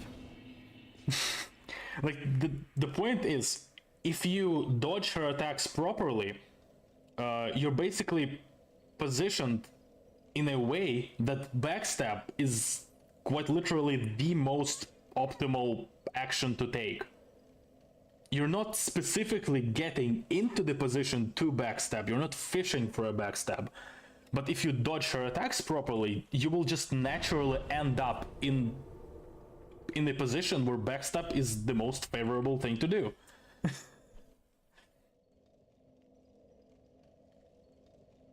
Which is really interesting.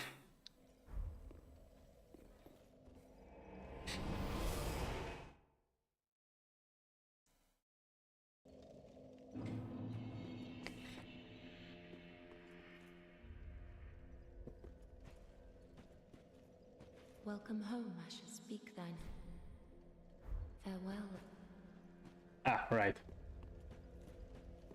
The ashes.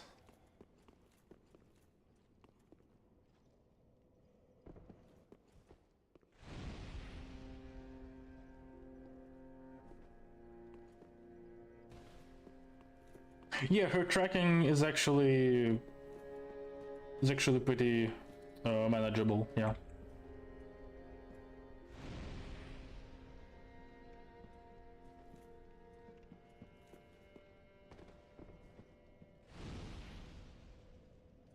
Properly designed hardfight heresy. Indeed.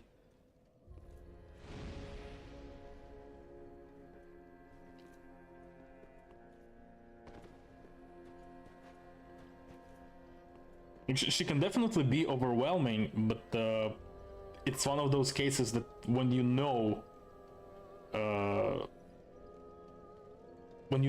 where to dodge with her, it's okay. Let's put it this way. With many Elden Ring bosses, the question where to dodge, what direction to dodge, is a question of whether or not you dodged the attack or you got hit. With Friede, it's you either dodge attack normally and you just have some punish, like minor punish, or you dodge better and you get in a position to backstab.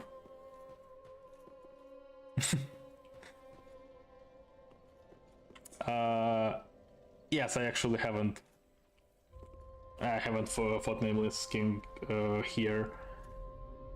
Anyway, I'll just travel to the kiln and then warp back to Nameless King area. Right, I forgot to do Nameless King because I forgot that I had the dragon gesture for the teleport. I forgot about that. Because I'm in NG+, so of course I have the gesture.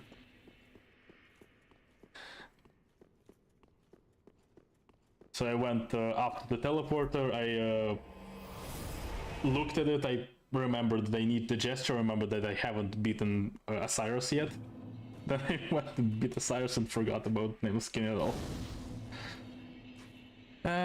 Anyway, where is the closest spot to the teleport? Where was it? I think it was from Profaned Capital and backtrack a little.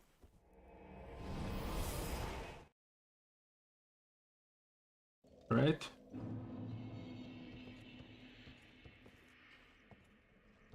Do I remember correctly?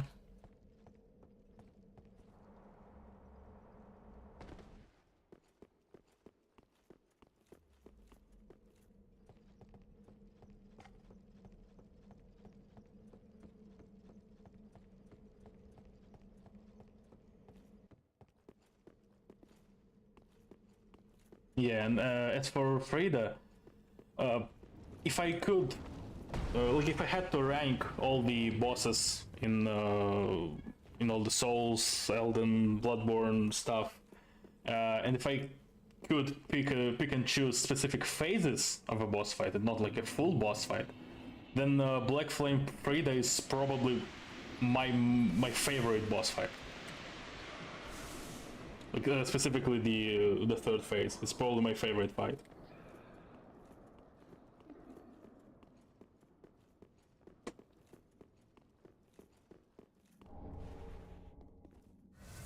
Right.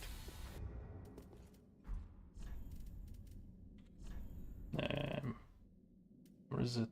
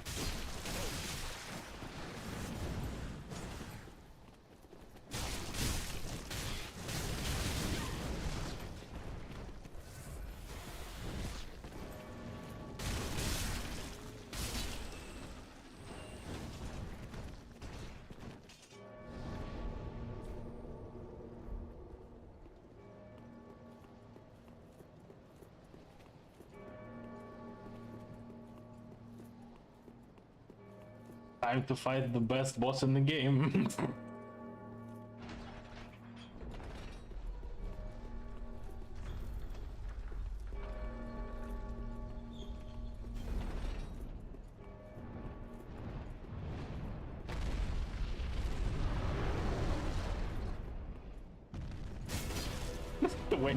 Damn. Lamau.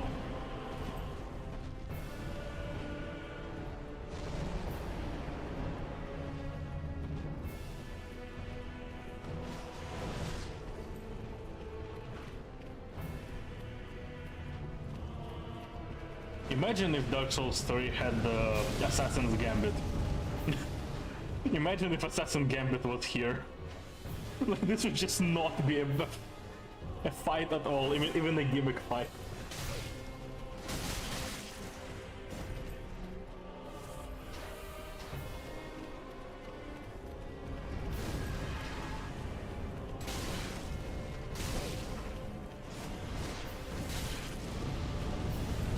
What? Okay.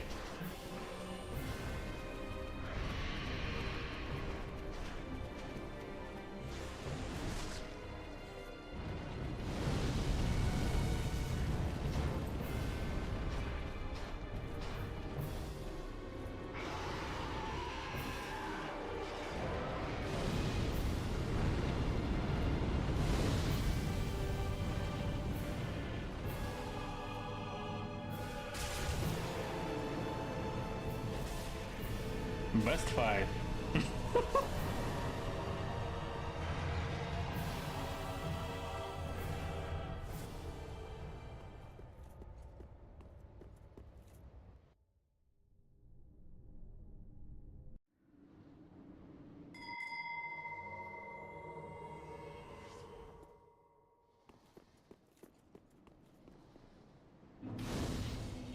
Now it's time for the actual hardest boss fight in the game.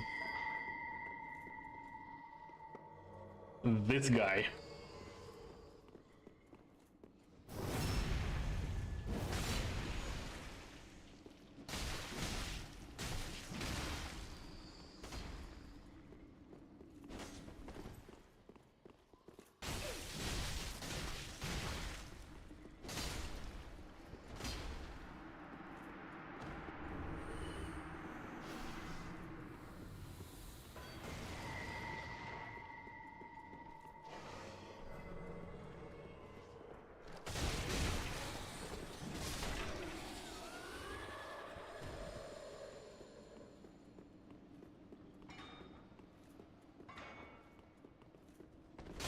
Ow.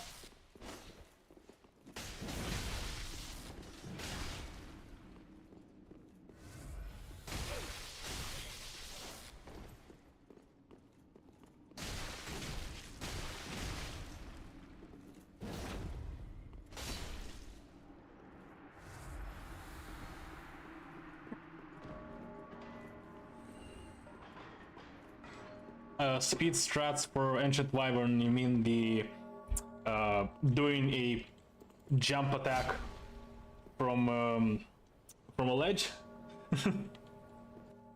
Oh, another invasion. I think it was the same guy who invaded me before I fought Friede.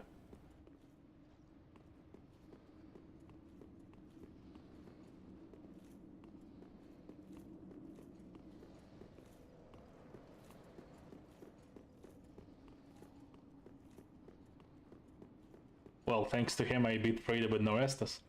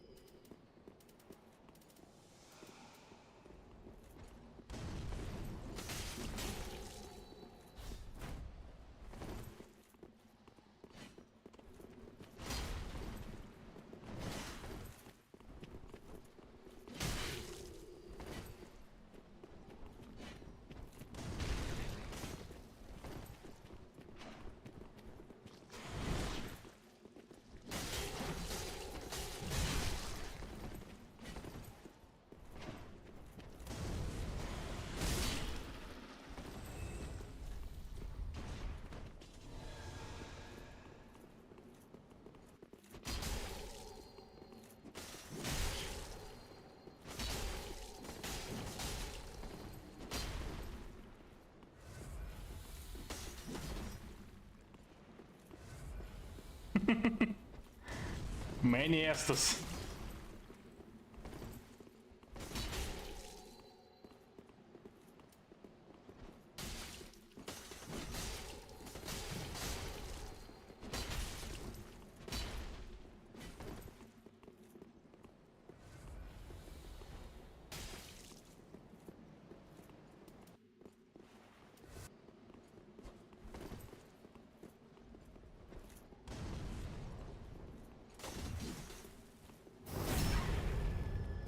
Okay.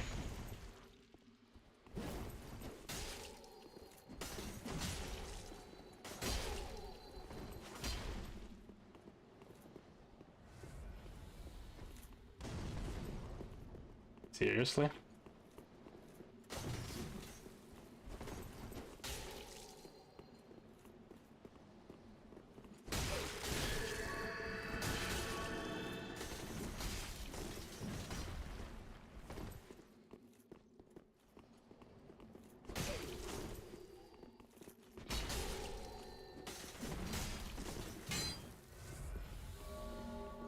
Another Estus.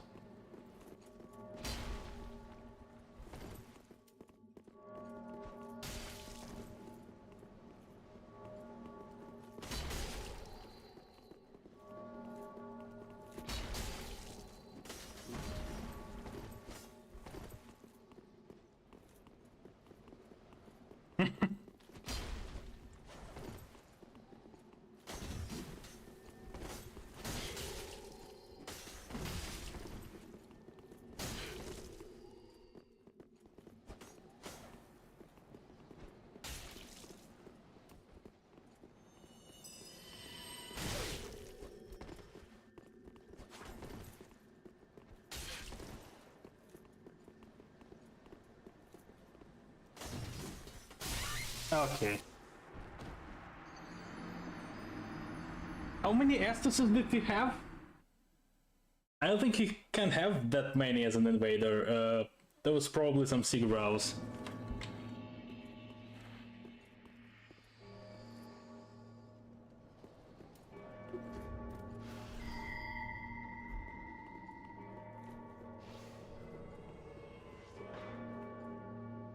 Indeed, F.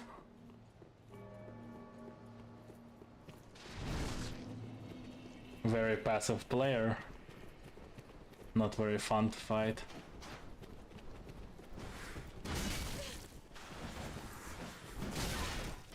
And like, yeah, he's gonna pretend like we are doing an honorable duel with no healing, but then he's gonna hide behind the PvE.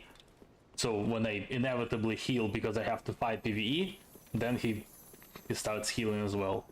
As if I broke the unspoken rule. You know, the classics. Anyway.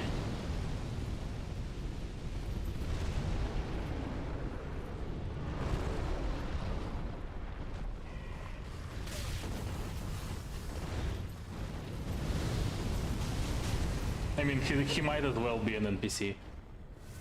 That guy in particular might as well be an NPC. With how he played.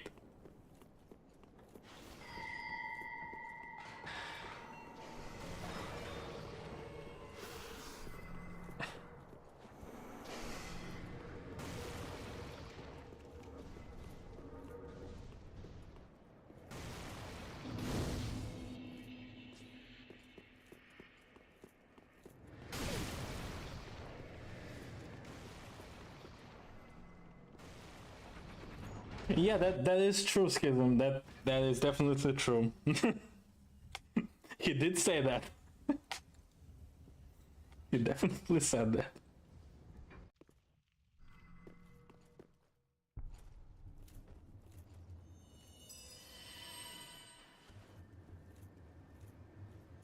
Dark Drift. The katana. Do I have it here? I don't. Dark Drift is pretty cool. I think the weapon skill into an R1 is a combo. I think it's a combo, I don't remember.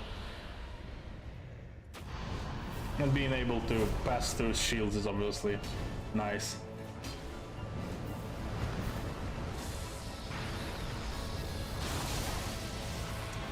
Fuck. Time to fight camera again.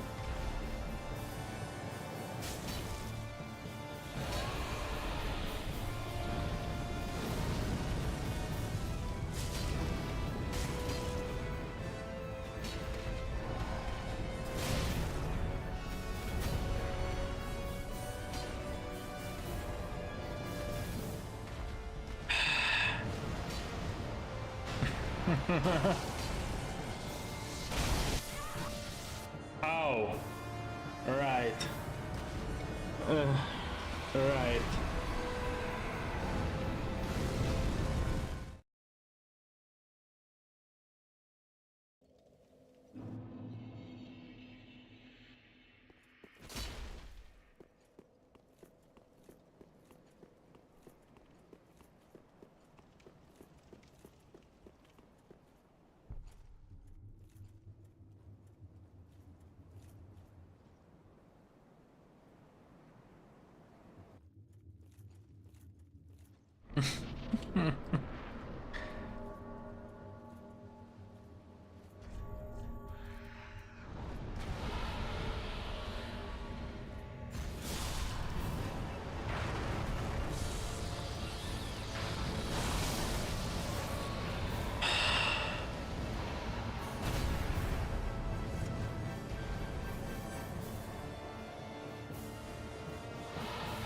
Seriously?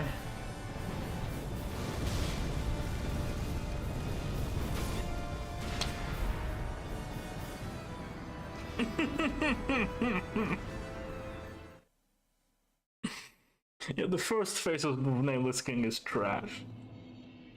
This first phase is just trash.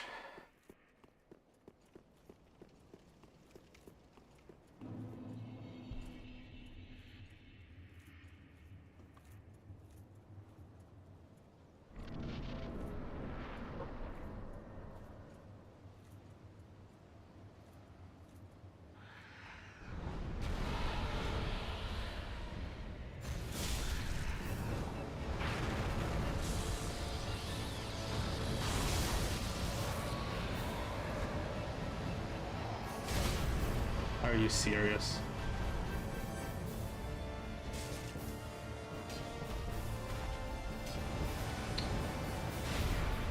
actually serious though.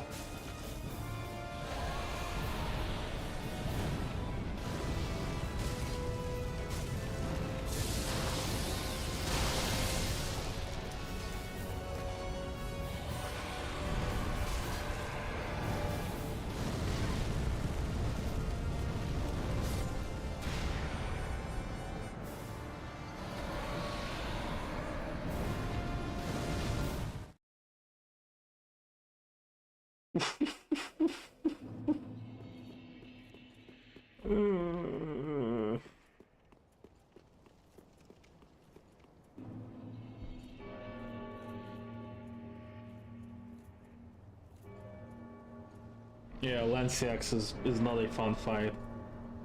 The fact that for whatever reason ancient dragons like Lanciax have insane resistance to poise damage, that definitely doesn't help. Seriously.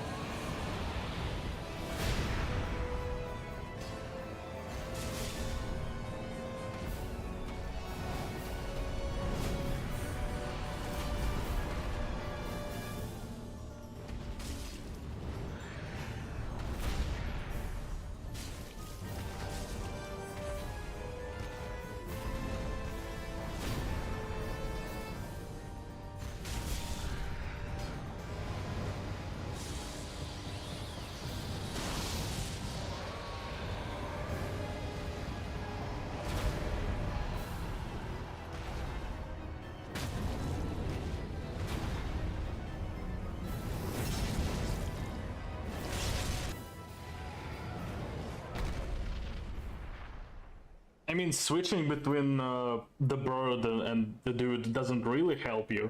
But yeah, you can switch. I don't know why you will. But you can.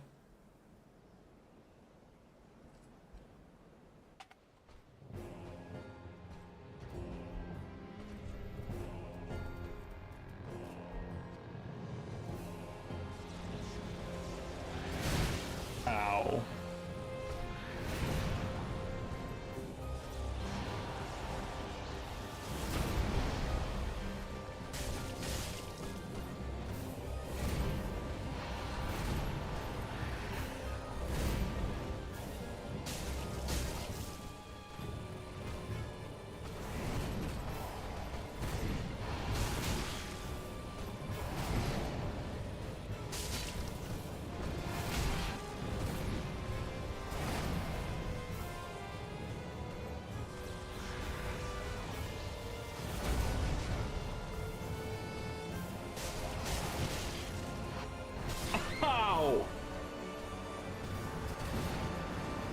Yeah, I'm playing on mouse and keyboard. Yeah, I'm playing on mouse and keyboard. I don't have a controller.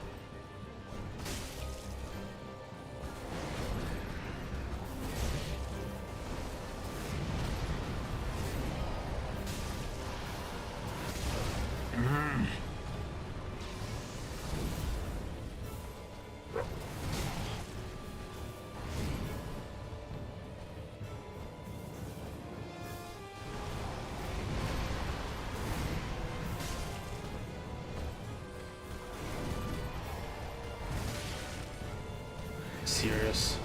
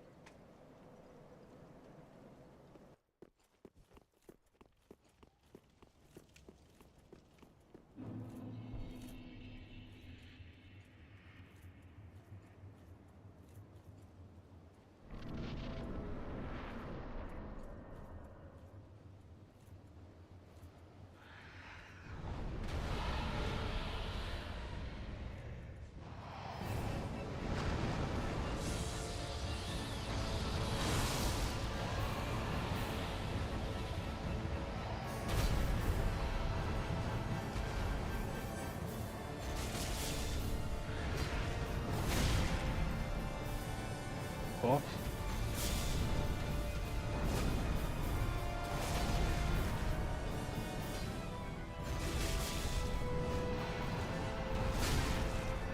What a hitbox.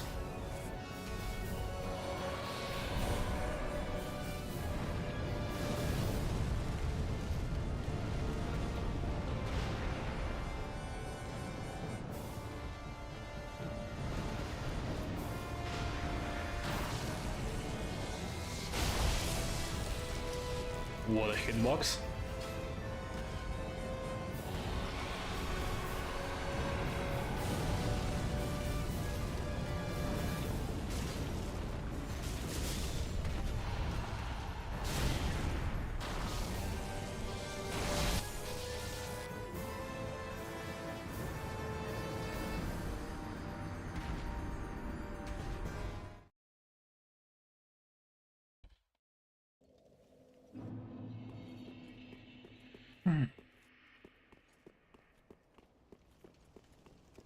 Yeah, I'm gonna be honest, I'm not a big fan of this boss.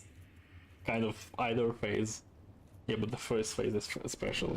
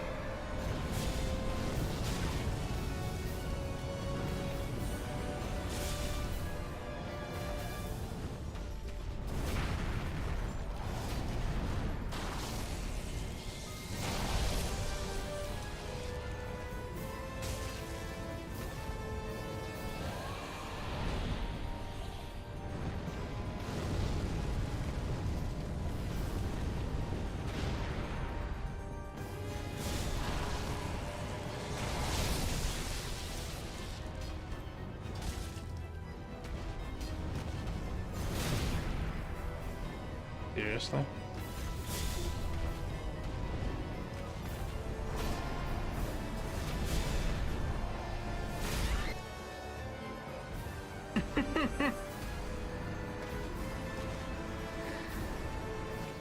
Oh, that was horrible.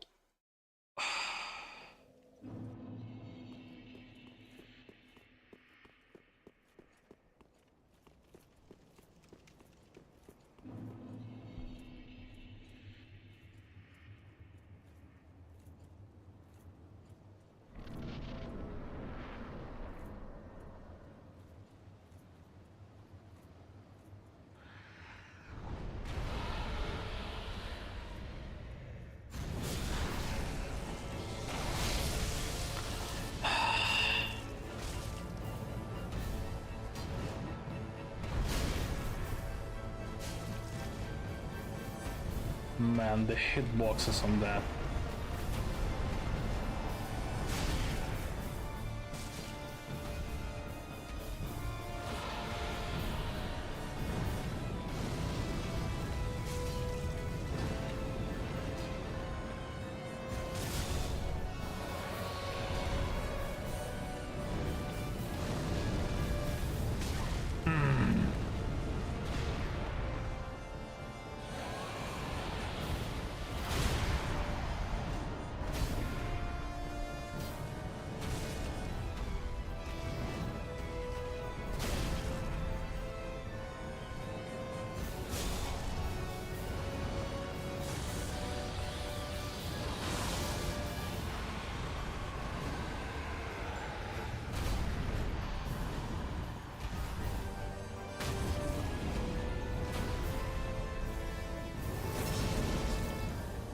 I'm remembering why I don't like this fight.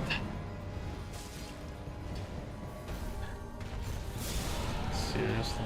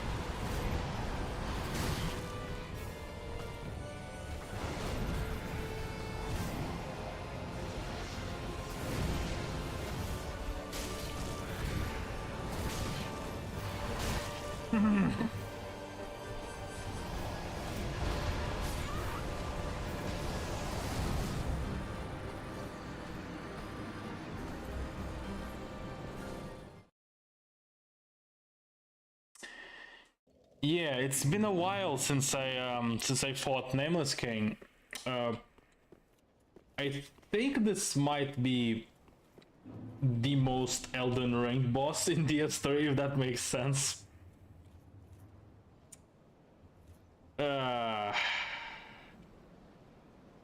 Yeah.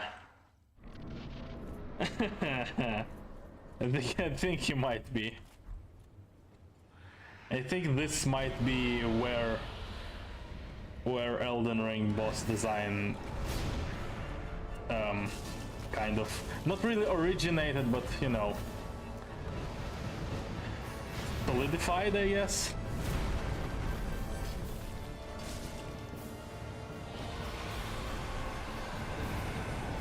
Because I'm kind of seeing the same problems.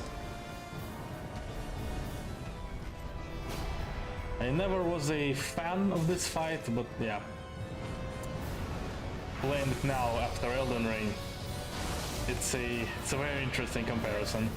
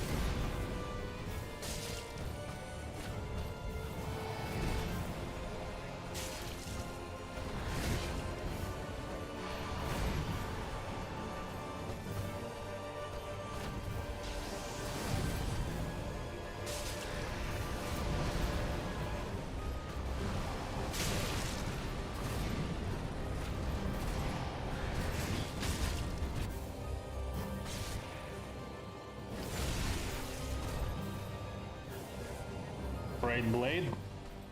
I don't remember. Is he weak to bleed?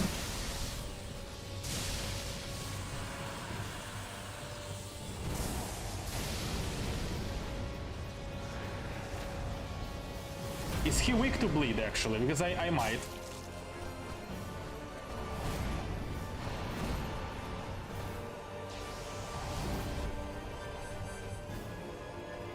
I do have it.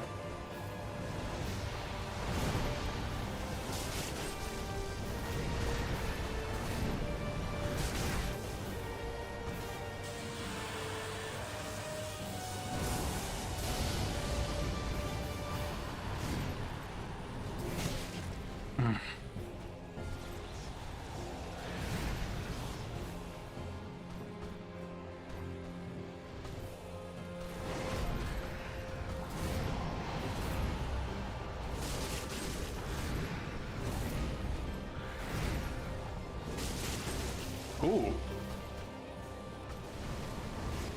Good suggestion.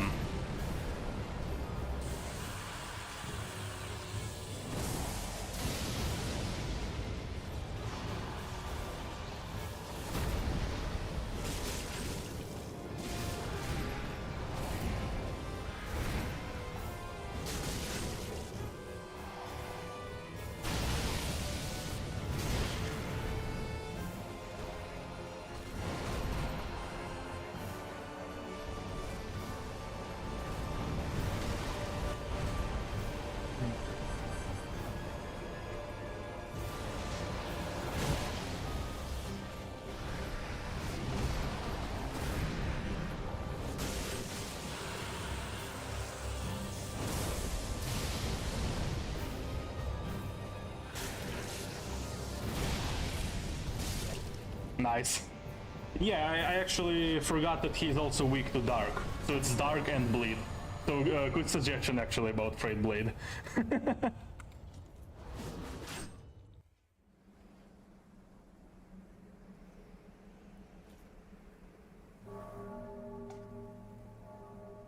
So it's not just for the content.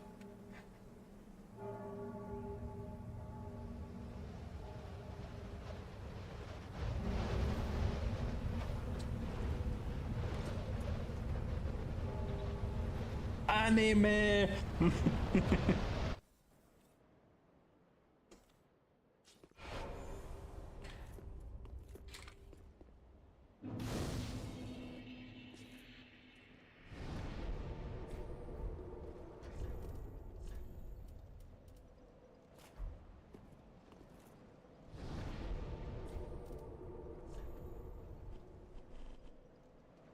Okay, now time for Soul of Cinder.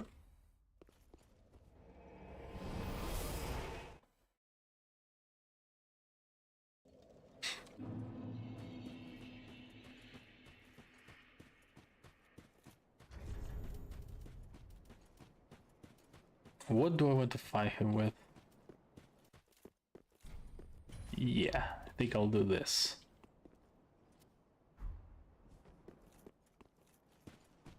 Yeah, Cindy next, yeah.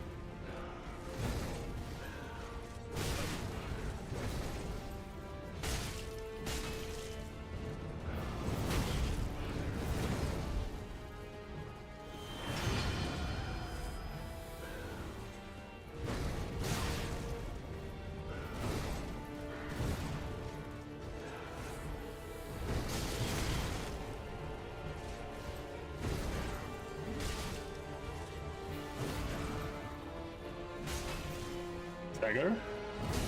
No stagger? Okay.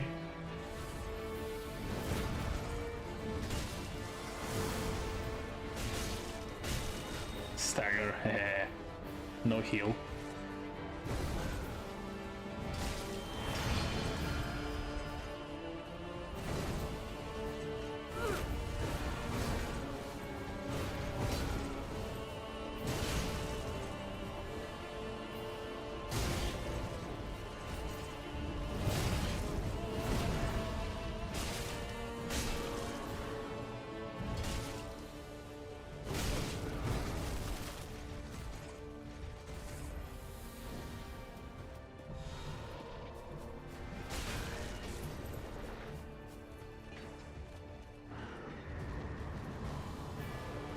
Yeah.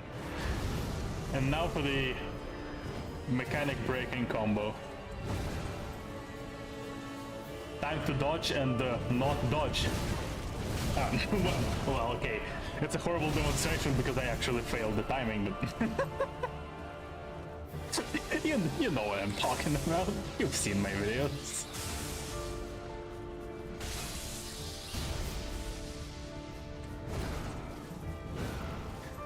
Plin plin plon.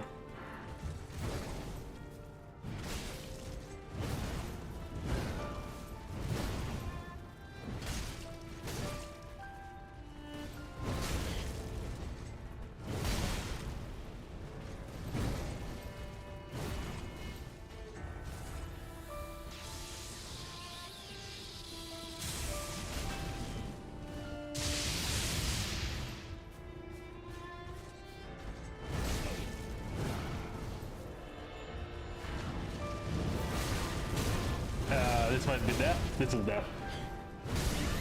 I just failed the timing completely.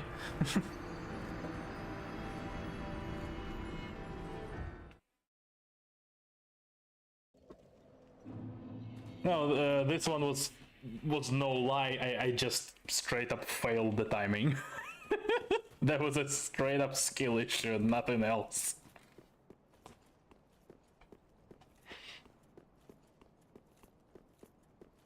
The way to distinguish if it's a skill issue or if it's the iframes being ignored is that you don't get launched in the air.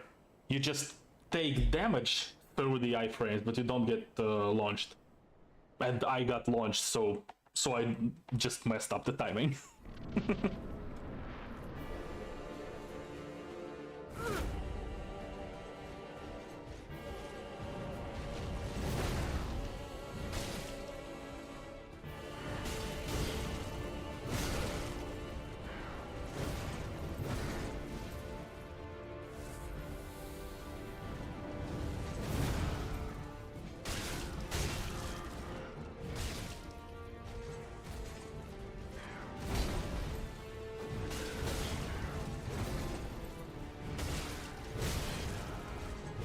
Ow. Ow. Stop it. Stop it. Stop it. He's not stopping.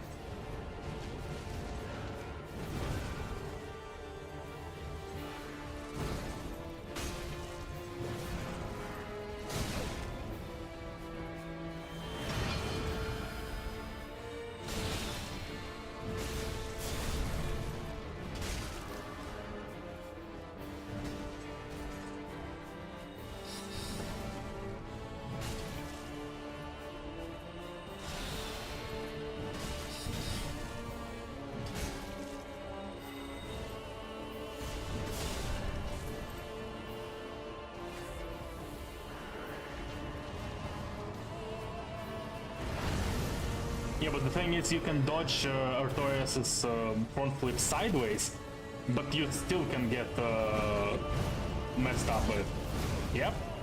See it? Did you see now? No knock up in the air, but damage.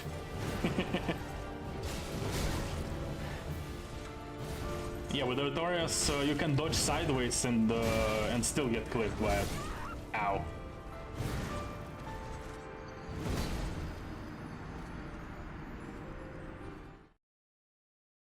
With Artorias, you essentially have to roll earlier than you would have otherwise.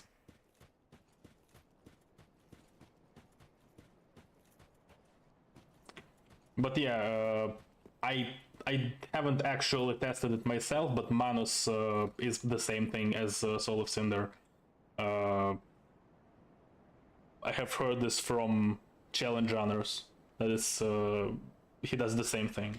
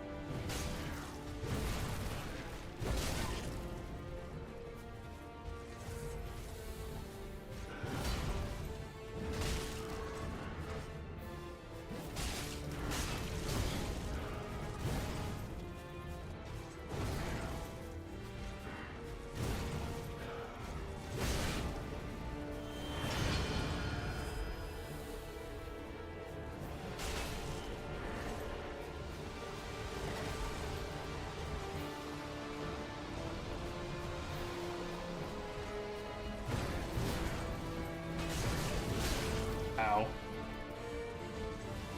No, no.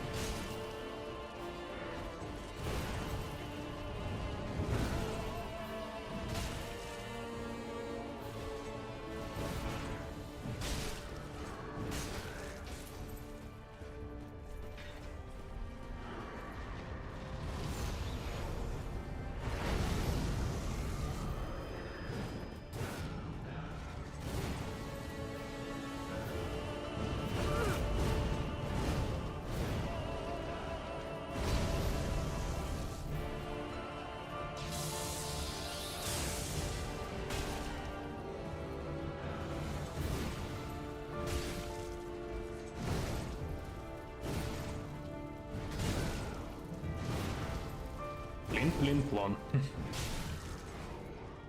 I actually like Soul of Cinder version of the Plin plon more than the original. I'm not. I don't know why, but it's there is something different about it that I just like it more than the original. It's hard to say what exactly.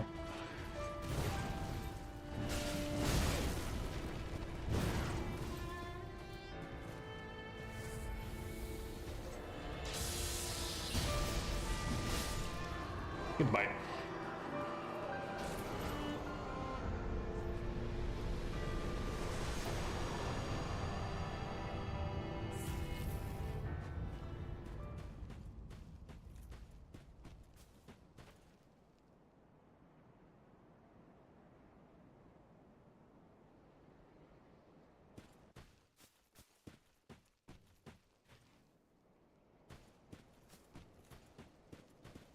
Yeah, we're not doing that.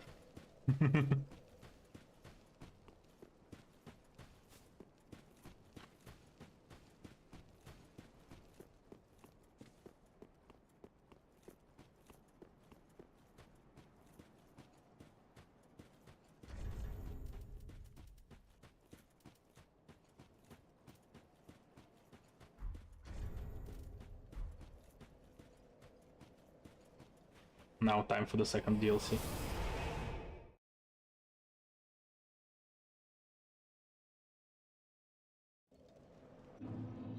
Yeah, like Aldrich theme is Gwendolyn. Obviously, yeah. It's also very nice. The musical callbacks is a nice thing. Shadow of the Oak Tree actually had a decent number of musical callbacks to the to music from the base game, which is nice. I kind of like that. Well, besides the Star Scourge, because the Star Scourge version of the soundtrack is just superior in every way, and it also had the completely different vibe.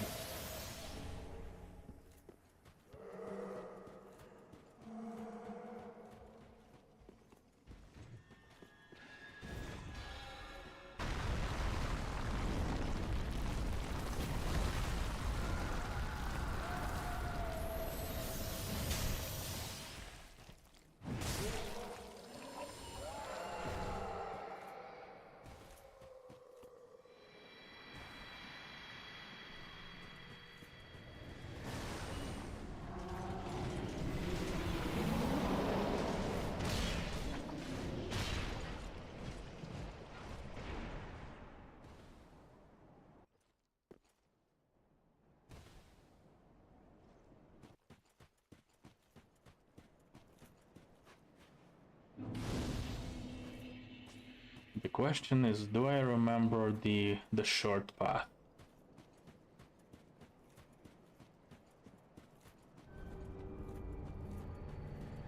I think I do.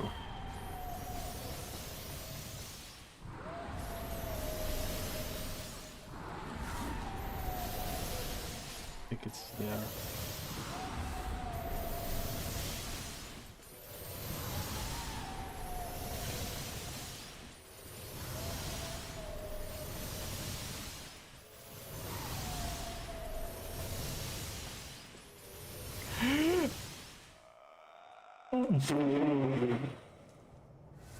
That was the closest I've ever made that jump.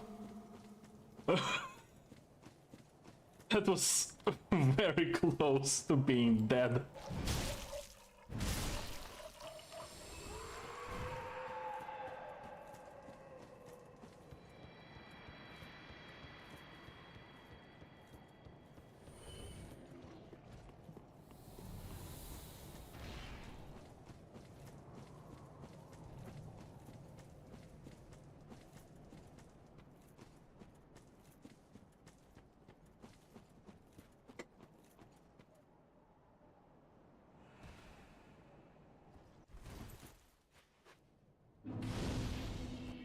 Wacky wahoo jump.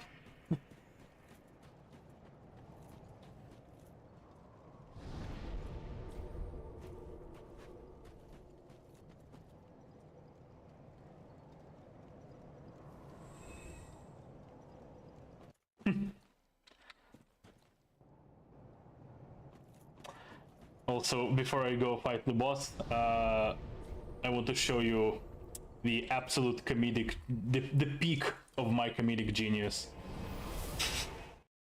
I could show it in the message list, but I'm gonna show it on the actual map because I think it's funnier.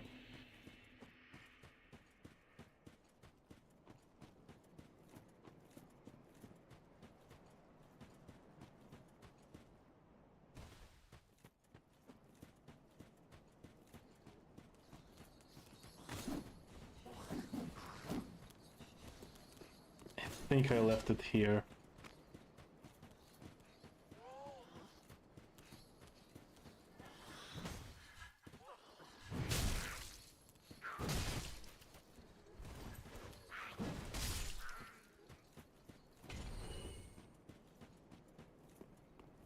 I think this is the one. Yeah. This is the peak of my comedic genius.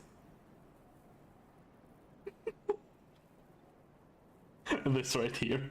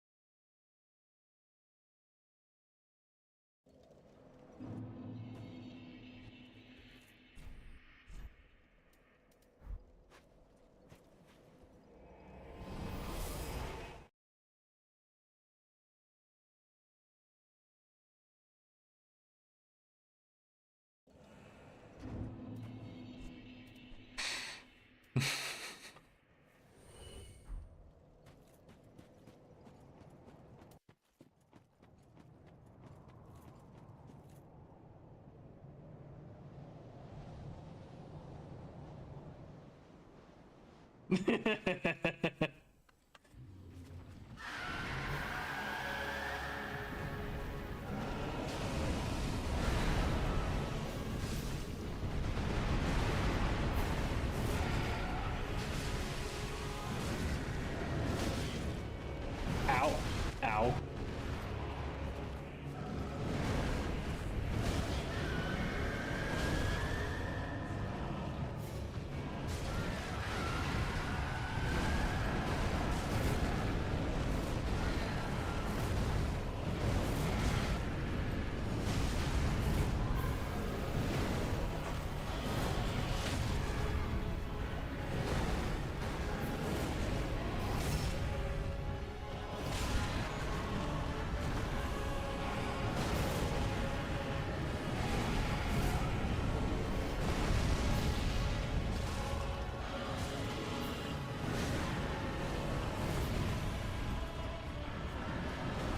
Oh, it's still alive. Damn.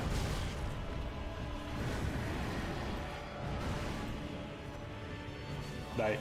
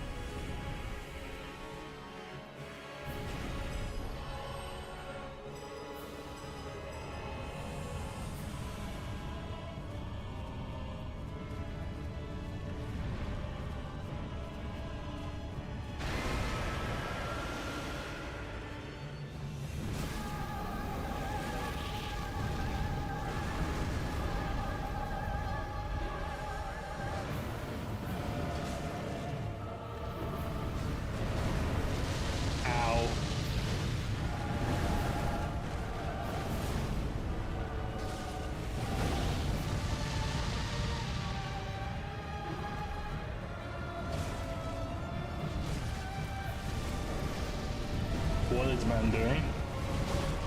Man's doing some. Ow.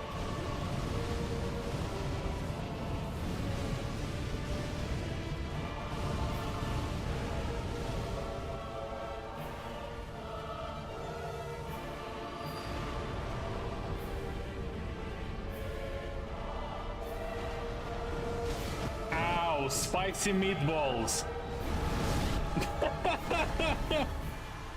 Oh no, the spicy meatballs. Immediately dead. Yeah,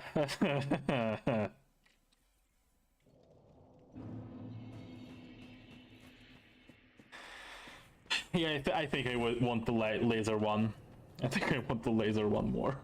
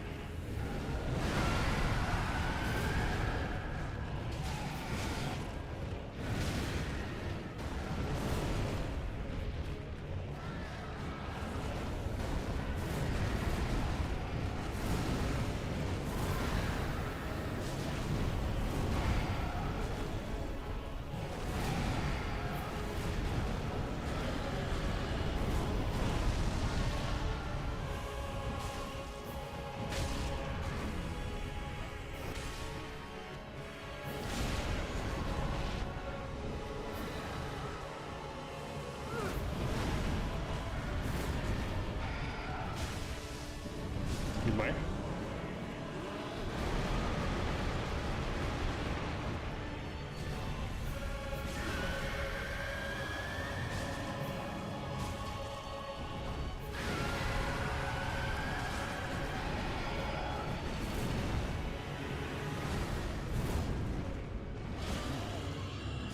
Oh right, he is also weak to dark and bleed. That's also a good point. Maybe. I kinda stuck with the Black Knight axe because it's strong against demons, but maybe. Actually, maybe.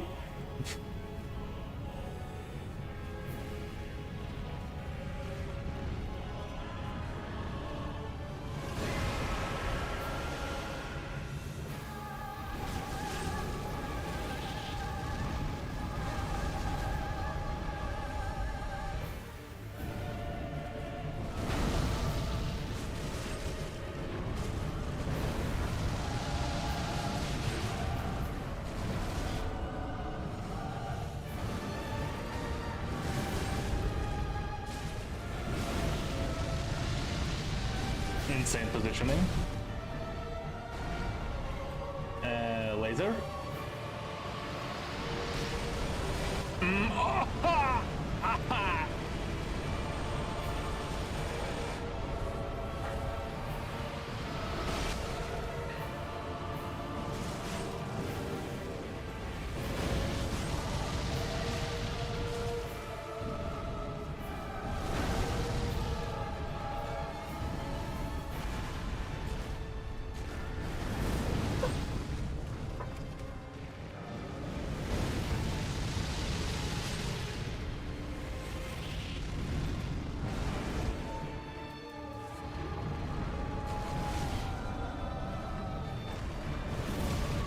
Ow. What the heal? Yeah.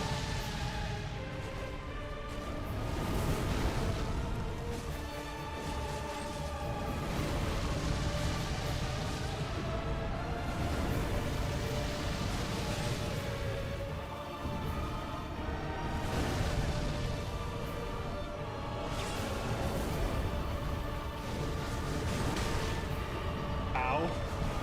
Pain. Suffering even.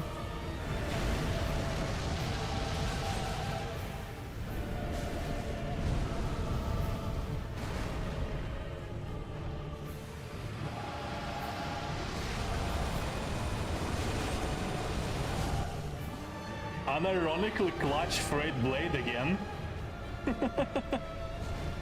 Actually, genuinely no kappa.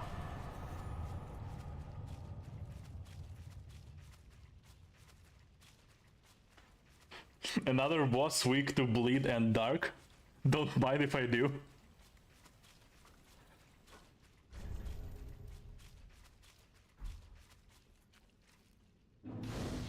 Anime!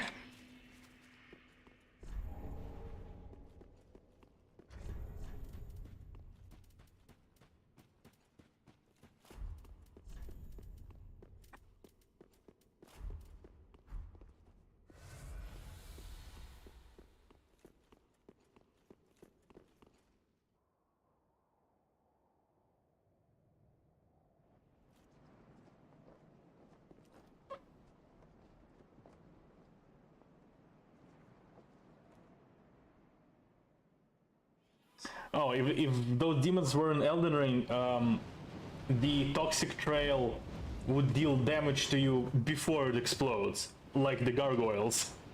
Like the gargoyles' poison. It would immediately deal damage to you. Chaos Blade? Chaos Blade is, well... It's... I don't know, it's just a katana. It's not particularly special.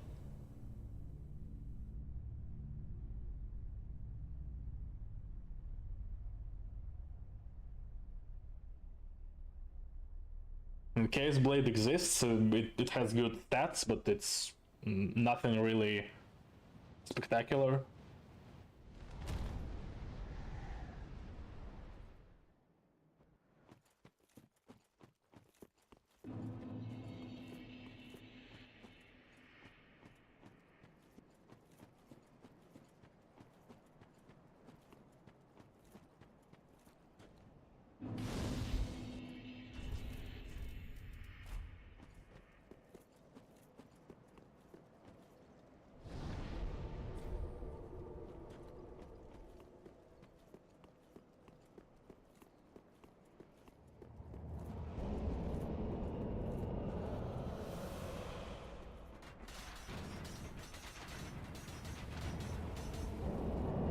The funny adjudicator, man.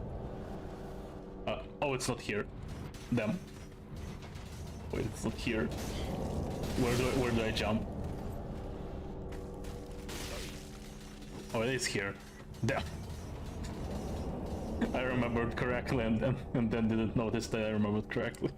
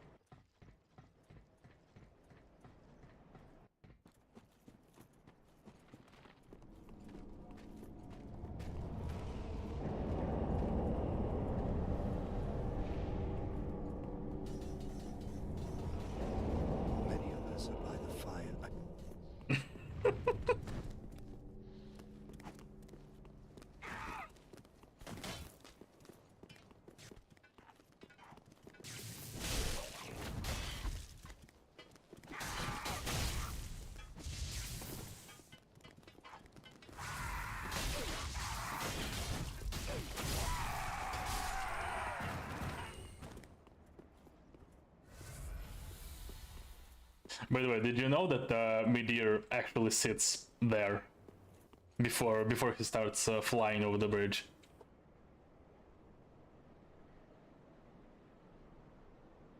There he is. There he is, waiting.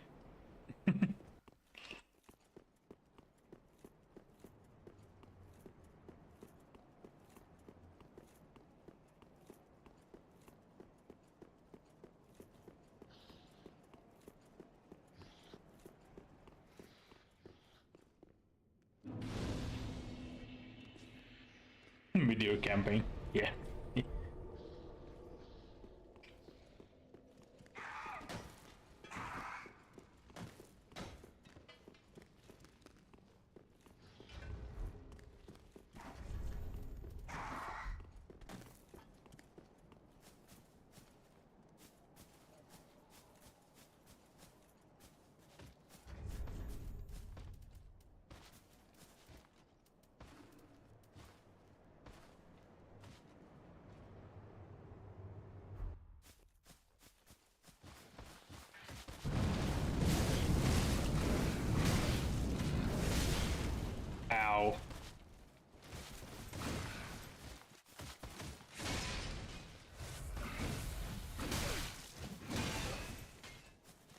I don't remember. Can you parry them?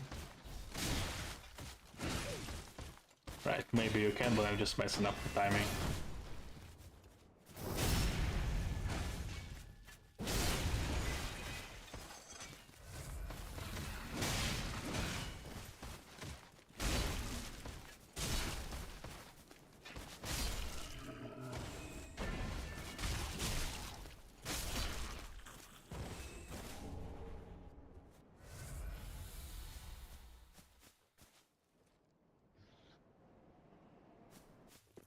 Imagine if Abyss Watchers were Black Knife Assassins?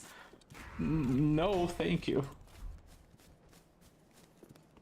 I don't think I want to imagine that.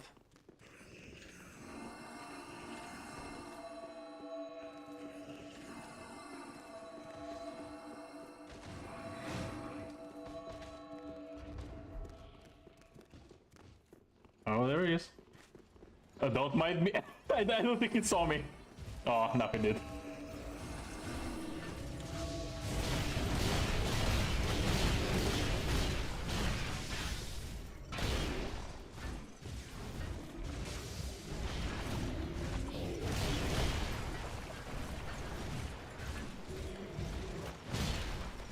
All the dudes. All the big dudes.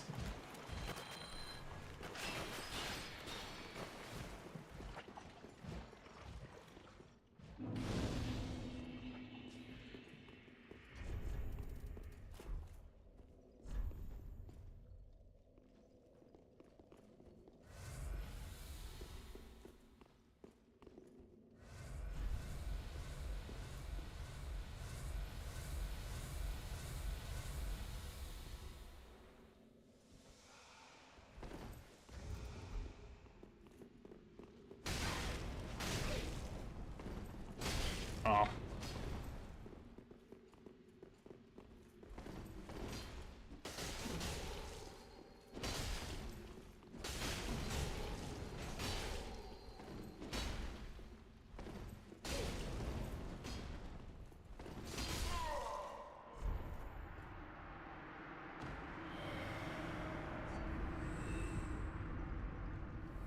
An honorable invader immediately drinks all the flasks. What a Chad. What a Chad.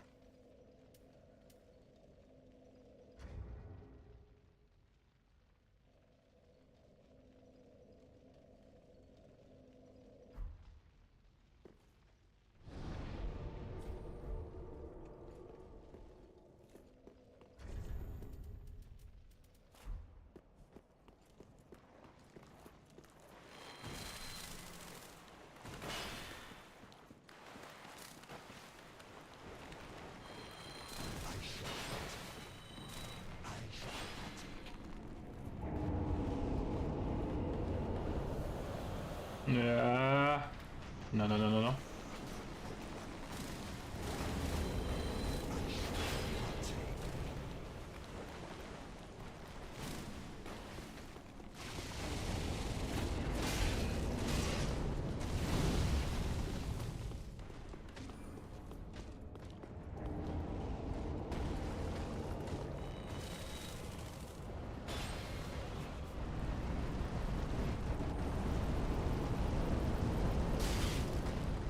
Ow.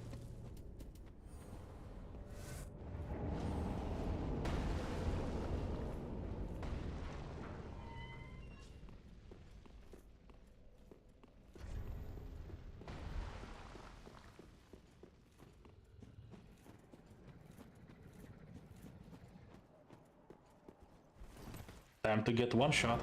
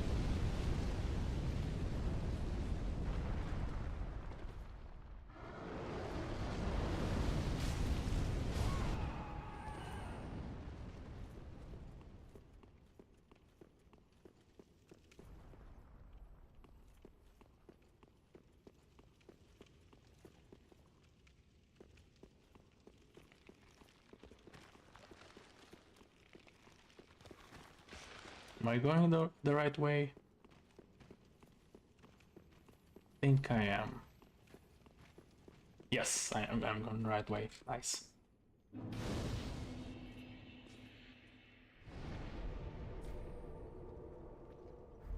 Time to fight the bridge, my dear.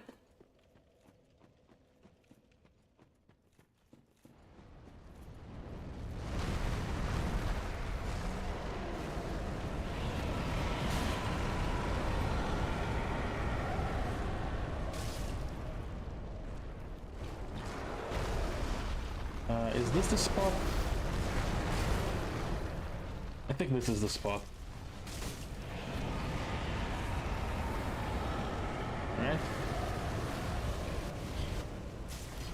Maybe not.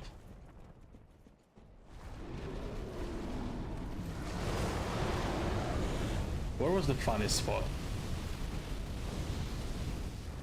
Yeah.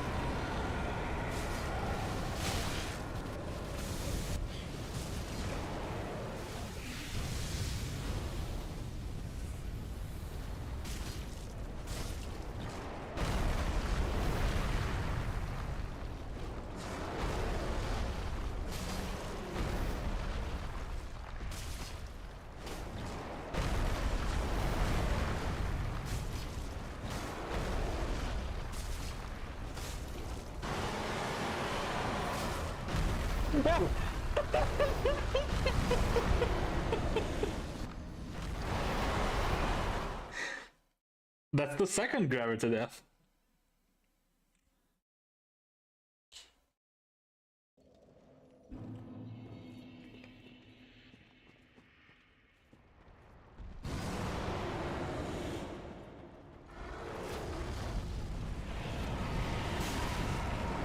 Ow.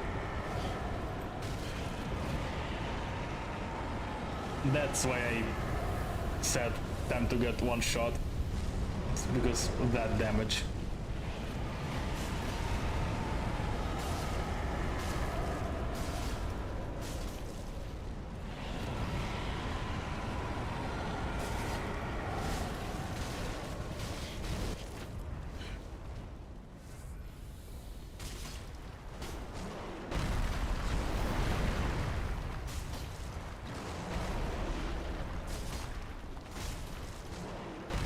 Never actually understood what you're supposed to do in this fight. Because, like, yeah, there is this weird safe spot, sort of safe, sort of spot. Yeah, not exactly safe. Yeah, not safe, really.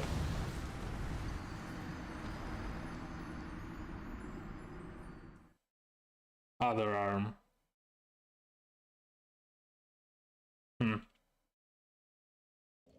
Yeah, I don't really know what you're supposed to do, what the intended way. It always felt like a very weird encounter. Ow.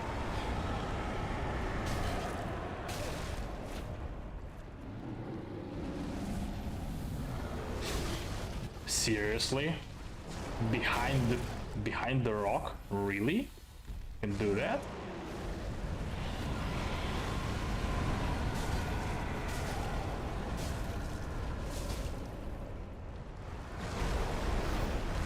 Yeah, I think this one is the real safe spot. Yeah. I misremembered. Yeah.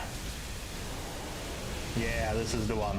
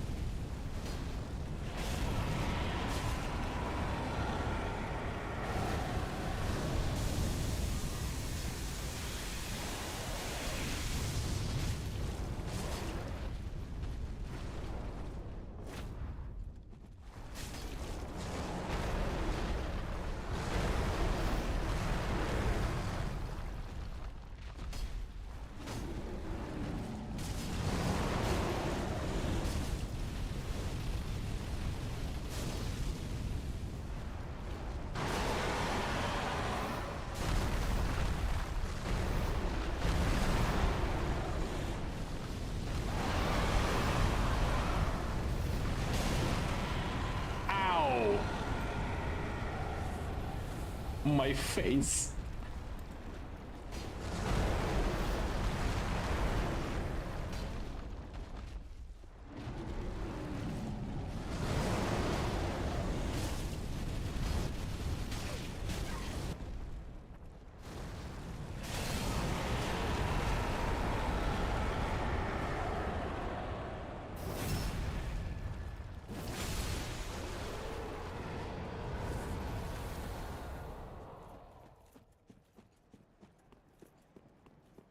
Yeah, out of all the laser dragons, and generally out of all the lasers that leave the late explosion on the ground, Meteor is still the coolest, yeah. Another one of my messages.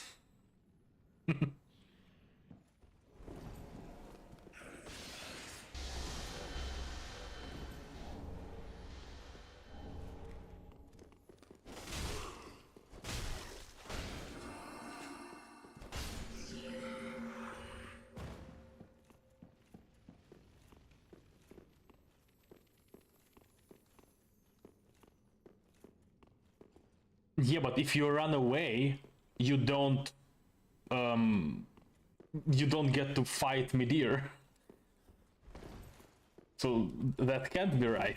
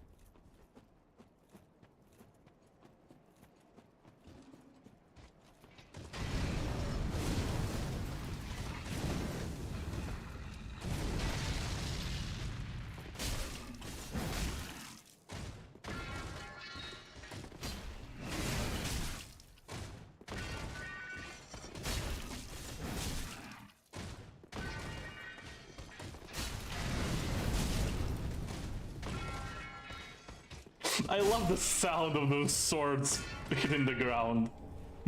Actual metal pipe falling MP3.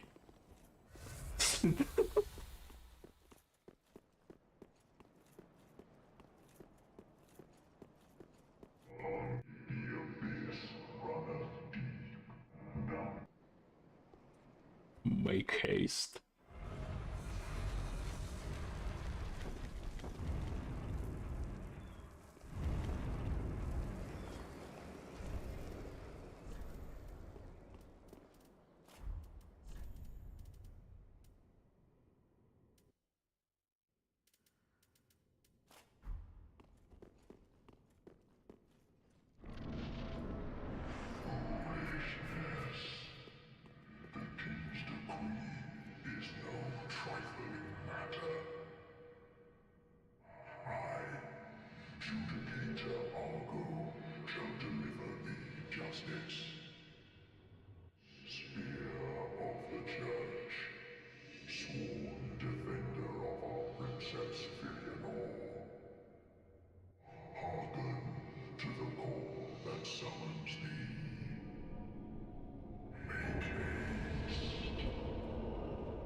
Foolishness, Dante.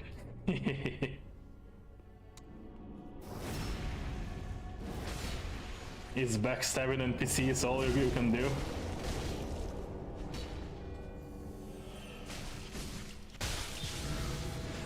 Ooh! Friede scythe. Nice. I might equip one myself. I also have that.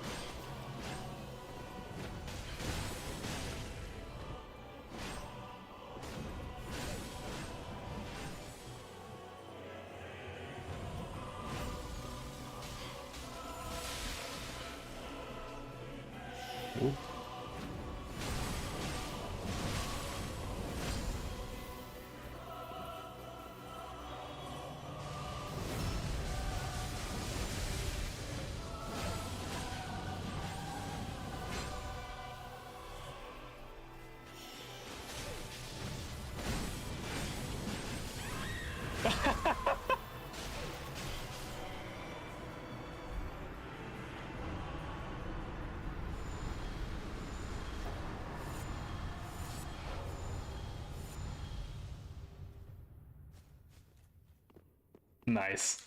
That was nice.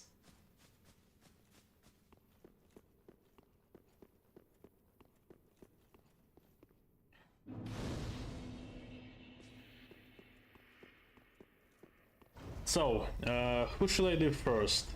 Gale or Midir?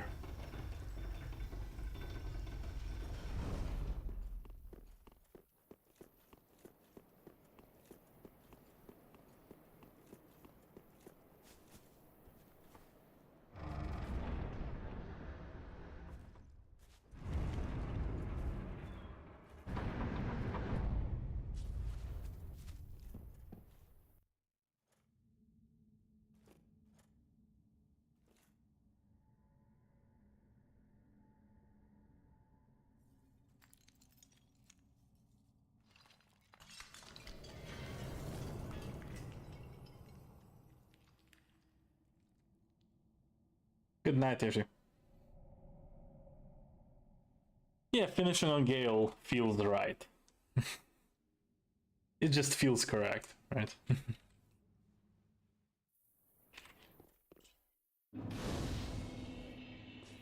Okay, now I have to remember how to get to Midir. I think it's from here. I think it's from the elevator, like middle door.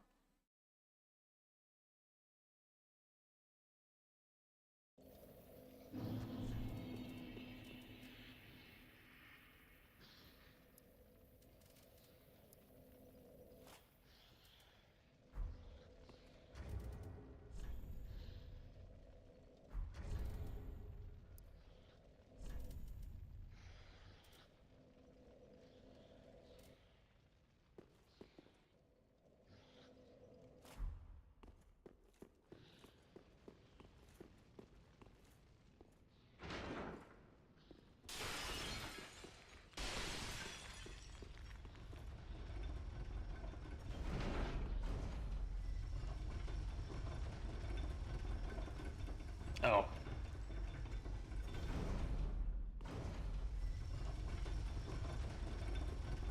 Right, it's here. On the other side.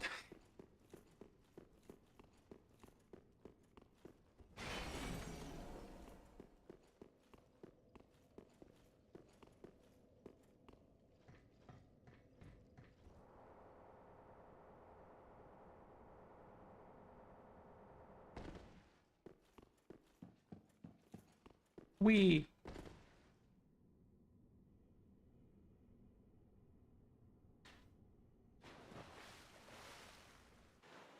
I can't believe Midir stole Arena from Pewters at night.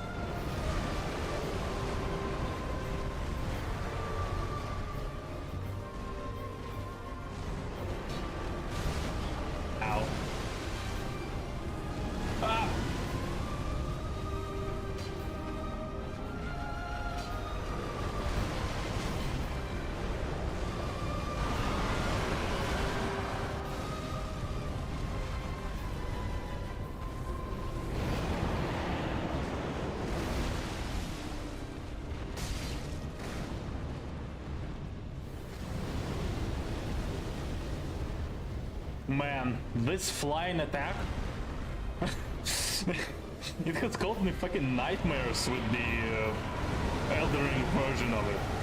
It is so bad in Elden Ring because there are random hitboxes that just fly to the left when you could reliably dodge Meteor's attack when running to the left of it.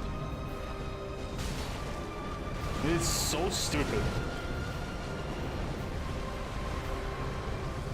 Like, you had a good design and then you made it worse.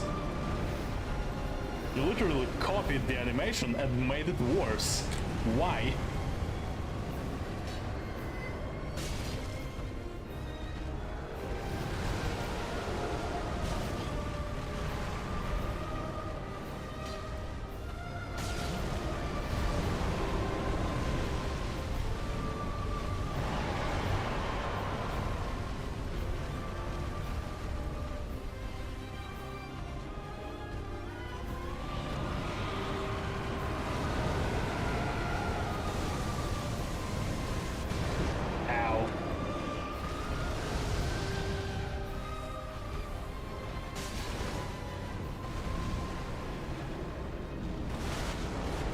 Oof, I forgot about the charge.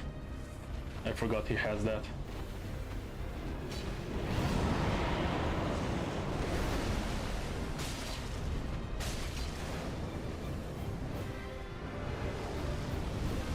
Like, really, like, that's all you need to do. Just run slightly to the left. Why did they add random projectiles to the Elden Ring dragons? Just why? It's like deliberately worse. Man, Meteor is just so much better. It's insane. Ow.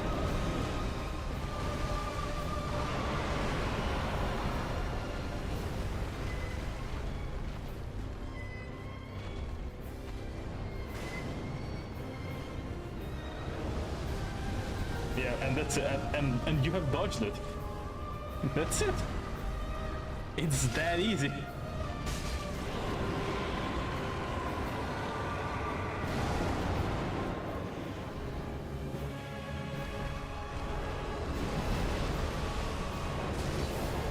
Oh, no, no, no, no, no, no, no, no, no, no. Woo.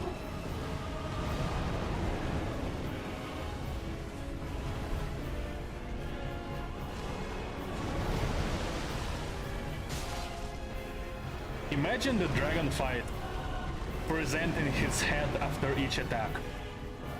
Just delivering his head to you right on a silver platter, directly to your house. Just deliver his head directly to me. Like, is that really that difficult to do? Like, you have done that with Meteor. Why are all the Elden Ring dragons not like this?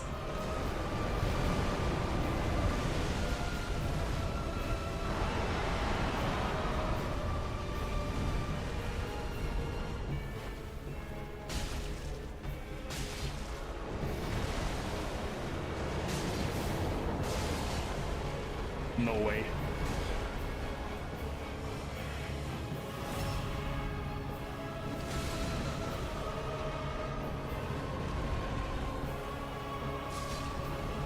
No way. That is actually the first time I have first tried Meteor. That is the first time I did that. And with 4 Estus to spare. It is remarkable how much better Meteor is than Elden Ring dragons, all of them. And he's not easy. Like, he's not easy at all. But I can just read the animation and he delivers his head to me after every attack. And that's it. And that's it.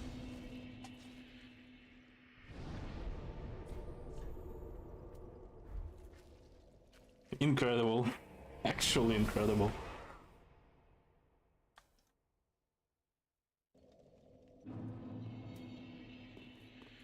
Okay, time for Gale.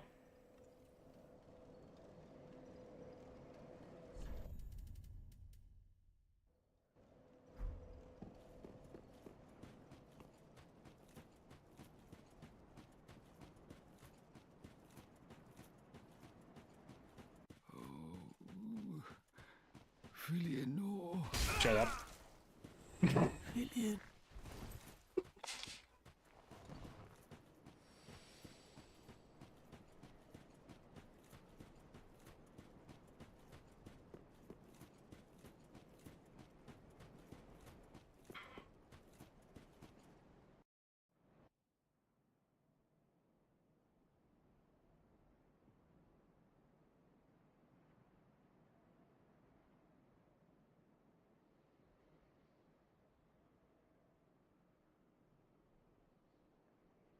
For magic builds, maybe. Yeah, I guess when you're aiming at his head, yeah. I guess the projectiles don't have enough tracking to actually hit his head, and they miss. Right? That's the problem. I haven't actually tried to beat him with ranged. Like I beat him with the int build, but I just use my sword. Still here. Hand it over, that thing, your dark soul. For my lady's painting.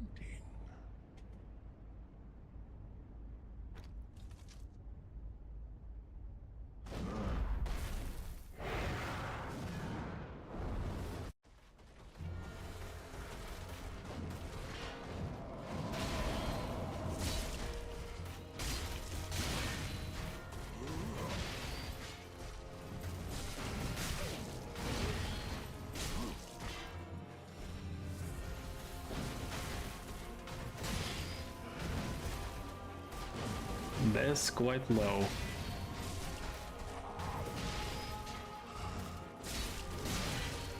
Ow.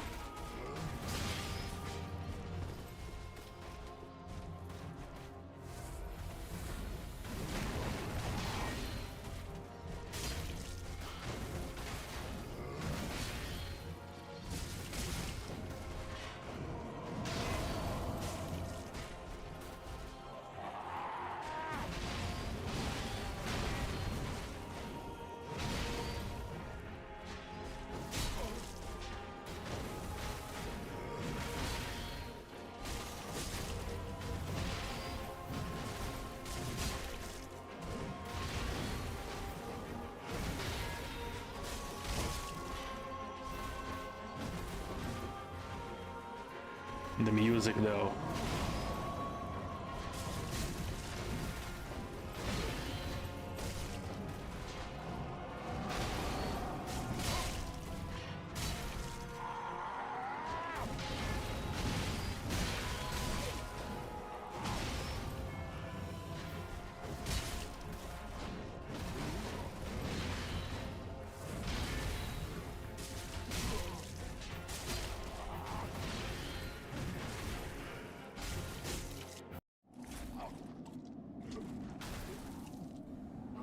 Physical sorceries. There are miracles.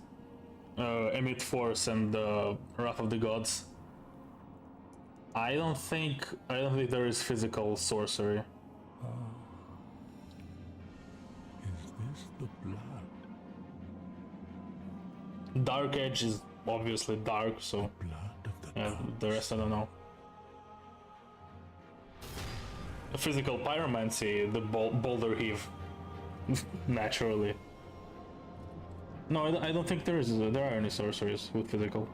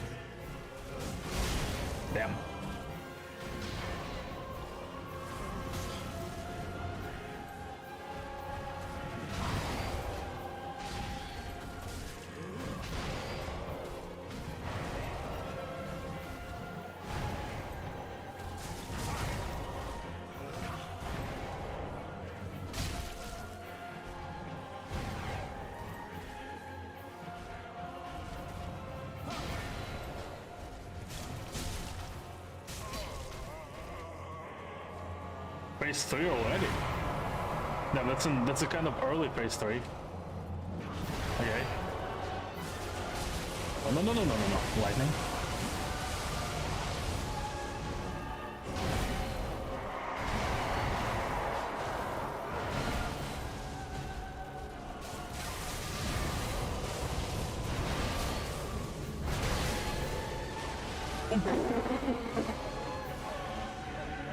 I think I got hit by everything.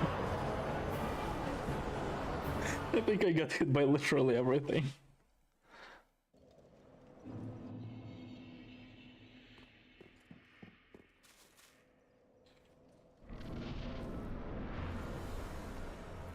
Yeah, Chuck Rock's ancient wizard strategy, yeah.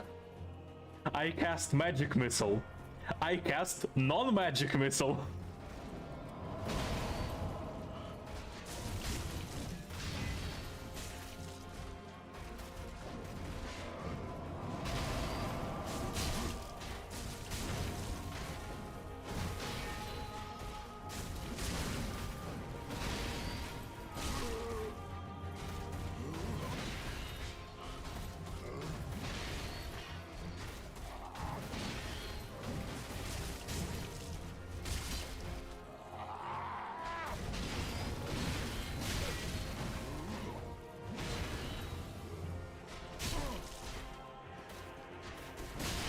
Ow.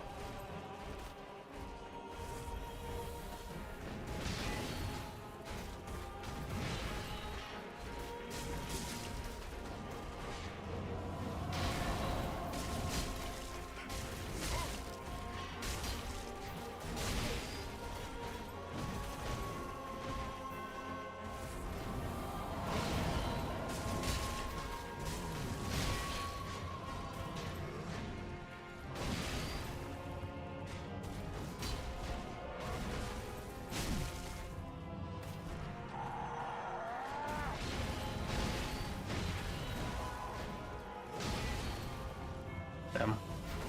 Too far.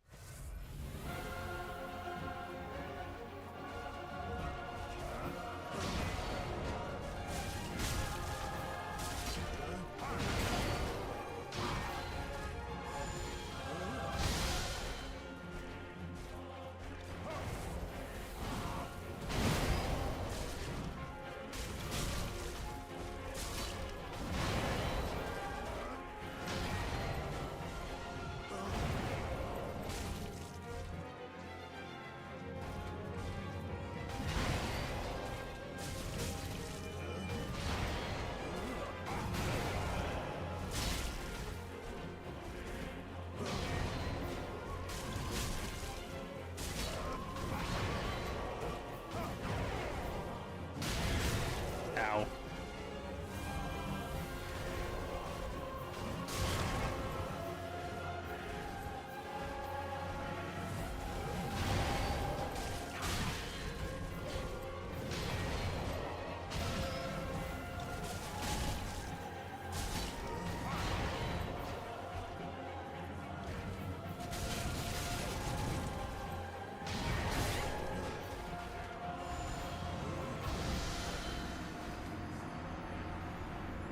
I mean, doing charged attacks is just... If I can fit a charged attack, I will. It's not just because of the stagger. I kind of did that a lot in Bloodborne too.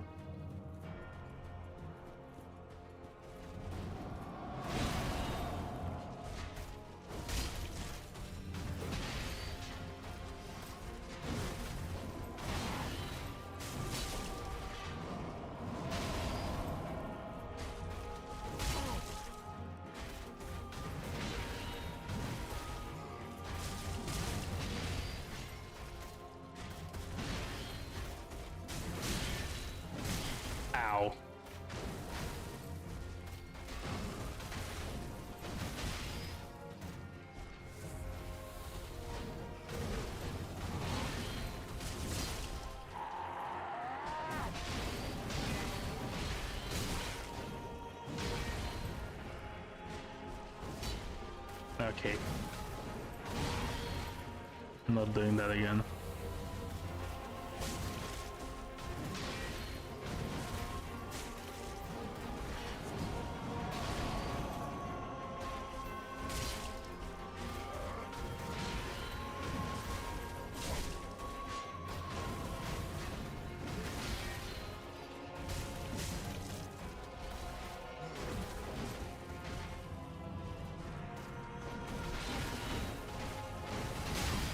Ooh.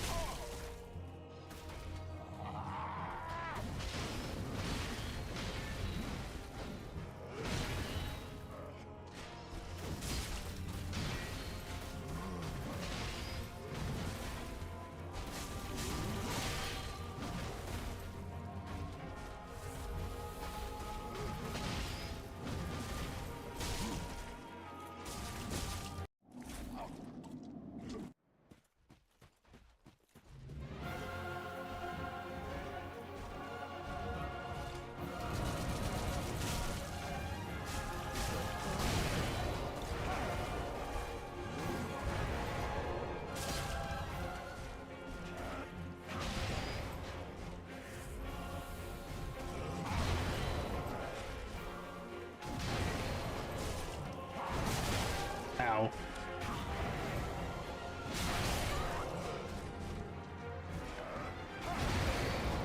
I wanted to strafe it. I wanted to strafe that attack and, well, you see.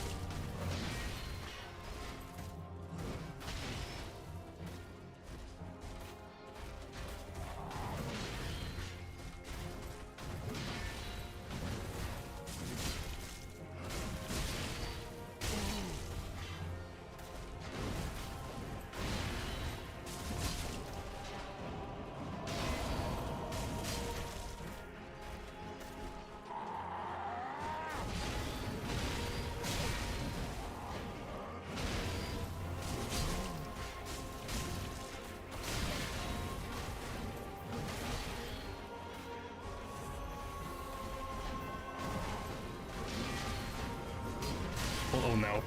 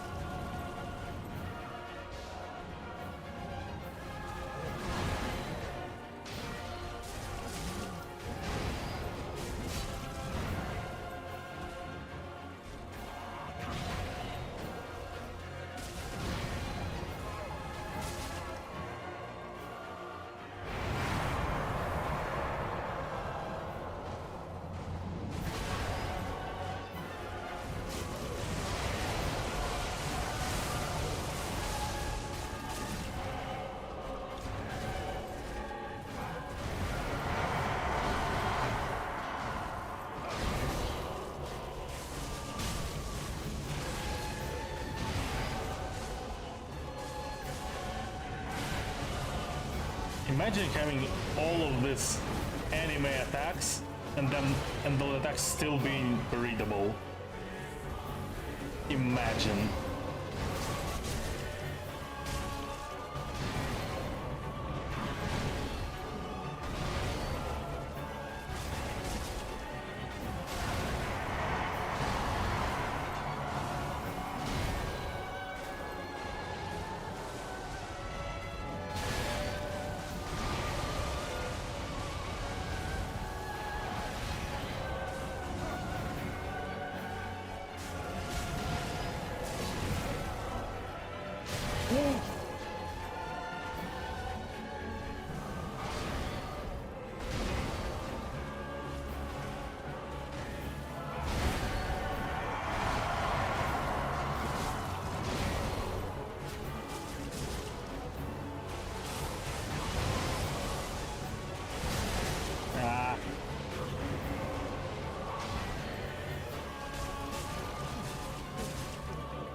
No.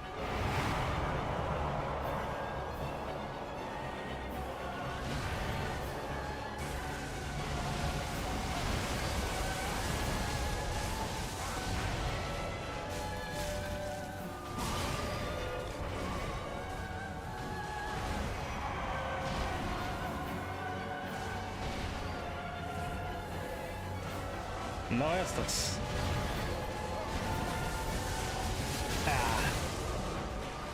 I could not afford that. Ow, no. Damn.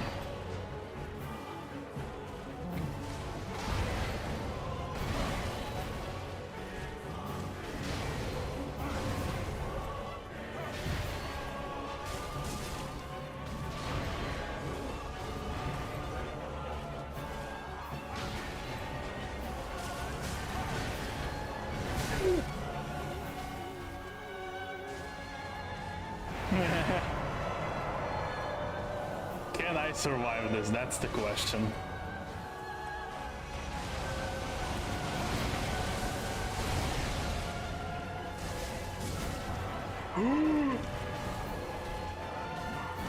No!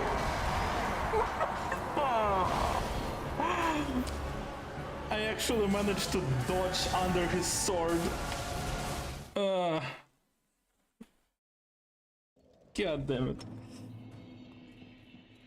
That would have been so fucking close. It would have been so cool.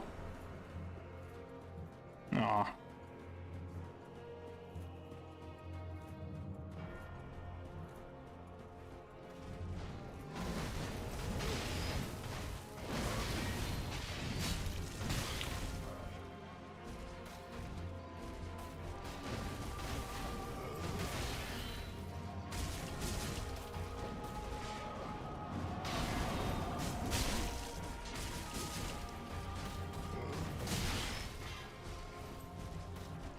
I just needed to dodge that one attack and it would have been great.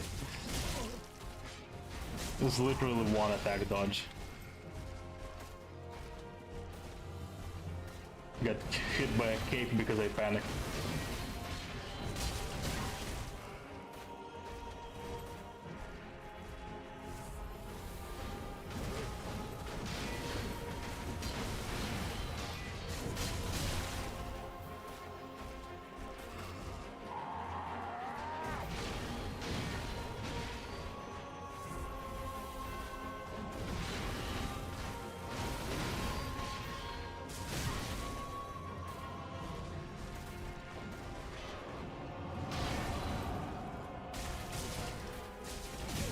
Okay, this is not a good run.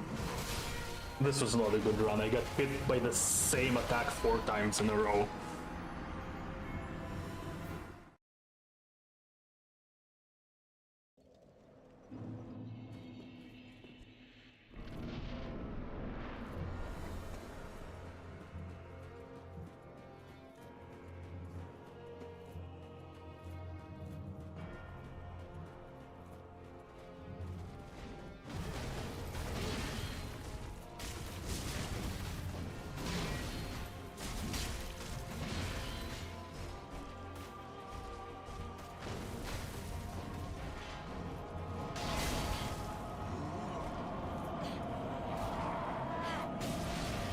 Too early.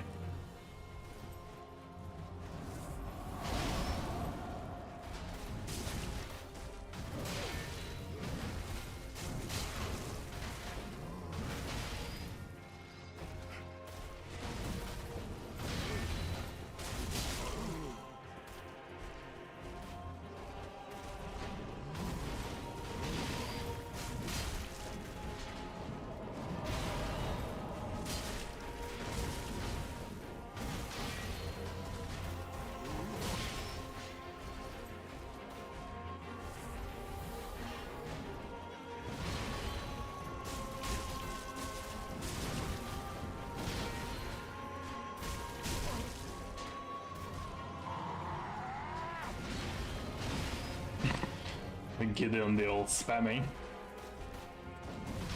Well, he knows how to spam. That's all he knows, that's why they call him the all-knowing.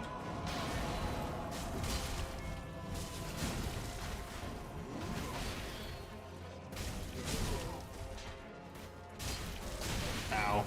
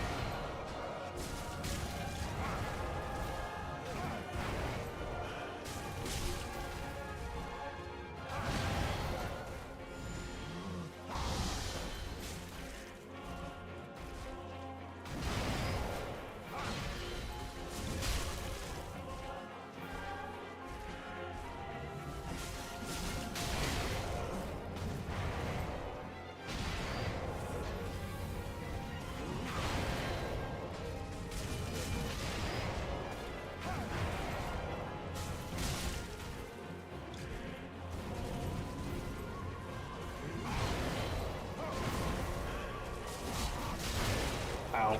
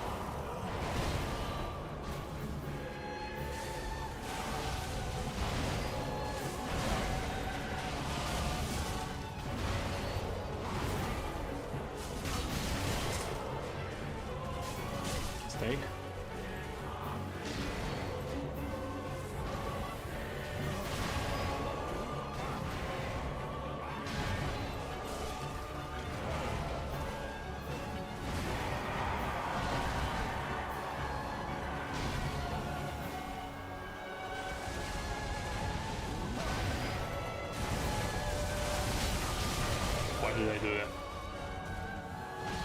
I knew that was gonna happen, why did I do that?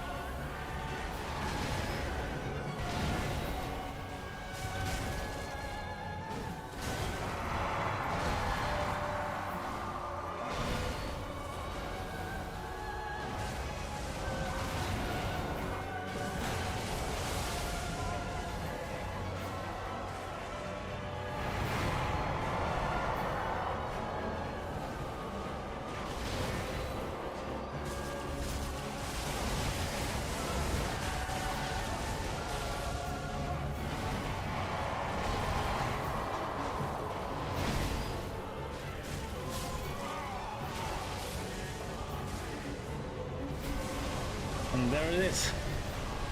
The blood of the dark soul. And it over.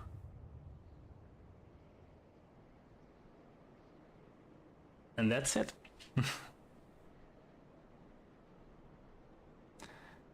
And that's it. The only way zero skeleton run makes sense if you're a streamer who makes money. Probably. I genuinely don't know why someone would try that. Otherwise, yeah, it's... Well, clean. I don't know if it's clean. One Estus. Also Divine Blessing, also Ember. It's not clean, but it's decent. It's decent enough. I was trying to go for dodges where I essentially move out of the hitbox by my attack animation itself. Which sometimes it worked, sometimes it didn't. Like if I actually wanted to perfect dodging with the Fire on L1. Like there are some attacks that you can genuinely just dodge with this attack. It's very cool. Yeah, so what now?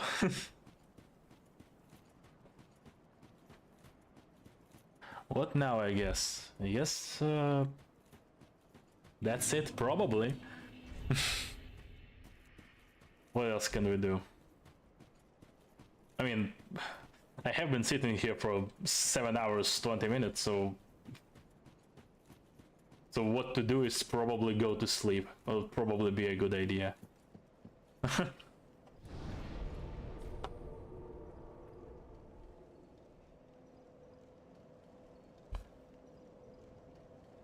Yeah.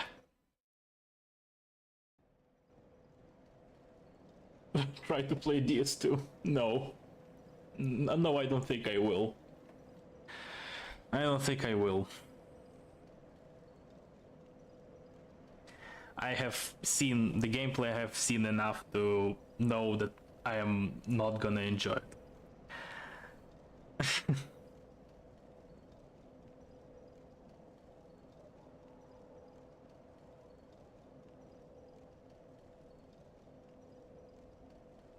There is always NG+3.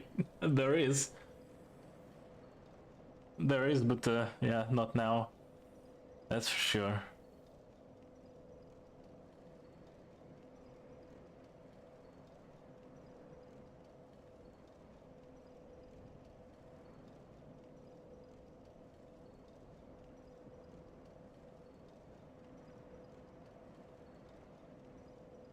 A casual Morgott fight? What do you mean?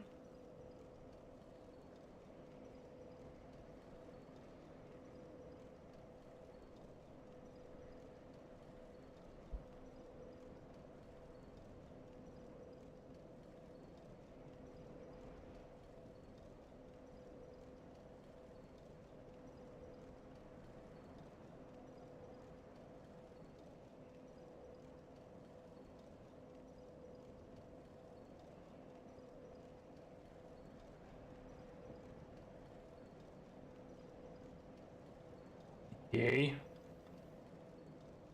Wait a second.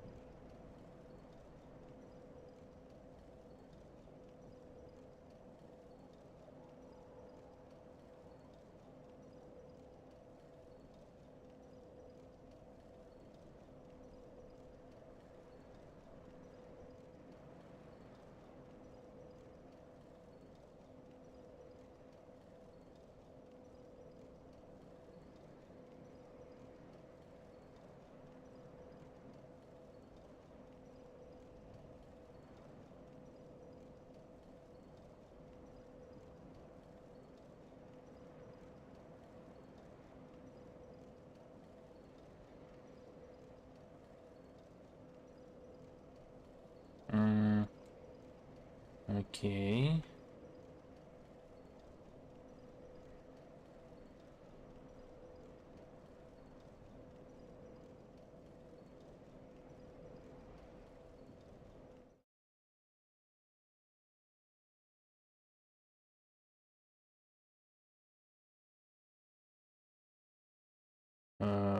Hopefully this works. Maybe. I don't think I'm capturing sound.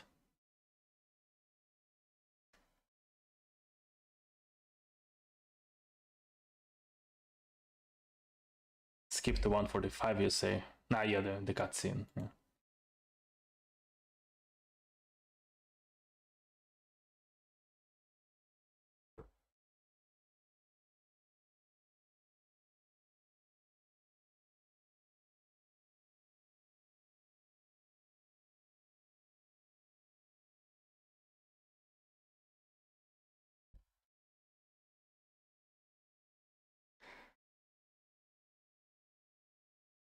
Morgott, король знамений. Король знамений.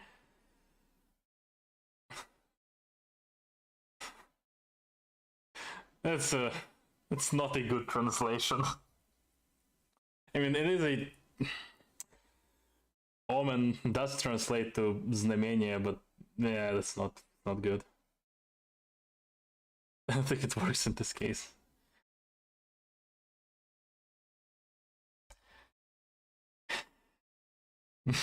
Yeah, I mean,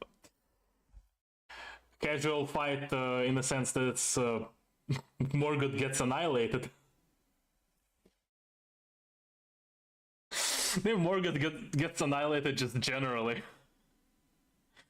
Yeah, stance break into face transition. Yeah.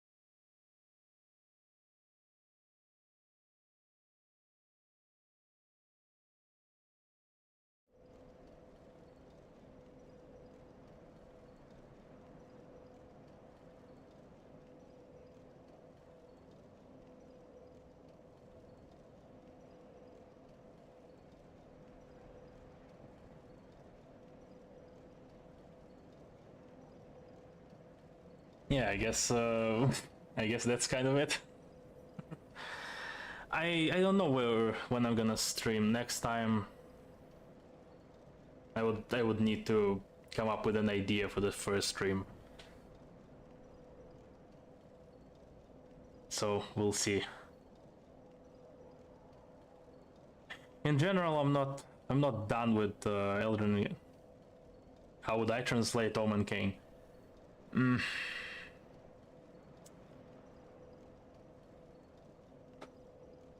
I'm not sure how I would translate it exactly. But not like it was translated. Король знамений. Это не то. Король знамений это немножко не то значит. The thing is, it's the Omen King. It essentially means that Morgott is an omen and he is a king. He's the omen that is a king, and that translation is the king of the omens, and the omen itself is not just a literal translation. Omen is a species, so it's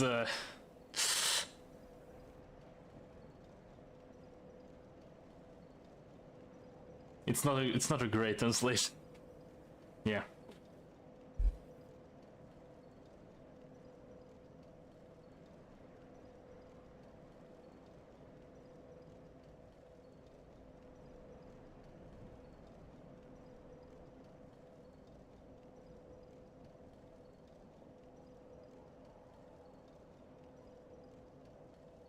Король знамения тоже не особо работает.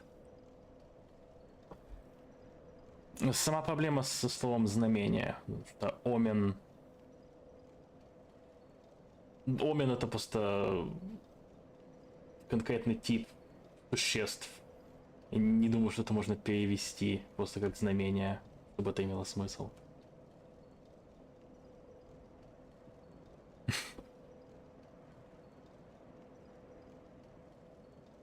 Random Russian words for other people. But anyway, yeah, I think it's time to wrap this up. Thank you for being here. Thank you for sticking however long you've been here. And I'll see you at some point later. I still have some stuff to do with Elden Ring. There's still the showcase of the all stance break inconsistencies for the DLC, which is actually surprisingly not that much. They actually dialed the inconsistencies back a little bit, just a little nice, but yeah, I still need to make a video about that. It will be like a companion video, I guess, to the value of consistency, something like that. Yeah. But for now, it is a bye-bye.